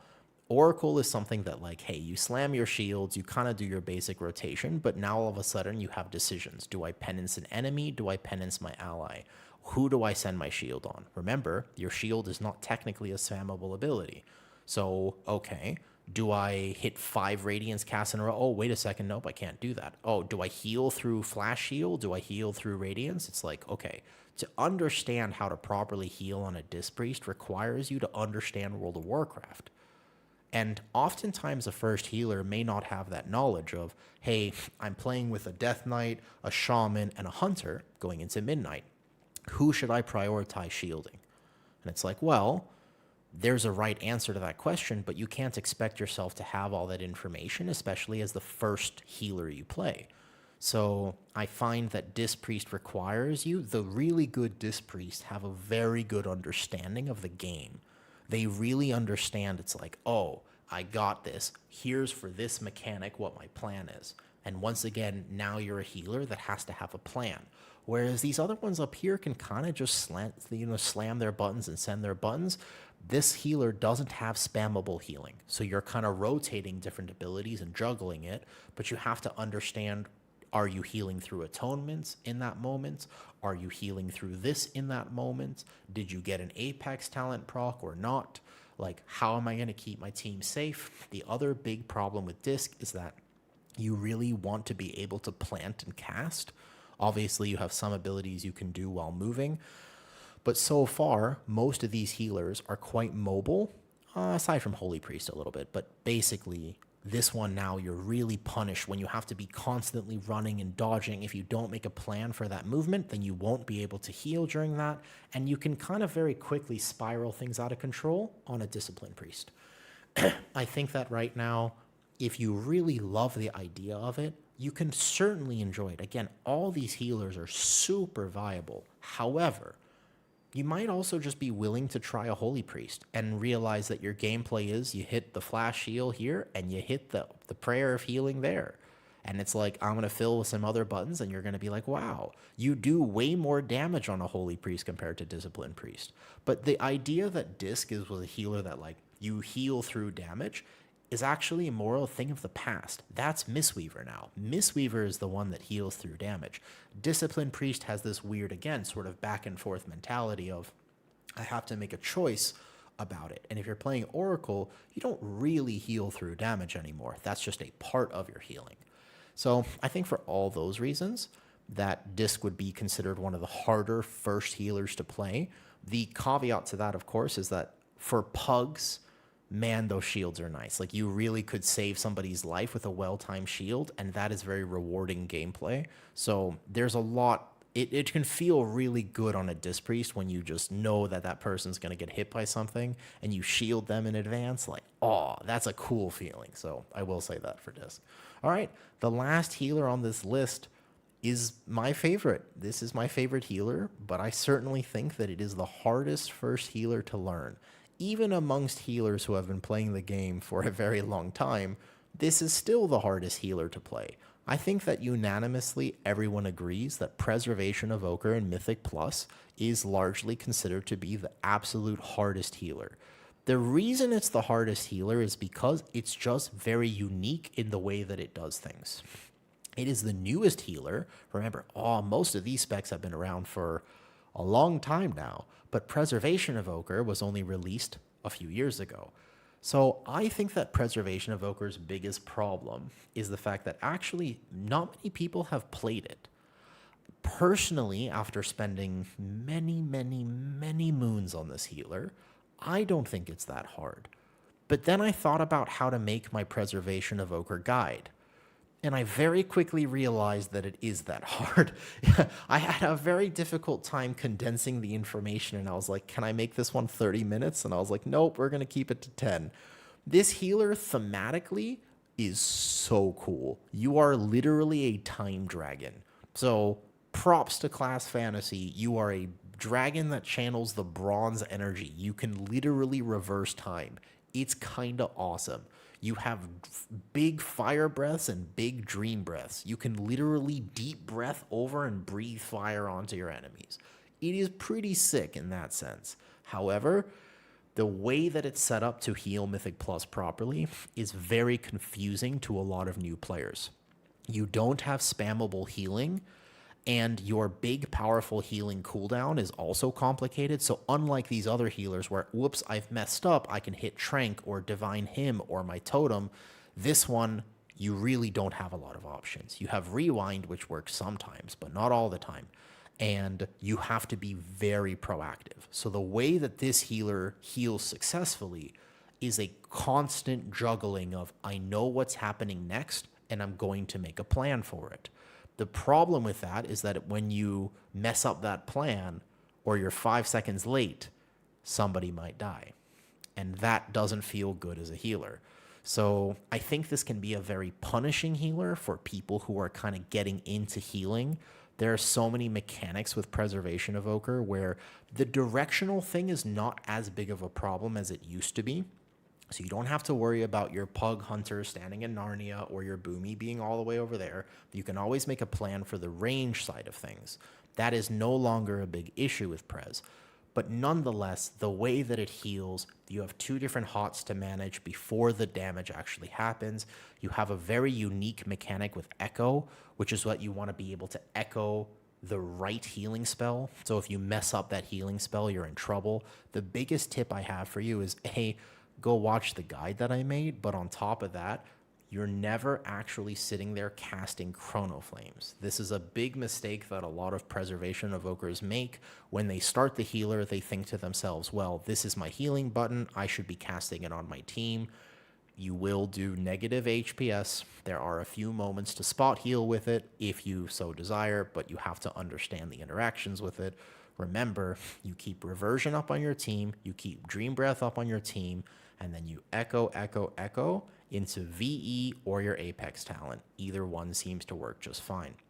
So there is a lot of things that kind of go against Prez in terms of being the easiest healer or one of the more friendly first healers. I would highly recommend, though, if you ever get into healing and you want to try something different, try Prez. It's a lot of fun and it's unique. It'll give you kind of a fresh take on healing, but it can feel like a little bit of work sometimes. When you finish a key as a Preservation Evoker, on occasion you'll be sitting there like, oh, okay, you let out a sigh of relief instead of a triumphant cheer. You're like, it can feel very rewarding, but at the same time, it can feel kind of like a job. So, you know, I wouldn't rank it as the best first healer. Nonetheless, it is fun. All these healers are interesting and unique in their own way. I think actually Blizzard has done a great job creating 7 unique, interesting playstyles. Even in Midnight, when things are simpler, I actually think that it's a very, very fun time to heal. So if you've ever wanted to try healing, this is a very giga time to do so. All right. I hope you enjoyed this video. I look forward to making more resources for healers and tanks going into Midnight Season 1. I will see you there. And remember, like and subscribe. Okay, goodbye. All right, who's still here? I actually had completely out end of my chat open. I don't even know who's here right now. What do you guys think? Thoughts? I'm reopening chat. Who's here? I don't actually know who's here. I have zero clue who's here right now. Fuck, Mira's came in? Oh shit, no, there was a raid during that. Oh, fuck. God damn it. God damn it, what the fuck? There was a raid during that. God damn it. Holy shit. There was a fucking raid right in the middle. When was that? Oh, hi, Rain. Hi. Oh, shit. Shit. I specifically said you have to yell at me if there was a raid during that. I had my chat closed. I'm so sorry. Did you say something? Did anybody tell him what I was doing? Yeah, fuck. Oh, god damn. There was a...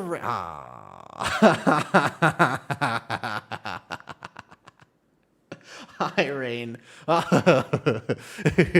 Good. All right, thank you for letting... Somebody, thank you. All right, here we go. Okay. After this video, I'll play as an alt Resto Shaman. Well, if you want to find a really cool Resto Shaman, Adrian, then you should definitely go follow Rain. He is the actual Resto Shaman. Rain raids, sees you putting Resto as easiest healer and leaves. Damn. Yeah. But what do you think, Wisdom? I hope the way I was trying to do that was hopefully, it was meant to help people. Do you think that that would be able to help people, that video just now? Like, what do you think? For anybody who was actually watching it the whole time, the information in that video, do you think it would help people? My ranking was flawed. I can't believe this is true, but I really genuinely think, that this one is here. Like, I know everybody was expecting me to put Mistweaver here and Resto Druid there, but I don't think so. Because Resto Druids will struggle when they walk into a pack and just don't have any prep. They can actually struggle, though. Tank Monk? Monk is tanking is completely different, though. And it was, oh my, good thoughts? Thank you. Okay, all right. I was trying to hopefully, again, the idea here is that if you're a healer that's been playing for a long time, this was meant to give you some perspective, but the other idea is thinking about why. Because you have to remember, right? Depending on Caster Monk? No, Caster Monk is harder, to be honest. Yeah, a Caster Monk is definitely harder to play. But in terms of, yeah, its main difficulties being in melee. That's a good question, Cam. I would say that there's less melee unfriendly mechanics than before. There's a few for sure, but Mistweaver has a lot of options at this point. I would say if you end up playing Caster, because the one thing I could see, though, so much later than Disc, I think Mistweaver is super chill. So when you play Mistweaver, and I was talking to Megaset about this, because I had made that guide with Megaset, and we realized at the end of the basic guide that we didn't mention a few things, and we were like, we both said, nah, it's fine, because honest to God, yeah, heals more as Caster. So at the highest level, sure, but keep in mind that if you're getting into healing, you're probably not doing plus 20s. Like at a plus 10 or a plus 12, if you actually cast nothing but Renewing Mist, hit Thunder Focus T, and just was in melee the entire time, you would heal your team very successfully. Like, I swear, like, at a plus 10, plus 12, like, if you did nothing other than hit Spinning, Crane Kick, and AoE, and then basically did a melee rotation on bosses, you would be fine. Like, you could absolutely, you could keep your team alive with basically nothing else, occasionally throw a cooldown in there. The only reason I didn't put it here, by the way, like, there's a world where Mistweaver is like this. As crazy as that sounds, like, I don't think it would be completely unreasonable to put this like this. It's just that it's melee. Melee is very scary for new people. For new healers, I feel like melee is incredibly scary, but I swear, at a basic level, like, you have to make a plan as key levels get higher about rotating your TFT with your cocoon, with your this, with your that, but it makes tanks feel very safe in AoE. It makes your team feel pretty safe knowing they always have some healing, and I think that Mistweaver is in a really good spot. I hope that they don't nerf Way of the Crane too much. Like, I hope they don't nerf Fist Weaving, because if they nerf Fist Weaving too much more, then, and you have to play a caster version of it, then it definitely loses that. Like, if you have to play caster Mistweaver, then just, it goes down here.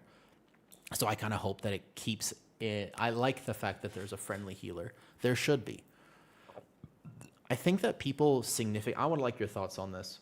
I've thought about this a lot for tanks, but also as a healer, right? Like, the 12 or lower, exactly, literally that, though. And exactly. I think that you want a TFT just because why not? But yeah. At a basic level, Wiz, I agree with you. And that's pretty good, though, right? Monk, is that easy? I have been scared to really play Mistweaver a lot as well, man, because it's not a healer I've spent a lot of time on, but in a weird way. At the moment, the tuning, I asked Megaset about that, Shy, and she said the tuning is like 2+. Like, basically 2 to 3 targets. Like, it's very low target count that you would still use it. Yeah, about 3. Yep. Monk is very daunting until you try it out. It was until all of a sudden you realize that it's not. It's like, you will do actually... What's crazy to understand, Lacus, this would be a good way to explain it. If anybody's played Resto Druid, the HPS that I can do on a Monk in mass AoE by hitting one button, Spinning Crane Kick, is more... It would be the same as you full ramping with Life Bloom, let's say 3 Rejuves out, into a Wild Growth, under Efflorescence, with a Swift Mend, into a Convoke. And then you realize that you're doing like 150, 200k HPS on a Resto Druid. It's like, I'm doing 250k by just hitting this, though. Yes. And I really feel like... And I think it just feels very buff right now to play with Way of the Crane. Way of the Crane just feels really good. So I hope that they don't change its identity because you don't have a lot else to offer, you know? Exactly. No, and I'm serious though, Lacus. Like I can show it to you right now that we can do a key. We can just go and do a key like right at this moment, and I will literally show you how much healing Mistweaver will do by simply pressing kick in AoE. Like, and you can keep your tank alive, you can keep your group alive, and you just press it harder. The only thing I might do differently is I might re-record the intro because I feel like I fumbled the intro a little bit. So I'll have to just maybe consider taking that clip and maybe I'll have to actually do video editing. Oof. I think the hardest thing for me with video editing is I'm kind of cheesy. So if I was to ever put something in a video editing software, then I kind of want to make it like unnecessarily flashy.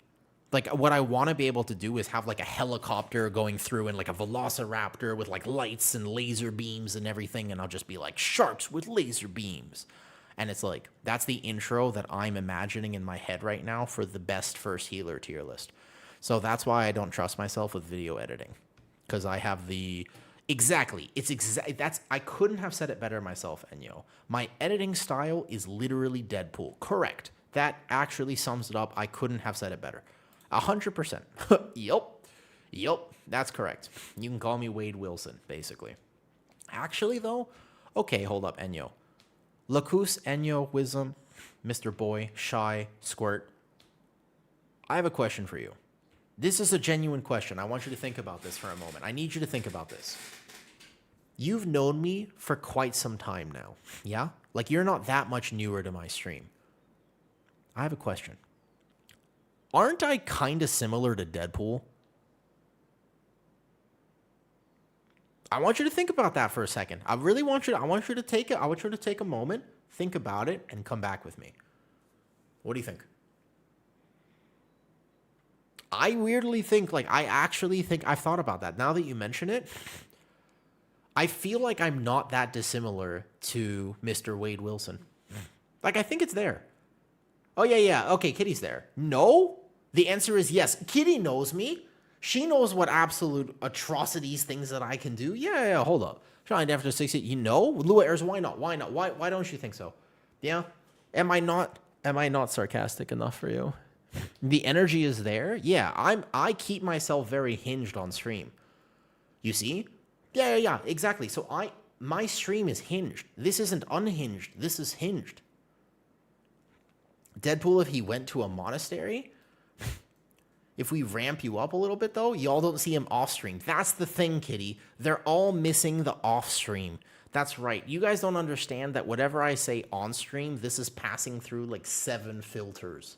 Yeah. Off stream, I am literally a terror. I have the energy of a Pomeranian. A little bit. I don't think it's that yeah. It's Deadpool plus something else. What's the something else? There's a fusion? What else? What would you say? Yeah, you have to come to the Owu after dark streams. That's right.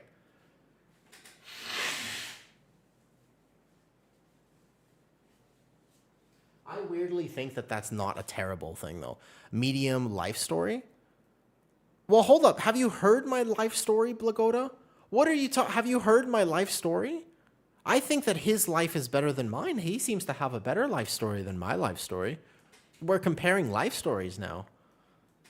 Hold up. I had a very traumatic childhood, now that you mention it. Have you ever been experimented on as a prisoner? It would be an embellishment of the facts, but, kind of. Sort of.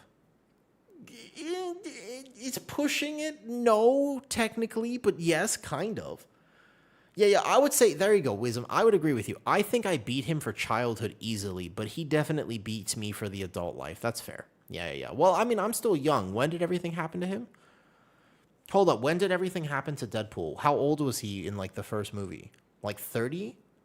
He was in his early 30s, no? Yeah, actually, I was going to say, that's in a weird way. I was like, does prisoner of the hospital trying out experimental treatments count? That kind of almost makes sense. I grew up in the hospital. I had a lot of medical issues growing up. So in a lot of ways, technically speaking, And start the same dialogue, Deadpool, when they're comparing the trolls. I think it's a surprisingly good. I think it's actually not a bad reference though.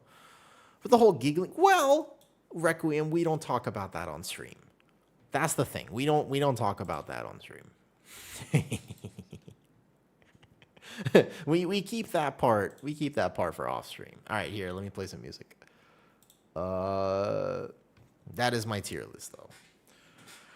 When you would ask Wade what superpowers, I could totally say I can't eat fiber. What healer? Mistweaver.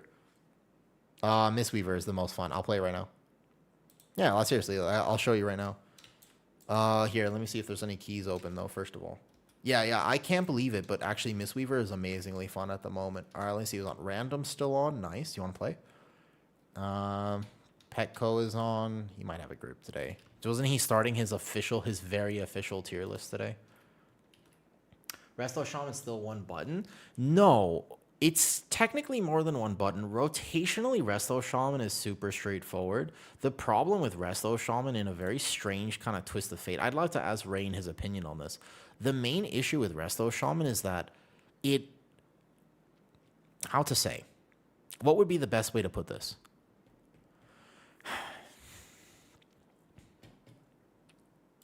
Because it is so simple, it actually has complexity.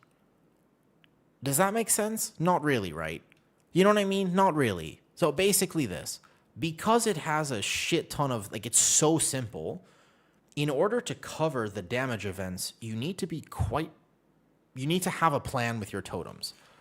And maybe even understand the proper triage healing rotation. But I mean, it is because you only have left click, right click. I don't even know if you unleash life chain heal properly as totemic right now. If there's a world where you don't even do that. Exactly, Pepino. It's so simple that it has contextual complexity. It's really weird where all of a sudden, as I'm playing it, on one hand, I'm just literally boom, boom, boom. Yeah, exactly. I like the totemic acid rain build personally, loudness, but all of a sudden, so granted, I'm healing 15s and in a 10, this wouldn't happen, but in the Magister's Terrace, there's the hallway before second boss. These guys are super deadly, right? Oh no, not these guys. It's the one before this hallway. I don't know if you've healed this pack yet, but this is super dangerous. There aren't that many mobs, but there's 2 dispels and this and that. And it's you really have to have a good plan here. Yeah. But so the idea is if I mess up a healing wave, then somebody's going to die there because I actually don't have a big plan for that though. Basically, it's not an ancient teachings bug. When you clarify with me, which one? Do you mean the fact that Jade Fire doesn't heal through ancient teachings? You mean this? Or what do you mean? Mr. Bear, you mean the fact that the Jade Fire stomp damage? You mean that? But yeah, let's do a key and I'll show you. Wisdom, do you ever want to do a key? How come we've never actually done? Do you want to? Wait, Wisdom, do you play EU or NA? Wait a second. Emperor's Elixir Rock doesn't do exactly. Now, you could still play it for damage, but that would be awesome if it did, obviously. Yeah, Kina, you can come, of course. What do you want to play? EU, that's why. But do you ever, if you ever wanted to do a key, I suppose we'd have to, though. In the Monk Discord, they would say it would be 50%. That'd be a lot, though. What's up, Onos? If Slot, let me join. Sure. Kina wants to play your Shaman. Nice. I got AFK, can play Devourer with you still? Yeah, sure. We just need a tank then, I guess. What's up, Trixu? Hey, thank you for the sub. Much appreciated. Thank you. Yeah, I think that it's a good tier list. I just might want to redo the intro. It'd be nice to have that much damage. I've played with it. It was 18% damage. But in the last key, I did 30k in this last key, right? This is my damage breakdown. It's a little degenerate, to be honest. And this is my overall healing for Magister's Terrace. So I overall heal for 90k, and it looks like this. So keep in mind that this is, so much of this is just here, though. Yeah. Should I open my videos like that? So I already have a porch that I record some videos on, right? So my question is, what do you guys think? Should I just open my video casually with, it's your boy, oh boob? Should I do it? No, it doesn't sound right. Every time, I don't think it sounds right. I could never be him. I don't think so. No, it doesn't feel right. I tried it. I did it once. I just immediately feel dirty. Start a video with an animal like growl. Ooh, that's the one. So you're saying every single one of my videos I should be like, let me teach you what the best first healer might be in Midnight. You think I should do that? Like I just start with the growl and then immediately go into the soothing voice? So what do you think of furries is the way? That could be it too. Yeah. So when you're playing Wrestle Druid and you're doing your setup of life, but yeah. Proc your Solar Force with Rejuve. So, right. In this time where you just spawn healing Regal Catwing because no one's in danger. Cam, the problem with Resto Druid is that for your level of play, the answer is kind of always, it depends, and it's contextual. That's the problem. Because Cam, if you're trying to do like a plus 10 or plus 12, I swear you don't need to think about Rejuve being an amp whatsoever, okay? Yeah, that was tough. He never came back, Bear. I've never seen Banchers again, and that was somebody I would love to have made friends with. But unfortunately for me, I accidentally messed that one up. Yeah. Thinking more about push keys and weeklies. So the problem with Resto Druid and push keys is that it always depends on what your goal is and how much you're trying to min-max. So when I do keys with Vikman, he's always thinking, this is fine cat form. But in general, I don't necessarily think that that is a good idea. Like, you don't, even with the damage buff, you really don't want to be greeting your cat form too much. I would say that the biggest thing is every 2 minutes, get into cat form, Feral Frenzy, rip, and get out. If you just do that, you'll get like 45% of the overall damage can literally be just from that. I made a little Resto Druid quick guide if you want to see it. I think, where is it? It's Vic, though. No. Yeah, he's insane. So he doesn't miss, is my point. Now, exactly. So the problem is, Ray, is that he knows exactly where his healing is coming from, but most Resto Druids aren't going to be able to calculate to that infinitesimal degree. So what I would recommend is just overheal. If you have downtime, spread extra rejuves. Like, you just focus on healing, and if you have extra downtime, just put extra rejuves out. The problem is that since I made that video, they did nerf regrowth a fair bit, and you have more prio on rejuve now, but effectively, what's hard to understand for Resto Druids is that rejuve is simply an amp for both your mastery and through abundant stacks. So it's a little bit like, Harix raid buff.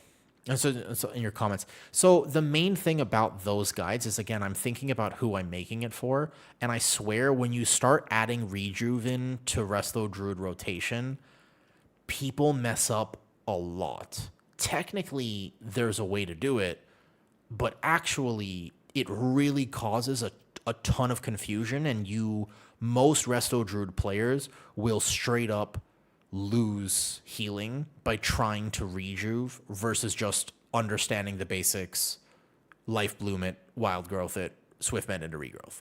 Like, I think that most Resto Druids will actually have a much worse time, if that makes sense. I think it would make keys harder, not easier, if that makes sense. So let's think about a fun poll. What do we want to do? We want to do like whatever was regrowth, but didn't come from so knowing how many abundance stacks you need, and to get to that sort of 100% crit threshold, because remember, you have 40% crit from you're just regrowthing the person who already has it, on top of the abundance, on top of your normal crit chance. You don't actually need 10 stacks of abundance, but getting 4 or 5. So the idea is, if the damage is happening in 6 seconds, but it's AoE damage, it might be better to swift mend into a rejuve, because your next Soul of the Forest is going to apply and spread that rejuve, etc., though, right? Okay, Pepin, good question. I think that Holy Priest has potentially had its biggest glow up in quite some time. I think that Holy Priest and Mistweaver, of all the healers, really got a nice little glow up going into Midnight. Holy Priest in particular has way more agency than it did before. So that's first and foremost. But the other thing is that they unintentionally buffed it. Now, depends on what key level you're trying to think about, but let me give you this as an understanding for it, okay? Right now, previously, Priest was the only healer that didn't have a kick, okay? Right. So that was a big problem, is like, if you bring a Priest, you have no kick. But now, no one has a kick, right? So you're like, okay, so Priest gets a little bit buffed by proxy because now all of a sudden no one has a kick. So that's one big one. The second one is that all healers were defensively pruned except for Priest. Priest is just as squishy as it was before. But that also means that it is less squishy than it was before. You see? Because it's just as squishy, it's actually less squishy because everything else got nerfed, except for Priest. You still have your Fade Flash DR, pretty much up perma, and then, as a Holy Priest, you definitely have it up perma because you're casting Flash Heal. And, on top of that, but you still have Desperate Prayer and at least a few other options. I wouldn't say that you're the tankiest healer all of a sudden, all right? She's a human. I think she was pretty positive, though. No. I think she was pretty positive in that. But I also told her what the video was for, and she understood. And I think it was a great conversation. There's a free, if you want it here, by the way, you don't even have to be a member. I just put it for complete free. But there's a Yap session I did with her over here. If you want to go watch it now. We talked about the current state of Mistweaver. It was like a 22-minute Yap session. If you are curious about that, by the way, you can go watch it there. It's the second video. I did one with Obly and then one with that. I think it's like yesterday's video. So just scroll down a second. All right, we got to find a tank. What key we want to do? What dungeon? Are we doing big dungeon? Are we doing small dungeon? What do we want to do? Like a Pit of Sauron, maybe? Maybe like a pit of Sauron, potentially? That's like a fun one. Pit of Sauron or like a Algothar Academy? Yeah, not a plus 26. That would be too high. We'll do this. So, yeah. Holy Priest, though, okay, so there's two big things. One of them is that it's not as squishy as it used to be. Another big one is that the kick thing is not a problem anymore. And the next one, well, we can do a higher key, but let's keep it simple because I don't know who the tank is going to be. But the other thing, Pepin, is basically this, right? So, yeah, exactly. I think so, too. Is your UI... this is pretty close to how I want my actual UI, Bear. So I have my mini-map hidden. My buffs are to the right, which means I have way more uptime on my screen. I don't like it when my mini-map is big and my objectives are hidden like this. This is about what my UI will look like, yeah. Give or take. I have my Platinator linked in Discord, of course, at this point, and then from there, yeah. Okay, the other thing, Pepin, though, is this. Holy Priest used to struggle because you had to kind of play around Sanctify, right? And Sanctify was a big no-no. Just because your pugs would be split and Sanctify was just weird. But now you play Ultimate Serenity. Another big advantage and glow up for Holy Priest is that you really only have to manage one Holy Word now. You have no Sanctify, you just have Serenity, which makes it even more straightforward about what the right decision is in AoE healing. Because now every time that comes off cooldown, you get the Cosmic Ripple, etc., right? Mr. Boy, I would love to do some tank guides and to help people feel more comfortable tanking, but the truth is I'm really not a UI person. I'm very minimalistic when it comes to my UI. I don't really do much for UI, to be honest with you. Like, I like basic, simple, if it works, and I don't like to customize that bunch. So I don't think I would be a very good person to do UI videos with, if that makes sense, though. I prefer having two abilities. I would recommend that you try Ultimate Serenity, but even if you don't want to, that's fine. Again, you'll be able to play it however you enjoy it. Yeah, I would try it. I think that at first it felt a little weird, but it really did feel kind of amazing. I think that it really simplified it for me. And you'll notice the ripple healing when it comes off because you can always keep one on cooldown, basically. But so the main thing is that I felt like I had enough agency on Holy Priest where I really had options. And if I really wanted to min-max when I was doing 15 or higher Mysara Caverns and second boss was going to be really hard and I had to move, then I could actually just save my Halo real quick. I didn't have to Halo on cooldown. I could hold it for a little bit. That was also pretty nice, right? Is the fact that I knew that I could save Halo to bank a Surge of Light so that I had the healing, but I just had to there was some skill and complexity within the healer. But I think overall, Holy Priest is in a much better spot. I made a proper healer tier list. Like, this is the healer tier list that everybody's linking here. This one is me going over the meta viability and what I would predict as of right now. So that's the one, though. Only 1 point in Apex. I saw people playing that, but I saw people playing that, and then you bring the Renew talent or something. I think both work. And I also made a Holy Priest guide video which still holds true, although you just fill with a... Yeah.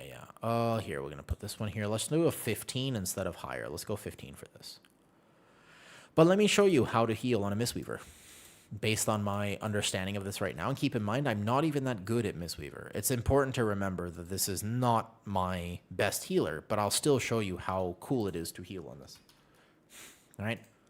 And I'll show you how easy it is to do tank healing and kind of why I think Mistweaver might actually be the easiest healer. Or let's call it the most friendly. It's not easy, it's just the most friendly. I could put a little bit more damage by playing this, but I've currently been liking my Rising Mist.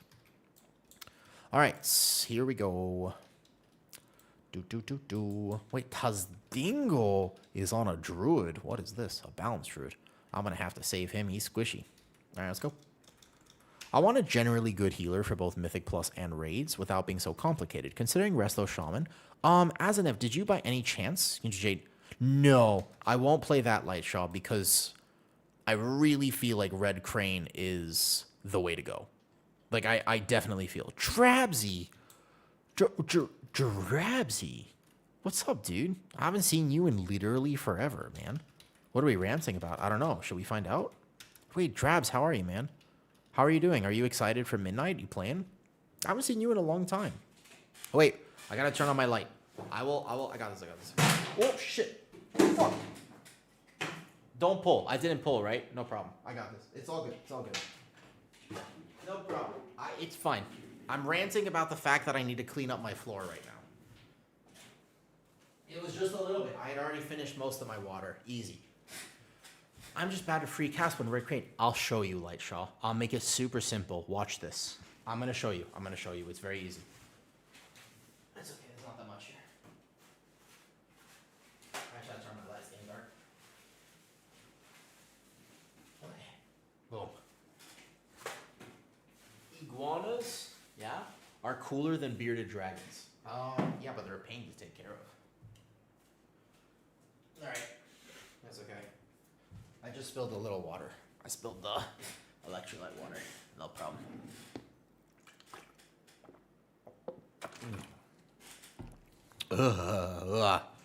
Wow. All right. What are we listening to right now? I guess this works. Pretty much only been lurking in streams lately. Just watching heaps of random shows. Hey, I hope you've been having a good time. I hope you're excited, Drabs. I'm excited personally. And midnight will be a good time. Hey, Alice. Good morning. Are you excited for our coaching call later? All right, countdown 10. This is my favorite healer right now, though, on PTR. And that's a problem, is how you get fucking ants. Hold up. First of all, I don't archer. Yeah, well played. All right, here we go. Cool. Can you even still pre-incarn on a balanced druid? I don't know what we're doing, but let me show you. Light Shaw. I know it's scary to be in melee, but let me make this rotation as simple as possible. Are you ready? So all I'm going to do is I'm going to basically put a Renewing Mist out, yeah? I'm going to walk in, and my first global is going to be Rising Sun Kick, and then watch this huge pull. Hit Q faster. Just hit more Spinning Crane Kick. More Spinning Crane Kick. Here we go. And I'm just going to put my Chi-Ji, and this is my entire... Watch this. Infinite healing. I'm at 200k HPS right now, and I'm doing 75k DPS. Look at my rotation. My rotation's down here. Don't be scared. Don't be scared. There's nothing else. You don't have to do anything else. Just keep one up here. Good. Here. And just like that. Just that. That's it. That's it. That's it. That's it. Easy money. Just dispel him, the tank, and then go like this. And I am doing maximum HPS. Lacus, you have to work hard to do this. I don't have to work hard to do this. That's why this healer is very friendly right now on AoE. On single target, on the HPS checks of this dungeon, I'm going to have to make a plan. But there is a macro that Megaset gave me that helps a lot, so I spin even faster. And you just literally spin to win. And it's here, here, here. TFT into an enveloping mist on my tank probably, and then I just go boom, boom, boom. Infinite healing. Infinite healing. You see? And if this is all I did... Now, technically, there's some complexity. There's some more things I could be doing. But this is here. Yeah, of course, of course. Everything's in my Discord. Oh, just find... Yeah, of course, of course. It's basically... It just keeps me spinning without actually canceling. Otherwise, there's a small delay, so I get less kicks off. Yes. So you're no longer, nope, you don't have to do any of that. You don't have to. You could, and that is part of the min-max if you really wanted to. It's part of the min-max, but you don't have to. So like there, I external my tank as the target count reduces itself. I do a little bit less healing, and my tank is going to take a big hit here, but he's fine. TFT into enveloping, and then boom, just like this.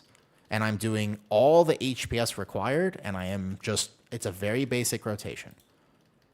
Yep. So you don't have to be doing that, no. It's very, very nice, you know? It's very straightforward. It's very chill. I didn't get the first one, though. I forgot. Wait. I totally forgot. I just realized. I'm the healer. I forgot for a second. I have to go get the first camp. My bad. So, yeah, you're very mobile while you do this, though. Yeah, that's part of the min-max, but it's not critical that you do this anymore. So without knowing the mechanics, as long as you know there are enough targets, you can actually depend on that healing through Mistweaver. And I think that that's a very, very friendly, a very easy way to understand like what's going on, etc. Did he just in-cap that? Bro, that's tech, actually. That's smart. This tank is good. Okay, so here, and again, imagine that I have to heal a tank, and this is how I heal the tank. It's very friendly. And I can just alt-right-click whoever... Wait, who has that? I couldn't see who that was on. So from here, yep, we're just going to go like this. Bam, bam, bam, bam, bam. Correct. Just here, though. Urahara on the line. Which Urahara? Which one? Is this like a My Hero reference? Or is this a Bleach reference? Who is this? Oh, see, even that cast goes off right there. I revival. Boom. I didn't even need to revival, by the way, but we just let a big cast go off. So that was very dangerous, right? I can Tiger's Lust this. Like, Mistweaver has so much more going for it at this point, though. Yeah. Well, no, you don't need any gear, by the way. Bleach reference. Okay. I was wondering about it. Because I was actually thinking about it, though. Yeah. Yep. It's interesting, basically, how much of a glow-up this healer has had in terms of it being more new player-friendly.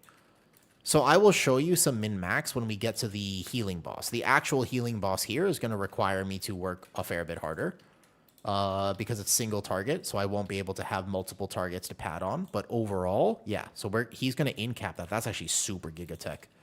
I should do that on every monk. I can do that on a Mistweaver. I'll tell Deco to do that next time. Like in-capping that because it dies, right? So here, as an example... I just want to make sure I have hots on my tank, and then I might Rising Sun Kick to extend them, but otherwise it is just spin to win. And I know that I'm actually doing a lot of healing. Like, to clarify, I'm doing significant amounts of healing. Not like a little bit, like a lot. And so it just feels very rewarding. I don't know, it's hard to explain exactly, but it feels really good, man. I like this version of Mistweaver. And I just TFT into that to keep on my tank, and here we go, though. What is a Mega Set macro? So when I spin in Crane Kick, there's no delay in my spinning Crane Kick like this. Before, if you notice when you actually just spinning Crane Kick on cooldown, you end up doing less spinning Crane Kicks overall because it tries to recast itself, so there's a small delay after the channel. However, this macro makes it so that it doesn't do that. And it's just an exclamation point. I have it here. I'll show you the macro fast. I'll link it in Discord after, okay? It's just this. You just have to replace your spinning Crane Kick with that. But I'll link it for you after. In the, it'll be in the description of that video too, but I'll put it under the Mistweaver build. Yeah, of course. And then here, again, there's a lot of damage here. No problem. I'm out healing all of these curses. I'm going to Tiger's Lust whoever gets this, but I can't see who had it, or my monk had it before me. There you go. TFT, keep this on the tank. Boom. These liches do a lot of damage, but I'm just power healing it, man. So despite monk doing damage, healer damage, because I'm healing through my damage. So that's another benefit, right? Is I'm going to be able to heal through doing damage, so it'll feel a lot worse for that. Whereas other healers right now might have to make more of a plan to do that. I don't really have to worry as much. So I'm doing pretty adequate damage. I'm at 50k right now. Like that's very decent healer damage at the moment. That pull will obviously inflate it a bit, but yeah. I'm doing really good damage right now. You can see my damage here. But overall healer damage, like, yeah, it still doesn't matter. Like, truthfully, whether or not you do 30k, 20k, 10k, doesn't matter. Just keep your group alive. I'm not greeting my damage by doing this. This is literally how I heal. And so I can Tiger's Lust that. And here I can choose to Revival or Tiger's Lust this as well, by the way, because this is a slow. That debuff does count as a slow. So I'm just going to power heal it here. I'm going to need my tank to kind of make a plan for like a second, but I do have Cocoon for him if needed. I'm going to just drop that on him, bam, and then here. This is as much tank healing as I can do, so it's up to him to live now. And then here would be something like, yeah, but I mean, I think the macro has really helped me actually a lot. I think the macro has made a pretty big difference. So here, boom. If I need to revival, I'll press it, but I kind of don't want to. Let me do this here. Good. Shaylin's this. Perfect. So now that we're going to a single target encounter, I'll tell you that it gets way more complicated. This boss, for example, will get progressively more complicated as we're actually walking in. So I'm going to walk here. Perfect. And now I need to execute a proper rotation, which is a little bit more complicated and different because I don't have a lot of targets to heal on. Nonetheless, though, if I'm basically just in this boss and I'm smacking him, yeah? I'm going to keep my Renewing Mist up, and then I'm going to wait for some more damage to actually happen.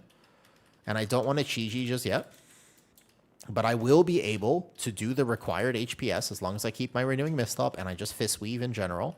And I Chi-Ji now to cover the next AoE overlap. But here we go. And we just go like here, and that means I know I have a Spirit Font as well.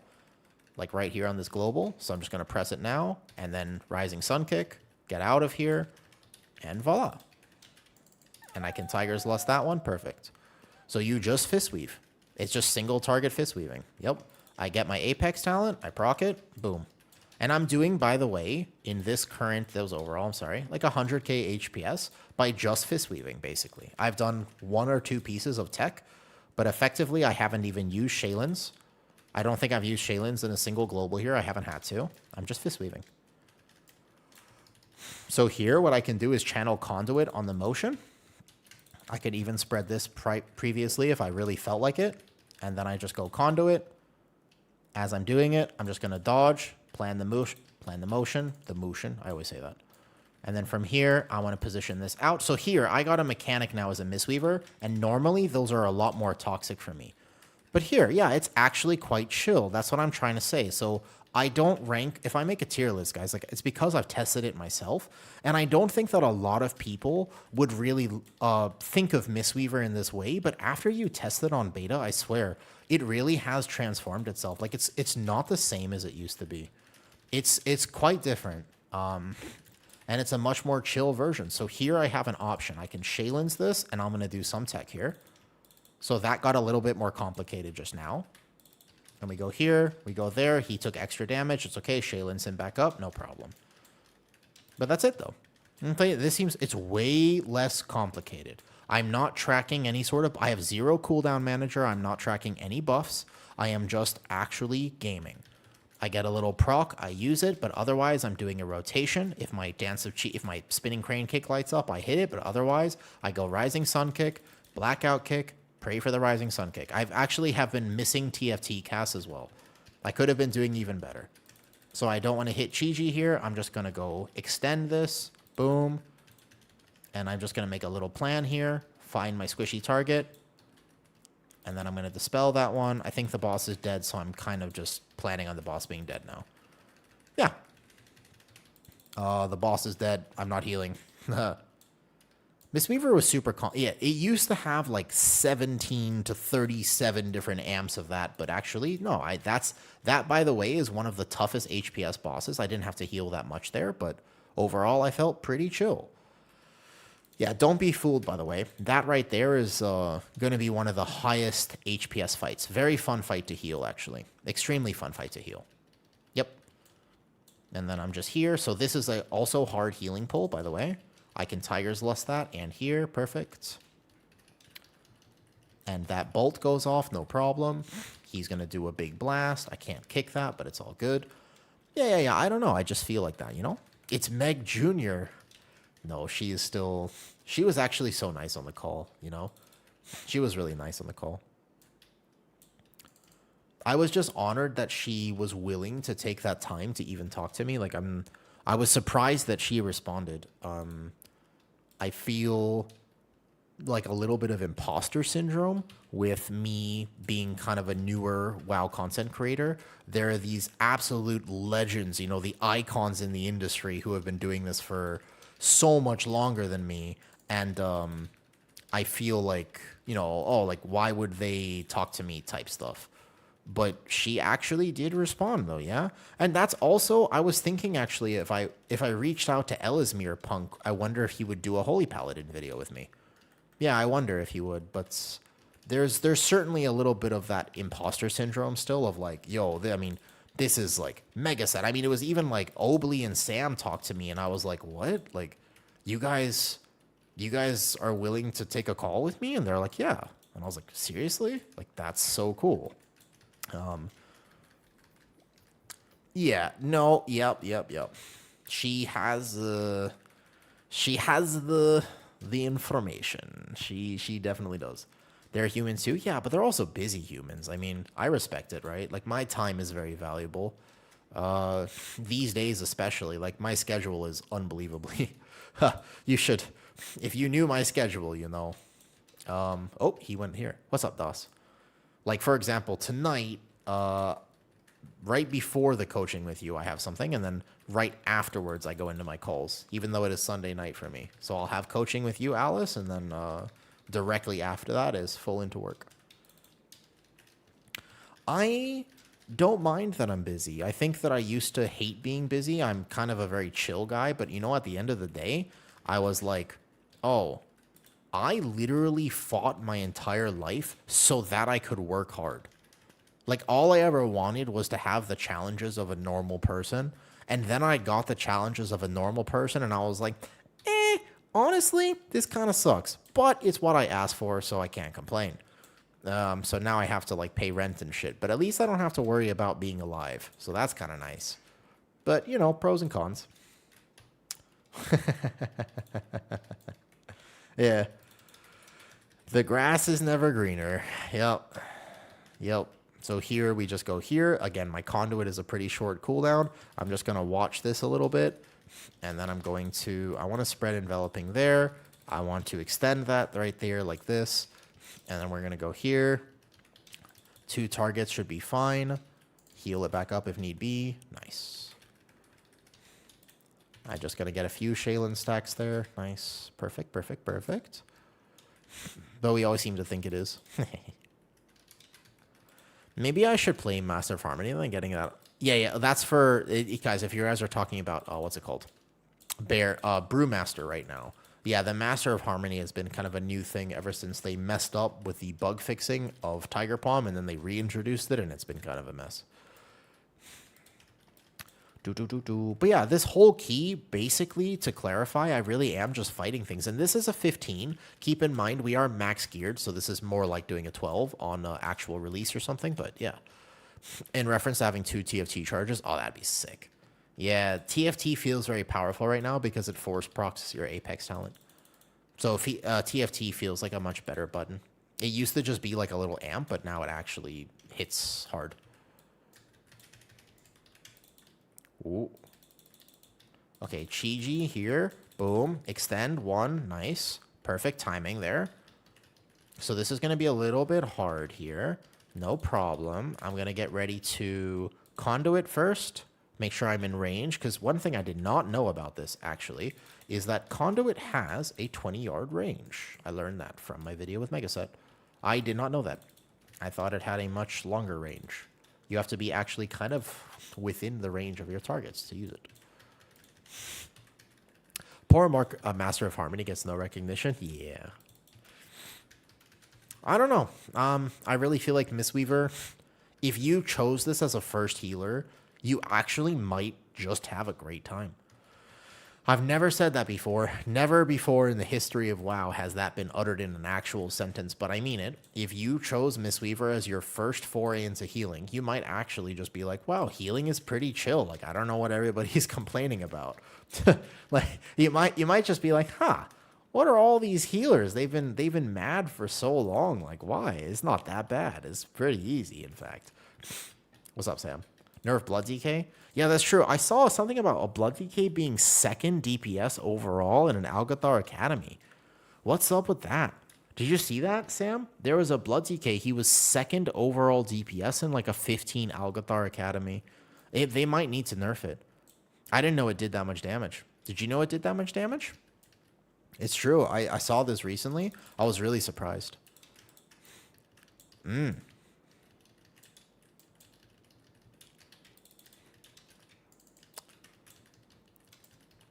Yeah. Nerf Blood. That's what I'm saying, right? It must be a Blood ZK. Yeah, well, there was a Blood ZK who did like 125k overall. He was like the second. I think it might have been even more than that. I think that he was a sandbagging it probably. Yeah. You will nerf this witch monk. Try to heal Pit of Sauron on a priest. Why? Like a holy priest or like a disciplined priest? Like which priest? Which priest, to clarify?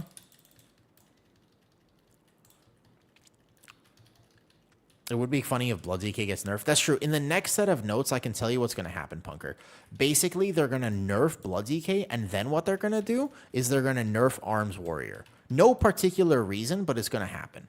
There's no real reason why. They never need a reason why, but trust me, next set of patch notes, nerf to Arm Warrior. One of them doesn't matter. Interesting. Is there some weird tech about this? Buff mage. Yeah, they're going to buff mages again, and they're going to nerf Arms Warrior. It is what it is. Yep. I don't make the rules. It is what it is. Yep. They also have to buff mage. Correct, Lightshaw. But Lightshaw, does this help you feel more... does this help you feel better? Does he want me to skip it? Okay, I'll skip it. You can't skip this now. They changed it. You can't skip this now. Yeah, so this, I hopefully, like, in seeing it in practice, you'll be like, oh, it's really not that scary. Because remember, you're super mobile. So, like, you can be moving this whole time. This is still equally as effective. You see this? Oh, wasn't it that 4 tank run? Yeah, I know. The Blood DK who did that, he is in chat right now, Elzaberg. That's Sam, the Blood. He's right there. That's Sam the Death Knight. That's him. That's why I'm making fun of him for accidentally unsandbagging his spec, because that's how you get your spec nerfed. Like, you should not have, he shouldn't, even though it was fun, like, you gotta hide that stuff. That is literally the Blood DK who was in that run. Yeah. Yeah. he accidentally got Blood DK nerfed.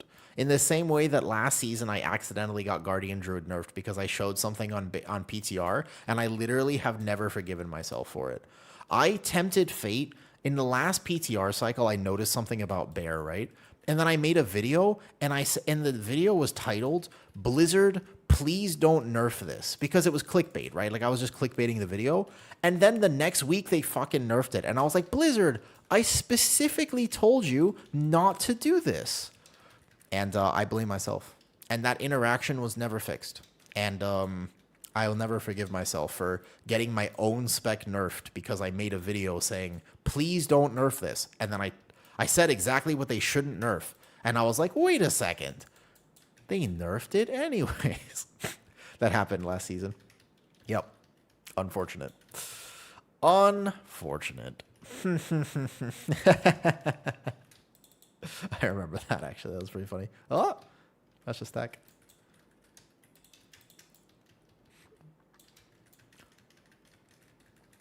If you want to test a bit higher keys, I kept a few 16, 17s on your Paladin. Nice.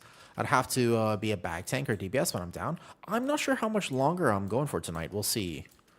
I have some work to do later, so we'll see. I got some chicken to eat after this, and we'll see.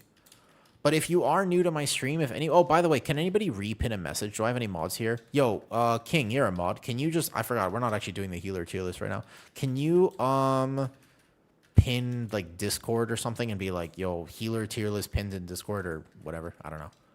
Just put like a link to Discord and say all builds linked in Discord or whatever, though.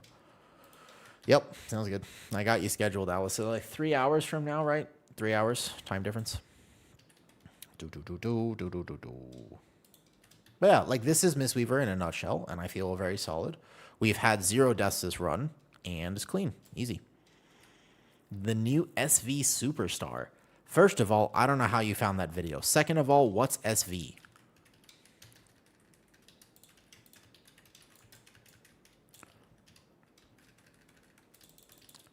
I don't think I can heal that one. Which, oh shit, I messed up. I wasn't paying attention. I was reading chat. That's okay. I'll heal it later. SV Survival. Is there a way to know which forge he uses? Yes. He goes always to the closest forge. It's always the closest one. It's always, always, always the closest forge, by the way. This is for sure a thing. So if you position him closer to the right one, he'll go from the right one. If you position him closer to the left one, he'll go to the left one. Did we get both? Okay, so there's going to be one more. It's going to be this one. That was on me. I'll heal it, though. Oh, yeah, you didn't know that? It's always the closest. Yeah. So the tank is supposed to basically determine which one that you should position. Wait, why are there 2 up? Oh, shit. All right, we in trouble. I can probably heal this. I have all of my cooldowns. It should be fine. As long as we don't insta-die in the first global, I Chi-Ji. It's okay, I'm a Mistweaver. Again, if I was a Resto Druid, I'd be in trouble. But I've got this. I got this. Watch it. Double Ring of Peace. Gigatech. A Revival comes out. 3, 2, 1. Boom. Easy. Here. I leg sweep now. Perfect. Conduit as well. I just do everything. I do everything. Everything. Fort Brew. Life Cocoon the Shaman. He might die. First death of the key right here. Survive. Oh, TFT into Rising Sun Kick. Go. Shaylin's. The boss better die because I missed my thing again. Okay, hold up. I lost uptime. Shaylin's him back up. No deaths. But we're going to die on the next one probably because I have no cooldowns left. And there are 4 of these up. All right, we got to do more boss damage, guys. Otherwise, we're dead. Next one, we're super dead. I did all the HPS there, but I used everything. So I have nothing now. Congratulations. I think we've just wiped. I think realistically, let me incap it. I will incap. I incap this one. I got it. Here.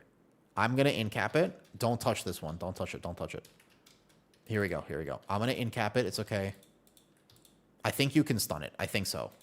I got it. Just don't touch it. No dots. Okay, here, Apex. Perfect. I think you can keep it incapped for now, actually, because there won't be another one. Yeah. Just leave it stunned. Perfect. Here we go. I know. I wasn't paying attention, but I'm going to recover this. I'm not recovering this. We're dead. Does he still pulse? Oh, okay. Yeah, I blame myself. That's my bad. That's on me.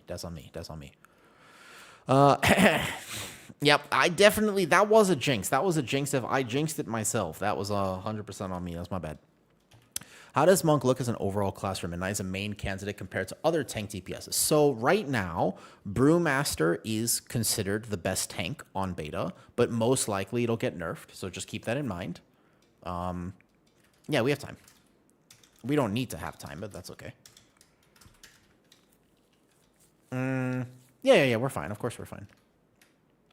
Go. No problem. Easy time. 0 problems. Okay. I have this here. I just Shaylin's this. And go here. Ooh, I need to be in melee up then, though. How does the bear look? Bear looks great. But anyway, sorry. As a monk, Windwalker is in a tough spot. Brewmaster and Mistweaver both are in a very good spot right now, although likely to get nerfed, to clarify. However, Windwalker is the one of the 3 monk specs which I would say are not doing so hot right now. I would say Windwalker is like a bit behind where you would want it to be if you were thinking about potentially maining something like a Windwalker. Yeah. It's not quite where you want it to be, so yeah.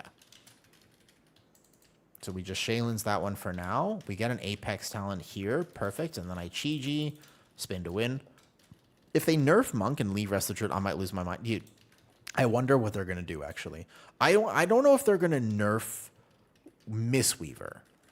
I don't think that Mistweaver is overperforming to the extent that it deserves a nerf-ish, but I do think, I mean, obviously they're nerfing Brewmaster, but we don't know how much. If they over-nerf Brewmaster, then rest in peace, I guess, GG's. Blizzard hates monks. If they under-nerf it, though, they're going to nerf Bear as well, for the what's worth, though. Enchant Beta, that's also true. Historically speaking, you're absolutely right. I want to say that history doesn't always repeat itself, but you're right that historically speaking, Monk is always shafted like this. That is a very true statement.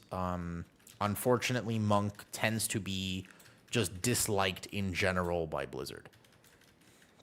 I don't know exactly what it is about Monk, but I don't know if it's the popularity of the spec, but clearly Blizzard just does not really love Monk. It is kind of obvious, unfortunately, that is true. I don't know what it is, to be honest, but it definitely seems like that, like in a pretty significant way, that Blizzard just is not a big Monk enjoyer. No. I feel like everybody likes Meg. I mean, she was really nice on the call. I didn't know. I mean, sometimes people have like a good personality on their videos, but then you actually get to talk to them and you're like, oh, I don't know about you. She was super nice. Super nice. It's kind of like Sam has a very rough exterior, but then when I called him to make the Frosty K guide, he was all like cuddles and rainbow, and he was just like, I don't tell anyone this, but I really sometimes I like gummy bears, and he was just like a big old softie. Yeah, that's true, actually. I forgot. Yep. Easy time. Never doubted. Never doubted. Easy time. You want to freeze the ones that have the glowing thing. Yes, exactly. Freeze the ones that are glowing. True, like yeah, maybe. Open Talents, go Master of Harmony. This one. John? Open Talents, go Master of Harmony, and click this. What do you mean? Just the extra TFT? Correct. What were you referring to about this? Sorry? Oh, I know that Master of Harmony has double TFT. I was saying that it would be nice if I had it as Conduit. Like, I think that if I could play it, it would be really cool to have too, but I don't find myself needing it too often. I had trouble experience. I'd agree with my cast. That's fine. Yeah, I was chilling. That is what we were talking about. I missed the context of it. I'm sorry. Yo, Draxel, by the way, thank you for hanging out all day. I appreciate that. And yes, Blizzard does like Reslo Druid. Hey, did I answer your question properly, though? You were asking me a good question earlier. The UI? Oh, we have to update that command. I haven't updated the UI since the changes, actually, though. Here, by the way, is the Discord. I am going to go work on a tank guide. I want to make one, I think for Pit of Sauron. Maybe I'll do that one next or something like that, though. And then, yeah, but that's Mistweaver. I just wanted to show you how straightforward, how simple, how awesome it is, and that it's very powerful. You can make a plan for the single target healing. I definitely think that I'm over-geared. You know, I'm using full mythic gear, so it might not feel as good when you're lower geared, but that's true for everything. I don't think that really changes that much, to be honest with you. So here, let me link this build. I think that I have it here in the Discord. Let me put the macro there for anyone who wanted it. It just basically gives you just replace your spinning crane kick with this. Yeah. And you do like this. Boom. That's okay, King. It's too late. It's too late. So Midnight Healer builds right here. I'll go to Mistweaver and I'll put this macro. Macro from Mega Set video. Yeah, when I release the Mistweaver video, though, by all means, go give her some love in case you haven't already. She deserves it. She was very kind to show up on a video with me like this, though. Click the verify thing to join your Discord. I was confused. Yeah, just hit it just to prevent bots. There was some long thing that somebody made me. I was like, just put the verify here. I think that makes sense. I think that makes sense. Tonight, I will post the best first healer to play. I'm going to make maybe a slightly different intro, and then that, just so you know, that is posted tonight. All right. If you are still watching on YouTube, hello there. Let's see who is still on. Thank you guys for hanging out today. I will see you tomorrow. We only have a few days left of beta. And also, before you go, wait a second. Before you go, don't go yet. Don't go yet. Listen to me. Listen to me. A few days from now, I'm going to do the most giga stream. There's an idea I have, and it's going to be the most giga list you have ever seen. It's going to be awesome. It's going to be super cool. A few days from now, it's going to be the most giga tier list of any tier list you've ever seen. It probably will take me 3 to 4 hours, give or take, and I would love the community input for this. I'm going to do something awesome. It's going to be super fun. It's going to be hype. Trust me, I'm hyping it up on purpose. Kitty is not involved. Nope. It is midnight is here soon. It is very exciting. I am hyped about midnight. Don't listen to the dude. It might be probably like 4 hours. Like I think I'm pushing about 4 hours here easily. Yep, I think so. I could certainly see it being that long though. He ends it up. Yeah. Oh, I mean, hold up. You never know. You never know. It might happen. Anything is possible. Anything is possible. One never knows what will actually happen, of course. All right, Lara or Vive? I see Vive on. I see Earth on. I see Lara on. I see Brishorty. I think we go raid maybe Vive again. I see... Wait, Kent is on. Kent is still on right now? What is Kent doing on? Wait, Kent's been... What time is it for him?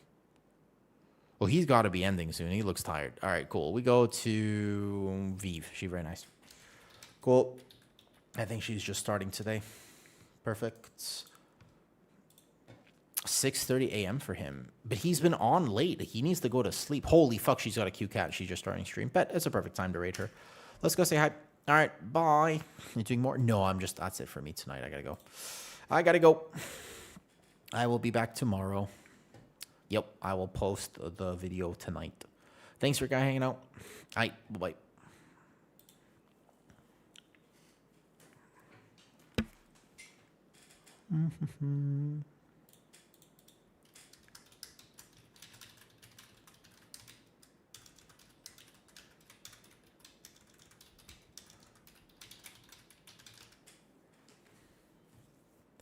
Doo-doo.